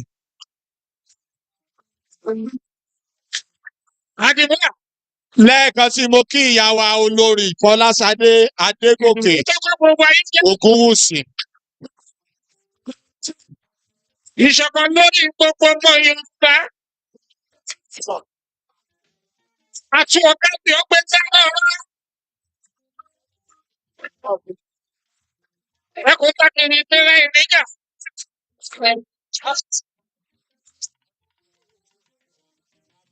Ọ̀ní tó ìbò rí tó wá kiri o. Ọ̀ní tí tó lórí tó yẹn lọ. Ìṣẹ́jú 5 ló kù báyìí. Ojú ayé ò ayé ṣá málámálá, mo máa bójú ọ̀run kùn lóṣù bolẹ̀. Mo bójú ayé ò ayé ṣá málámálá, mo máa bójú ọ̀run kùn lóṣù bolẹ̀. Ẹgbẹ́. Àpò bàbá mi ló tẹ̀ náà wá, ṣẹ́jú mi ní Ìbàdàn. Mo bójú ayé ò ayé ṣá málámálá, mo máa bójú ọ̀run òkùnkùn lóṣù bolẹ̀. Mo ní ẹrẹ yìí o. Kí ni dé sí Yorùbá o, ọmọ aráyé? Kí ni ṣẹlẹ̀ sí Yorùbá o, ọmọ Oòduà o?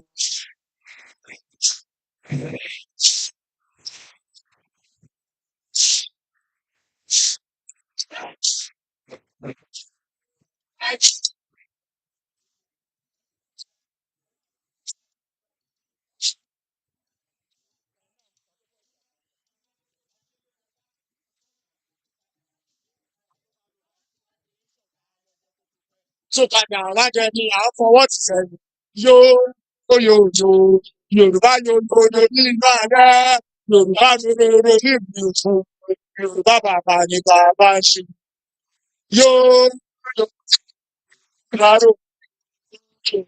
Yorùbá sọra wọn di bọ́ọ̀lù fáráyé gbá. Wọ́n bá gbá wọn sókè, wọ́n á tún gbá wọn sísàlẹ̀. Ẹ̀yà tí ó ti kéré tẹ́lẹ̀ tí wọ́n gé kúrú. Àwọn tí a lè fẹjọ́ sùn ti dẹni àtijọ́ Yorùbá jókòó sílẹ̀ rẹ̀ wọ́n fọwọ́ lọ́wọ́. Bí àgùntàn tí abọ́ rẹ̀ mú bọ̀rìṣà ilẹ̀ o.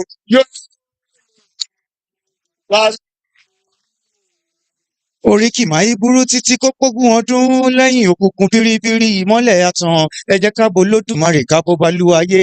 Káyé wa lè dùn ìgbẹ̀yìn aláyọ̀ ilẹ̀ mú pè ọ́ o. Ilẹ̀ dákun gbà wá wù. Yéé ilẹ̀ ọ̀gẹ́rẹ́ afọkọ́yẹrí. Ilẹ̀ kò ìrìn ó tẹ́rẹ̀rẹ̀ kábí. Ilẹ̀ bámúbámú ojú ọ̀run mà ṣe bámú. Dákun gbà wá wù ilẹ̀ ogun. Àwa górí ilẹ̀ ní pẹ́ o. Ẹni bá dalẹ̀ abálẹ̀ lọ gbére gédé o. Àwa górí ilẹ̀ ní pẹ́ o. Odùduwà fún wa nílẹ̀ ìṣe ètò owó tọmọ o. Àwa górí ilẹ̀ ní pẹ́ o. Èdùmàrè fún wa lérè ká sì máa rérè jẹ o. Àwa górí ilẹ̀ ní pẹ́ o.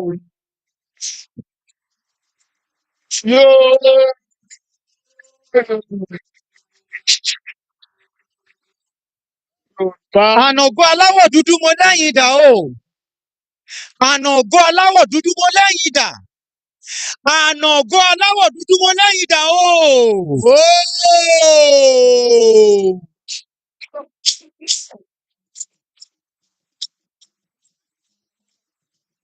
Àwa ara wa ríra wa.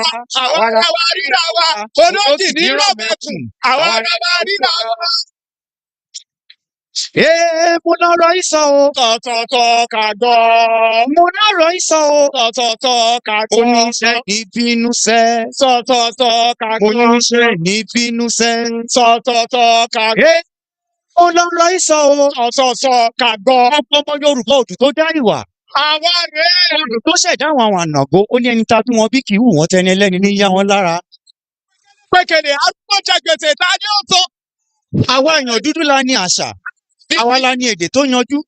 Kódà tún lọ́gbọ́n lórí ju ẹgbẹ́ wa yòókù lọ. Lódodo ọ̀rọ̀. Àṣà wa. Àwa la lèdè wa, odídẹrẹ́ lóní lódìgbò pápá lódìgúnnú àwa lálàṣà wa àwa lálàṣà wa lálẹ́dẹ̀ ìyẹn jẹ́ gbàṣà wa lárugẹ òwe. Àbàtà ti lómi tẹ́lẹ̀ kójò tó dé kójò tó rọ̀ sí àbàtà ti lómi tẹ́lẹ̀ kójò tó dé kójò tó rọ̀ sí. kí wá ló dé ta kó ogún tọrọ tán ta tún fi wá ń wá ogún kiri. Má lọ ṣókótó ó ń bẹ lápò ṣòkòtò wa. ọ̀rọ̀ yìí le ọ̀rọ̀ yìí máa le ọ̀rọ̀ kàńkà o. ọ̀rọ̀ yìí le ọ̀rọ̀ yìí máa le o.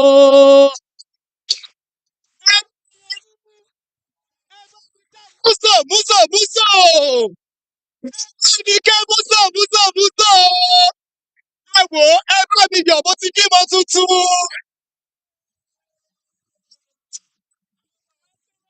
Ẹ ṣé o. Ẹ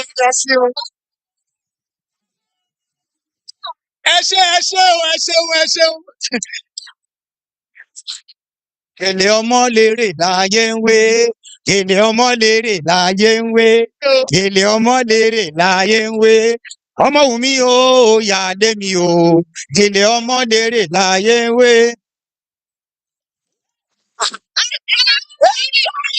Ijó ẹ̀dà.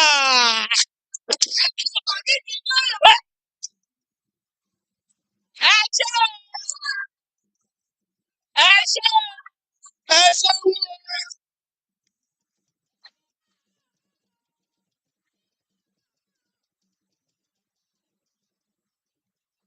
Ọlọ́mọ o. Ẹ kíkó ọlọ́mọ o. Ọmọ tuntun jòjò ló ẹ kú àbọ̀ o. Ẹ ṣé o.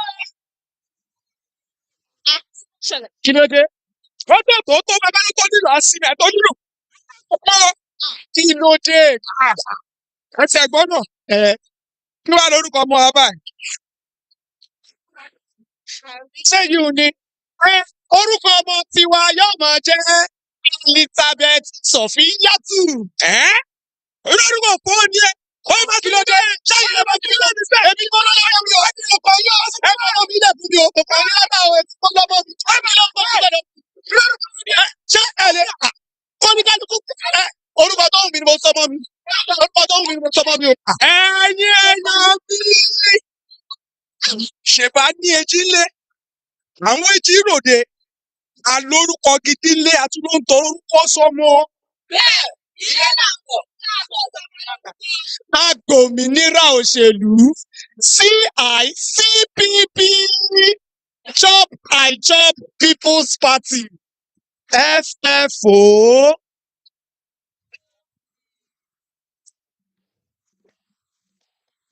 Ẹ wá wáyé òṣèlú.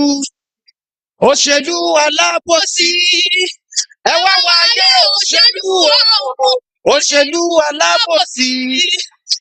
Wọ́n kówó ìlú sápò. Wọ́n fowó mutí. Yé òṣèlú. Òṣèlú alábòsí. Ẹ wá wáyé òṣèlú o. Òṣèlú alábòsí. Wọ́n kówó. Bá ní ìbẹ̀jọba wa o. Ẹ bá ní ìbẹ̀jọba wa o.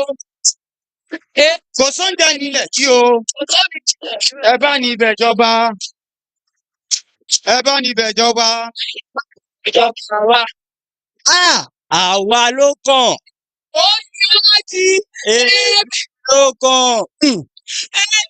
Bẹ́ẹ̀ náà lómìnira ẹ̀sìn òkèèrè. Ó ti wá jọba láàrin ànàgó aláwọ̀ dúdú.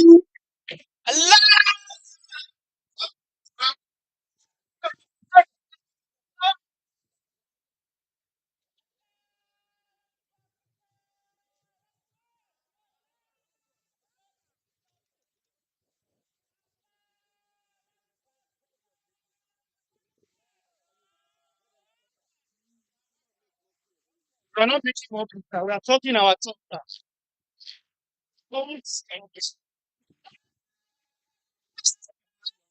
Allah Akbar.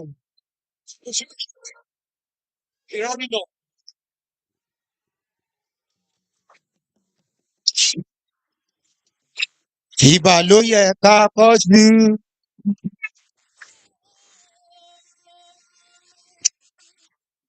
Ìbà ló yẹ ká kọjú ká tó wà lórí wa.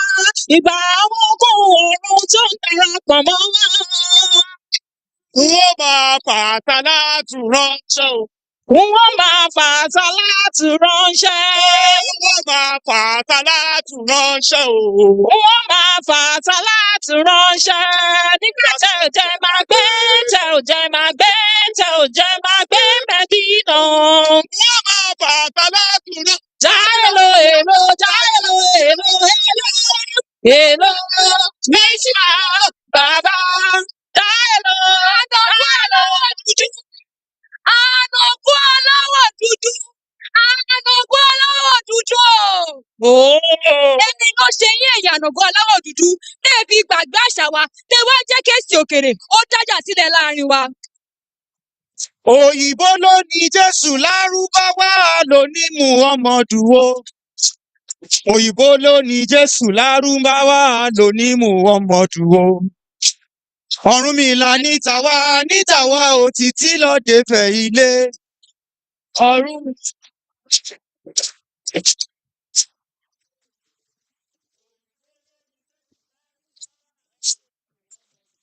Àṣà ìṣẹ̀báyé wá fọ́rí mu wo òru pẹpẹ mọ́. Èyí náà bí náà tẹ̀wọ̀ gbé.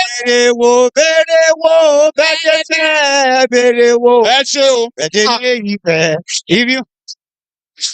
Àwọn ọ̀gá ní kẹ́ máa bá sẹ́bọ̀ ẹgbà. Ele bàbá mi ẹ sọ fún wọn kọjá ká ṣeré wa. Máa bá iṣẹ́ bọ̀. Ẹ jẹ́ ká ṣeré wa. Kí ló dé gangan náà? Báwo lẹ wò? Ẹ jẹ́ ká ṣeré wa. Àṣà ìṣẹ̀báyé wá fọ́rí mu wo òru pẹpẹ mọ́. Èyàn náà bí náà tẹ̀wọ̀ mẹ́gún.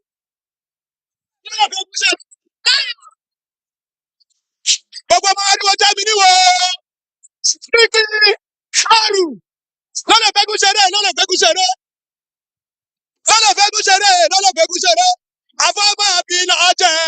Àfọ́mọ́ àbí sọ jẹ́. Lọ́lẹ̀ fẹ́gún ṣeré. Lọ́lẹ̀ fẹ́gún ṣeré o, lọ́lẹ̀ fẹ́gún ṣeré. Afẹ́ni àbílà tẹ̀, afẹ́ni àbílà tẹ̀ lọ́lẹ̀ fẹ́gún ṣeré. Ìyàwó ọ̀fẹ́ lẹ́gùn ọ̀dàrẹ́. Bàbá òun ọ̀fẹ́ lẹ́gùn ọ̀dàrẹ́. Bọ́dún bá jẹ́ máa kẹ́gbọ̀n dání. Bọ́dún bá jẹ́ máa kẹ́gbọ̀n sẹ́yìn o. Ọ̀rọ̀ yìí àdàríwo. Ọ̀rọ̀ yìí àdàríwo. Ẹni tá a bí nílé onífá, ẹ wo bó ti pa fáálé wọn run. Ifá ló nílé ayé, Elédùmarè ló lọ́run. Ifá ló nílé ayé o, Elédùmarè ló lọ́run. Bàbá ń gbádùn eré yìí o.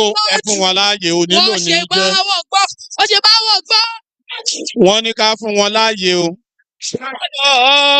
Ẹlẹ́rìí pín àtọ́rí ọmọ tí ó sì wọ́n ṣe. Àwọn débi patẹ́lẹ̀ gan, àwọn gan ò wá ibi ò pa wọ́n mọ́ wọn ti yó. Ṣé ìfọ́nà ọmọ jẹ́ fún ọ̀rọ̀ adéèkún? Ìyá ó dànù kọ̀. Wọ́n ṣe bá wọn gbọ́. Aago méjì ṣẹ̀ṣẹ̀ lù ni. Wọ́n ṣe bá. Irú nǹkan báyà aago mẹ́fà la máa ń parí ẹ̀. Tójú tẹrú tọmọ wa níṣe. Àṣà ìgbàlódé ló dorí àṣà wa kodò. Bẹ́ẹ̀ bá ní wọ́n tẹ̀. Ẹ sọ pé kọ́lọ̀ rèé jó gángan. Ẹni kọ́ ọmọ Yorùbá wá sọ ìtàn ànàgó. Ẹni pé kí wá ti oríkìlẹ̀ bàbá rẹ̀.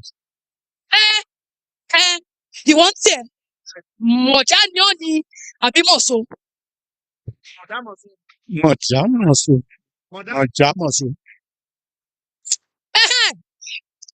Ìwọ ń bẹ̀rẹ̀ jàre. Ẹ̀sọ́ kò yí ni ó ní àbí àrẹ̀sà.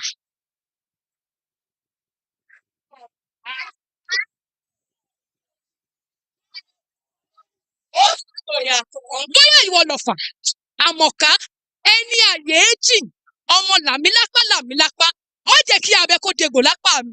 Àbí ìwọ ni ìrèbò kú ọmọ wí bẹ́ẹ̀. Ọkọ mi o. Ògúnyè. Ọkọ mi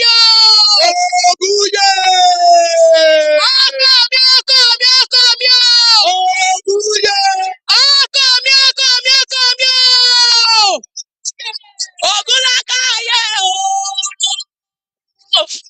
Ògúnlákàyè ọtí ìmọ́lẹ̀.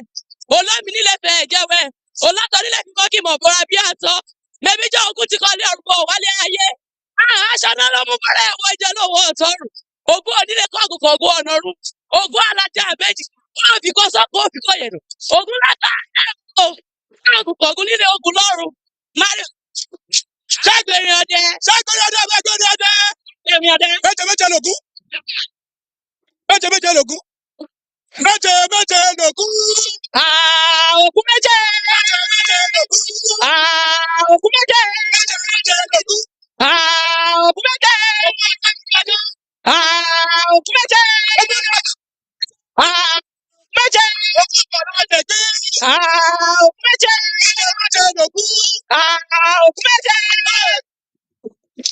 Òṣè.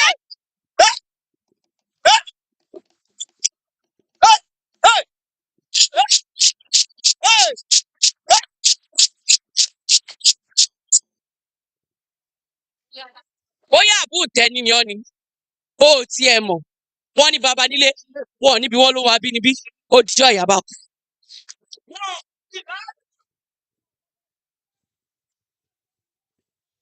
Ṣọ̀kọ́lẹ́ mi sẹ́rẹ́, àfinisùn lónìí kan rẹ̀ tó tọ́. Ẹ̀sìn àbáláyé ló jogún àṣà. Bẹ́ẹ̀ni. Àwa èèyàn dúdú la jogún àṣà àbáláyé. Bẹ́ẹ̀ni. A sì wọ́n ń múrò títí tó fi ń parun lọ. Bẹ́ẹ̀ni fẹ́ bèrè wo. Bèrè wo. Ẹ̀jẹ̀ lẹ́yìn fẹ́ ibi wọ́n bí wà lọ́mọ. Bẹ́ẹ̀ni fẹ́ bèrè wo.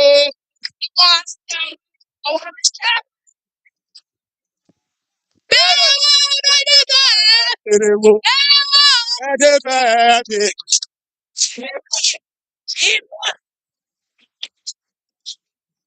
Àbálájọ tí àwọn èèyàn kọ̀ọ̀kan fi kò ní tójú àwọn bàjẹ́. Bẹ́ẹ̀ni. Ṣé bẹ́ẹ̀ rí bàbá wa àràbà? Ifayemi Elebuibon Ṣúdàgbọ́dù bó ṣe ń gbé tiwa lárugẹ. Elebuibon bàbá ò sọ. Ifayemi dìde ojó. Àyìnlá dìde ojó. Ọ̀ṣúdàgbọ́dù dìde ojó. Fáyẹ̀mí àràbà Ifayemi o. Báàmí àràbà Ifayemi o. Má máa bínú pé mo pẹ́ lọ orúkọ ọmọ ní pẹ̀lú bàbá. Òkè wò tí ni ọmọ wò yìí la. Ọmọ ajísára kẹlẹ́ mi kó ogun. Ọ̀pọ̀ ọmọ rẹ̀ lágbàjá. Òkòrẹ́ ní bẹ́ẹ̀ àwọn ọba torí ẹni ń gbé ẹjọ́. Àyìnlá tájà tẹ̀ràn nífẹ̀ẹ́ ní lójú ẹni. Àyìnlá dìde ojó. Ọ̀ṣúdàgbọ́dù dìde ojó. Fáyẹ̀mí dìde ojó. Fáyẹ̀mí dìde ojó. Ọ̀ṣúdàgbọ́dù dìde ojó. Fáyẹ̀mí dìde ojó. Ọ̀ṣúdàgbọ́dù dìde ojó. Ṣé bẹ́ẹ̀ rí Dúró Ládípọ̀ bó ṣe sanwó àbí Ṣàngó?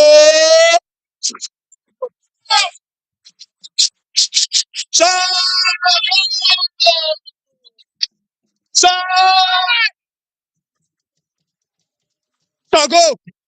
Ṣàngó. Ṣàngó. Ṣàngó. Ṣàngó. Ṣàngó. Ọba wọ́n bí o Ṣàngó. Ṣàngó. Ṣàngó. Ológun ajé kì í gbó ọ̀yẹ̀yẹ̀ alẹ́ kú lórí àwa pàtówó lè ọ̀sá. Báyẹ̀ ajá àmàlí gbọ́dọ̀ mẹ́kun ní ìyá òhe. Hubert Ògúndé ṣe tiẹ̀ lọ́nà orin kíkọ. Ògúndé ṣe sinimá ká lè mọ ìdí àwọn àyè wa. Pẹ̀lẹ́pẹ̀lẹ́, pẹ̀lẹ́pẹ̀lẹ́ ní ká ṣe bàgbà wà pẹ̀láyé. Àgbà nìkan ni, ọ̀nà kan ni. Bí apẹ́láyé, àgbà nìkan ni àwẹ̀ o. Orí ìyá mi èmi gòkè àgbà ó di jẹ̀lẹ́. Jíjẹ ẹ̀jẹ̀ òfò. Ayé àkọjá lọ, wọ́n á kọjá lọ.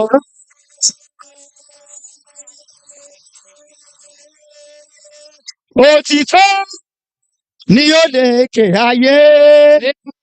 Òtítọ́ Yóò lékè lọ́rùn. Yé ó ti kọ́ tó gòkè ọ̀gbẹ̀rún. Nítorí àwa bàjẹ́ o, ànàgbọ́ ọmọ adáwọ̀ ń wà lè ní ọmọ ìṣúwèrè bàbá rẹ̀.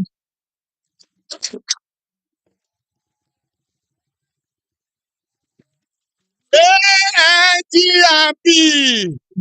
Yorùbá máa ń gbọ́dọ̀ wọ́n máa ń gbọ́dọ̀ wọ́n yọ ṣe. Mi ò bí a wulẹ̀ nígbà mo jẹ́ ẹ̀rọ ọkọ̀. Ẹ̀yin ọba yọ. Ẹ̀kú àmọ́ ọ̀gbà ọmọ.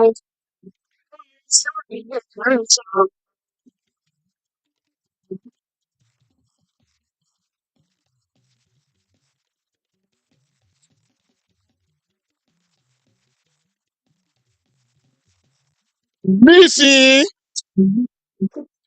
ọ̀rọ̀ láti orí ìtẹ́. Word from the throne. Ọ̀rọ̀ láti orí ìtẹ́. Láti ẹnu bàbá wa. Àrólé Odùduwà. Ọba Adéyẹyẹ ní ìtàn Ògúnwùsì. Ọ̀jájá fìdí ọ̀tẹ̀ jálẹ̀. Ayíkítí okun ètírí okun sí odò bí ìdè àríwó omi ṣàlejò. Lẹ́yìn àkùn ajé okun ọ̀ọ́ni. Ajere abojújọjọ ẹ̀fà jíkí ọkọ̀ Fọláṣadé.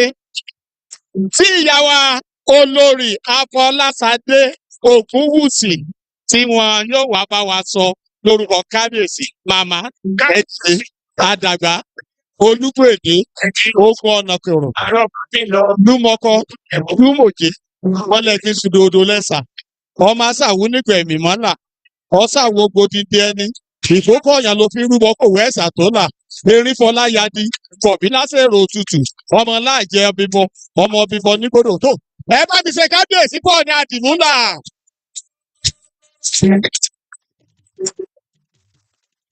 Ṣé mo fẹ́ o?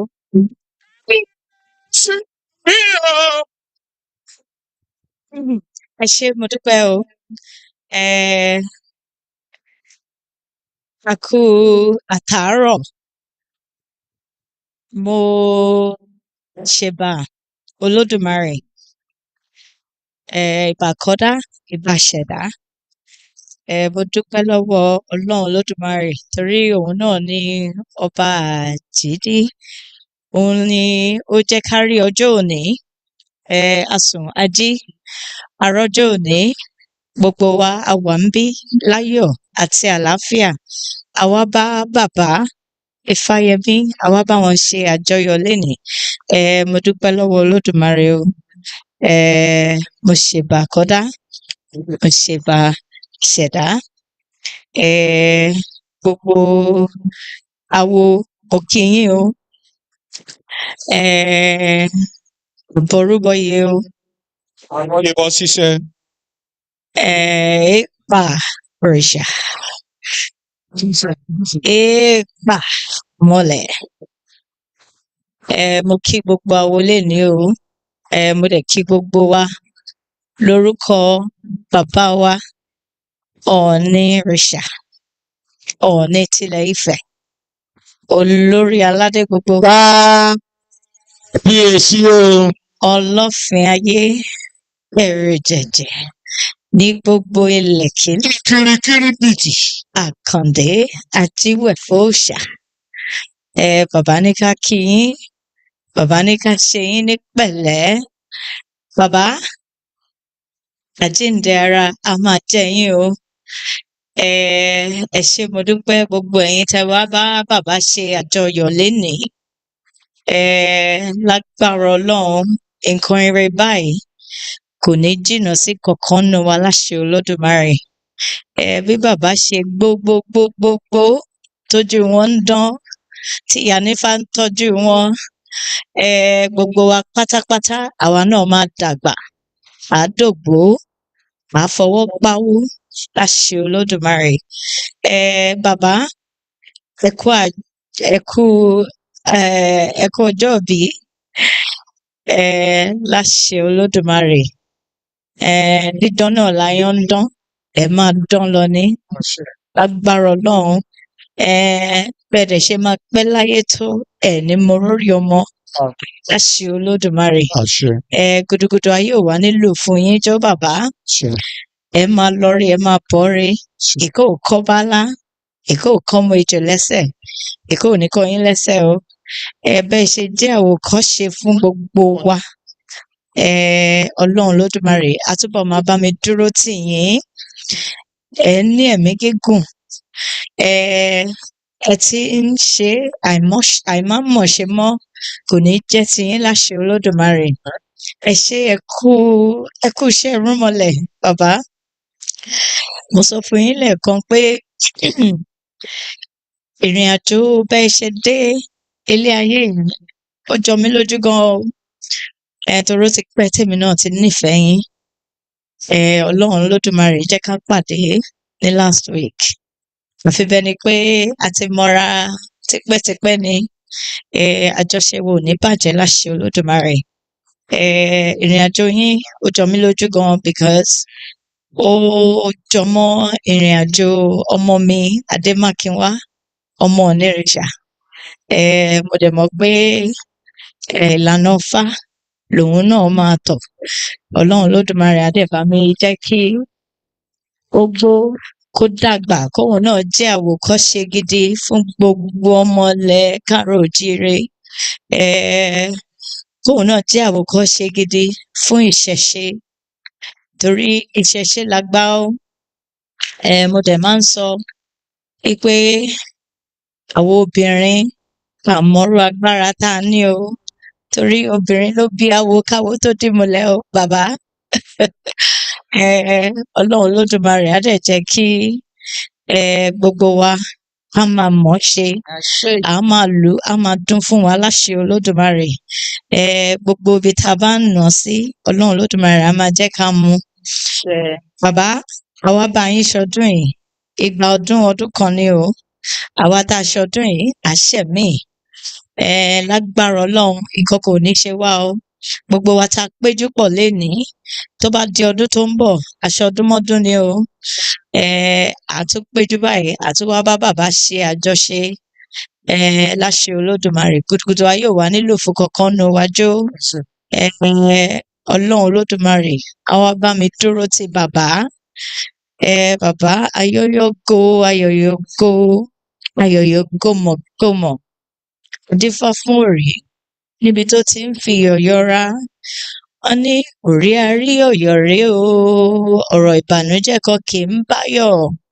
Ọ̀rọ̀ ìbànújẹ́ kan ò ní bá yín láṣẹ Olódùmarè. Ọ̀rọ̀ ìbànújẹ́ kan kò ní bá gbogbo wa láṣẹ Olódùmarè. Tá a bá wá rí ẹnikẹ́ni, èèyàn kéèyàn, tó bá jí, tó bá ní báwo ń tòun ṣe jẹ́, tó porí wa níbi, wọ́n ní ọ̀sán gangan là ń gbókú aró.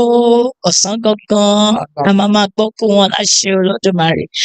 Ẹnikẹ́ni tó bá jí tó porí wa níbi, wọ́n ní tí ìgbín bá fà báyìí, a máa fàyè ẹ̀ kó ní o. Tó bá porí wa níbi, tó porí àwọn ọmọ wa níbi, lágbára Ọlọ́run, ọwọ́ tó bá gbé báyìí, ọ̀nà ọwọ́ tọ́gẹ̀dẹ̀ bá gbé, ara ẹ̀ là á fi nà. Wá nara wọn, wá ṣera wọn, wá ṣe àwọn ọmọ wọn láṣẹ Olódùmarè. Bàbá, ẹ pẹ́ láyé, ẹ pẹ́ fún wa, ẹ fọwọ́ páwú, ẹ fẹ́rìgì jóbì. Àṣẹ Olódùmarè. Ẹ ṣé mo dúpẹ́ o. Bàbá náà ní kí n kí yín o. Bàbá wa náà Onírìṣà wá pẹ́ fún wa o. Ẹṣin ọba á túbọ̀ máa jókòó pẹ́ láṣẹ Olódùmarè. Wá pẹ́ lórí ìtẹ́ àwọn baba ńlá bàbá wọn. Èmi náà wá bá wọn pẹ́, àjọ fẹ́rìgì jóbì, àjọ fọwọ́ páwú. Ẹ ṣé o, ẹ ṣé mo dúpẹ́ o. Lẹ́yìn ẹ̀bùn kíyèsí o. Kíyèsí o. Thank you very much, Olori, for that beautiful speech. Ẹ ṣé o, DJ. Thank you very much. Ẹ ṣé. We are moving closer to the end of the program. And of course, we will have group photograph at the end of the program. Please let us all wait. But before then, I want to use this opportunity to, on behalf of the director of the Institute, to thank the organizing committee of this event. And I'd like to call our names one after the other. And then, of course, you rise up for identification. First and foremost is, of course, the director, Professor Olusegun Oladoshu. Please, can you raise your hands up? Thank you, director, for being. Ẹ bá wa fún wọn látẹ̀wọ́. Thank you very much. Thank you. And of course, standing before you is Dr. Oluwafuminiyi. Who is the person? Who is the person? Okay, let me introduce you. Dr. Oluwafuminiyi Wasiu Rahim. Àwọn ni a jọ ń sọ̀rọ̀ látàárọ̀. Ẹ bá mi fún àwọn náà ní àtẹ̀wọ́ tó lọ́rìn. Ẹ ṣé o. Thank you very much. Of course, Dr. Olubunmi Omotosho. Is she here with us? Okay, she's handling the refreshments. She's also a member of the organizing committee. Dr. June Temitope Badamosi is our rapporteur. Thank you so much. Dr. Philip Oloruntola, of course, junior research fellow amongst us. Then our powerful chief, K. Olatimeji Awelewa, aka Oba. Ọba Nurin of Ejiye Ekiti. Thank you so much, sir. Yes, Chief Ogundeji Elebuibon, we're going to call him out very soon. Thank you so much. He's a member of the committee and did wonderfully well while organizing this program. Thank you very much, sir. Ruth Akimuwakun, I hope I got that right. Yeah. She's not here with us today. Plaza Mayago, Igbago. Oyekunle Akintayo. Mr. Akintayo, is he here with us? All right, he's also part of the refreshment committee. Oluwole Ogundiji. Mr. Wole, is he here? Thank you very much. Mr. Kayode Olorunshola, aka Pastor K. He's one handling our IT. Thank you very much. Julius Tulola, aka Bujade. Thank you very much. Adebowale Adegoke, this here. And of course, Barrister Olumide Okun Makinde. These are members of the organizing committee who toiled so much to ensure that this program becomes a success. Thank you very, very much. Adúpẹ́ ní ọwọ́ yìí. Wọ́n ní ọpẹ́ nípẹ́ ní sáyàwó wọn lóde ìmọ̀lú yìí ní fúnni níyàwó òde ìwí. Tá a bá dúpẹ́ oore ńláńlá ní wọlé wá bá ní àìdúpẹ́ láàrin mi gbà ẹ́. Dẹ́bẹ̀nu kò lórí èyí torí pé ẹni tí ó bá wa, tí ó kí wa, tí ó dúpẹ́ lọ́wọ́ wa, àti ìmọ̀ tí ó sọ. So, appreciation, sir.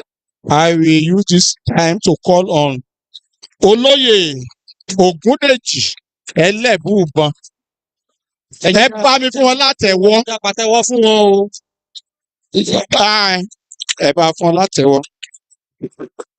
Pé àwọn appreciate nǹkan tí ó ń ṣẹlẹ̀. Kí gbogbo wa pé a kú àtàárọ̀, a kú àtìgbàdégbà, a sì kú ìfẹ́. Ó kí gbogbo wa pé irú ayọ̀ báyìí kò ní tán lọ́ọ̀dẹ̀ ẹnìkọ̀ọ̀kan wa o. With a heart overflowing with gratitude and deep joy, I started before you today to sincerely appreciate each and every one of you gathered here to honor our father, a man who has given so much of himself to others while asking for so little in return. Today is not just a ceremony, it is a moment of grace, a moment of reflection, a moment of honor. And first, I return all the glory to Almighty God, the giver of life, the sustainer of all things, who is infinite mercy made this day possible. Without him, none of us will be here today.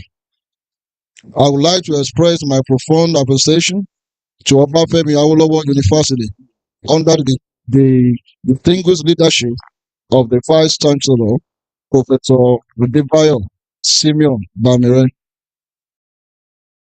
My heartfelt gratitude also goes to the Institute of Cultural Studies, led by Professor Benga Fasiku, the Dean of the Faculty of Arts, and Professor Olusegun Oladosu, the Director of the Institute, and to every member of the Institute for deeming it fit worthy to honor our father in such a remarkable way.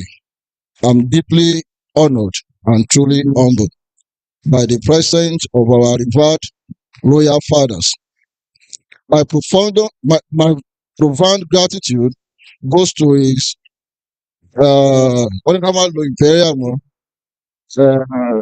olórí Àrólé Oòduà Ọba Adéyẹyè Ẹnìtàn Ògúnwùsì, the Ọọ̀ni of Ifẹ̀, and his gracious queen Olórí Ashley Afọláṣadé Adúpẹ́. I also especially appreciate my own father, Kabiyesi, Oba Adekunle Oyelude, the Olowo of Kuta Kingdom, Makama, CON. And I recognize with great respect Oba Oluto, Oba Olufon, and all esteemed Kabiyesis present here today.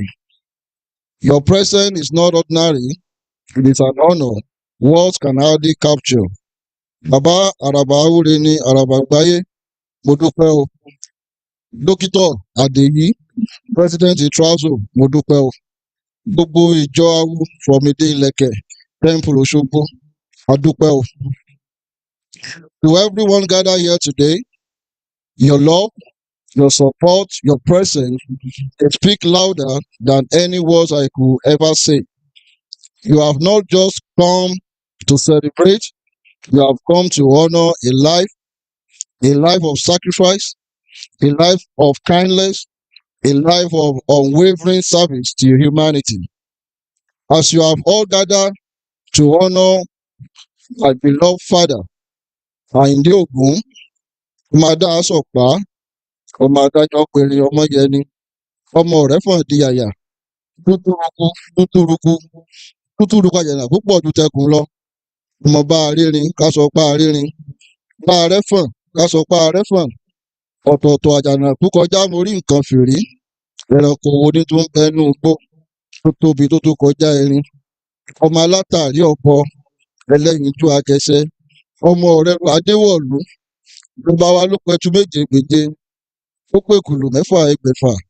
Ó pa ògìdán olólàájù. Ó fi rẹ́ǹtì ògùn.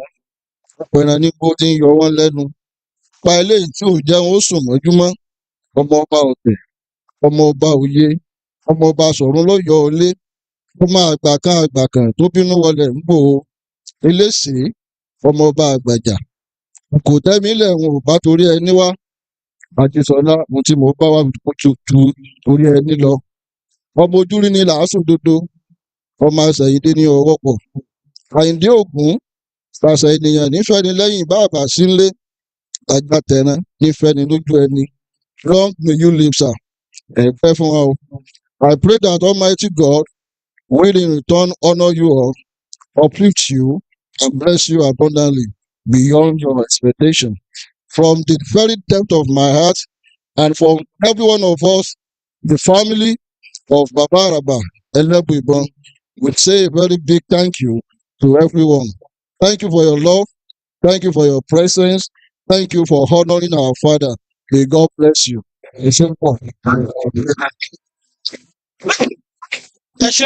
Chief Ogundeji Elebuibon, thank you very much for that beautiful word of appreciation to everyone who have participated in ensuring that this program becomes a success. We're running off the program immediately, and to do the closing remark is our very own High Chief Awenewa Ifalola Oladimeji Obanuri Ife. Aye, Aye, Jumo, Ekiti. Thank you very much. Ọmọ ẹlẹ́jìyàn yẹn dádé àkún wẹ́líwẹ́lí. A dúpẹ́ lọ́wọ́ Elédùmarè tó fún wa lọ́jọ́ òní. A yìn bàbá wípé bá a ṣe rò ó jẹ́ kó ṣeé ṣe fún wa. Ọpẹ́ ni fẹ́lẹ́dà. Àwa ń fi àsìkò yìí dúpẹ́, wọ́n ti dúpẹ́ lọ́wọ́ àwọn bàbá. Pàjùlọ mo kí bàbá wa tí wọ́n rán ìyá wa olórí wa sáàrin wa. Ẹ bá ń jíṣẹ́ fún wọn lé pé wọ́n ṣeun o. Wọ́n kó àdúró tì wá nígbà gbogbo. Elédùmarè ò ní fi wọ́n sílẹ̀. Àwa ń dúpẹ́ lọ́wọ́ gbogbo lórí níkọ̀ọ̀kan tó wá tà lè máa dárúkọ. A pọ̀. Pàápàá jùlọ ẹ jẹ́ kí mo látọ̀dọ̀ àwọn ọmọ wa tán wá láti secondary school. Wọ́n ní kékeré la ti ń kọ́ ọmọ ní asọ̀.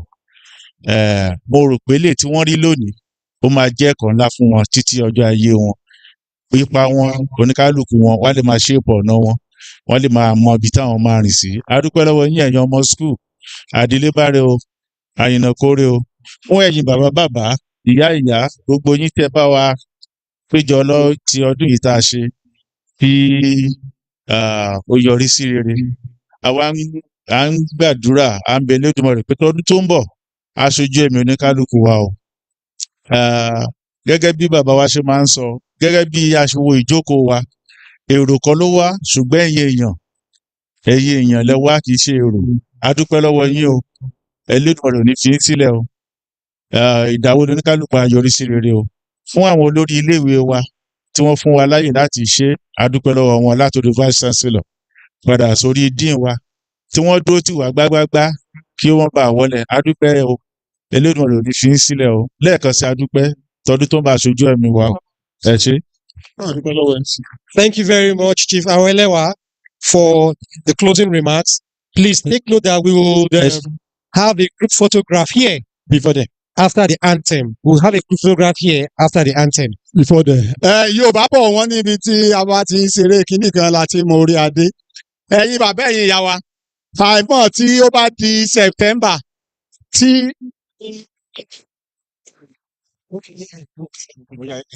Also, apologies to our participants online. Yes, who joined online since the program started. We thank you so much for waiting up until this moment. Thank you so much for being our wonderful guest. Thank you very much. I want to call our attention to the fact that we have a photo booth outside. So the photographs will be taken outside of the hall. Please take note. Not here. Outside of the hall. Downstairs. Yes, at the entrance of the Oduduwa Hall, at the staircase downstairs. That is where our photograph will be taken. Thank you. Ẹ jọ̀ọ́, tí àwọn ọmọ wa ní iléèwé tí wọ́n bá gbé list of book wá, a fẹ́ kẹ́ ẹ ràn wá lọ́wọ́. Wọ́n máa fi méjì nínú ìwé wa sí list of book wọn fún ọdún mẹ́rin àkọ́kọ́ eléyìí Odùduwà àti Ọ̀rànmíyàn. Ẹ bá wa ràn wá lọ́wọ́ kí ẹ jẹ́ káwọn ọmọ kà á kí wọ́n rà á kí wọ́n kà á nílé kẹ́ ẹ bá sọ fáwọn principals kí wọ́n recommend ẹ̀ dáadáa fún àwọn ọmọ. Ẹ ṣé àdúpẹ́. Thank you very much. The Dean of the Faculty of Arts will lead us downstairs to take the photograph after the anthem. DJ, anthem. Which one? Anthems, please. Now, can we all rise up for the anthem and then we'll move to photograph anthem. Ife, anthem. Great Ife anthem. Please. Great Ife anthem. That is OAU anthem. Ife anthem only, please.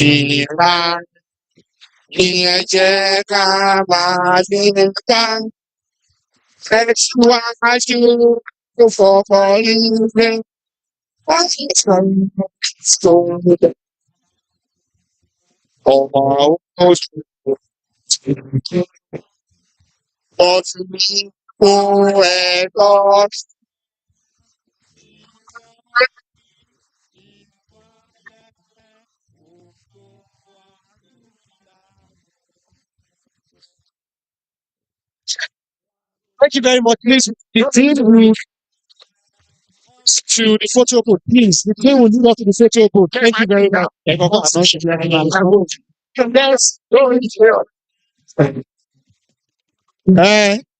Wọ́n ní Sàbádésàlẹ̀. Wọ́n ní olórí àti bàbá. Àwọn ni wọ́n á kọ́kọ́ ya fọ́tò. Lẹ́yìn yẹn wọ́n á wá máa pè wọ́n ní kọ̀ọ̀kan.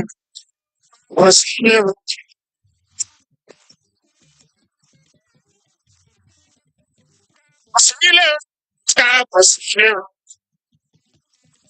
Àròlé Oòduà káàbọ̀ sí ilé o. Àròlé Oòduà káàbọ̀ sí ilé o. Kábíyèsí ni ọbẹ̀ ní ìtàn Adéyẹyẹ ọgọ́dọ̀gún wùsù Ọ̀jájáde second ọ̀ọ́nìrìṣà ìlú Ifẹ̀. Àròlé Oòduà káàbọ̀ sí ilé o. Ọba Adéyẹyẹ káàbọ̀ sí ilé o. Adéyẹyẹ ọmọ Ògúnwùsì káàbọ̀ sí ilé o. Arẹ́gbẹ́ṣọlá ara òkú ọba jẹ káàbọ̀ sí. Gẹ́gẹ́ bí Olódùmarè lójú àṣebi bí kẹ́ni ó lówó kí wọ́n má lè dátọ́rọ́ mímọ́. Lójú àwọn òṣìkà àti kásìrè rọjà ká má lè darí wọlé ẹni. Bí ìfọ́lùwà rẹ̀ ó rìnrìn sínú ilẹ̀ lókèdè gbé. Bí ìkọ́lẹ̀ ni ó mọ̀ bá náwó gbọgbọgbọ léni sí. Màá ti tẹ̀lé èjì sí o.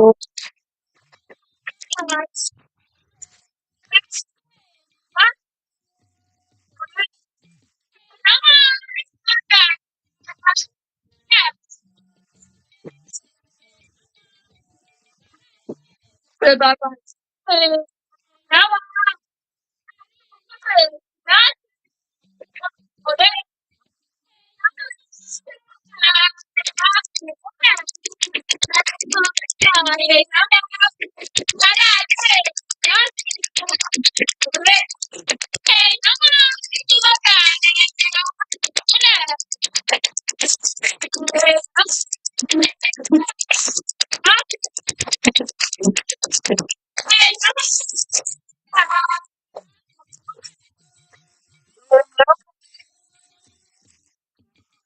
Èèyàn sọ̀rọ̀ kò séèyàn mọ́. Èèyàn ń ṣe kí mo bá kùn múlẹ̀.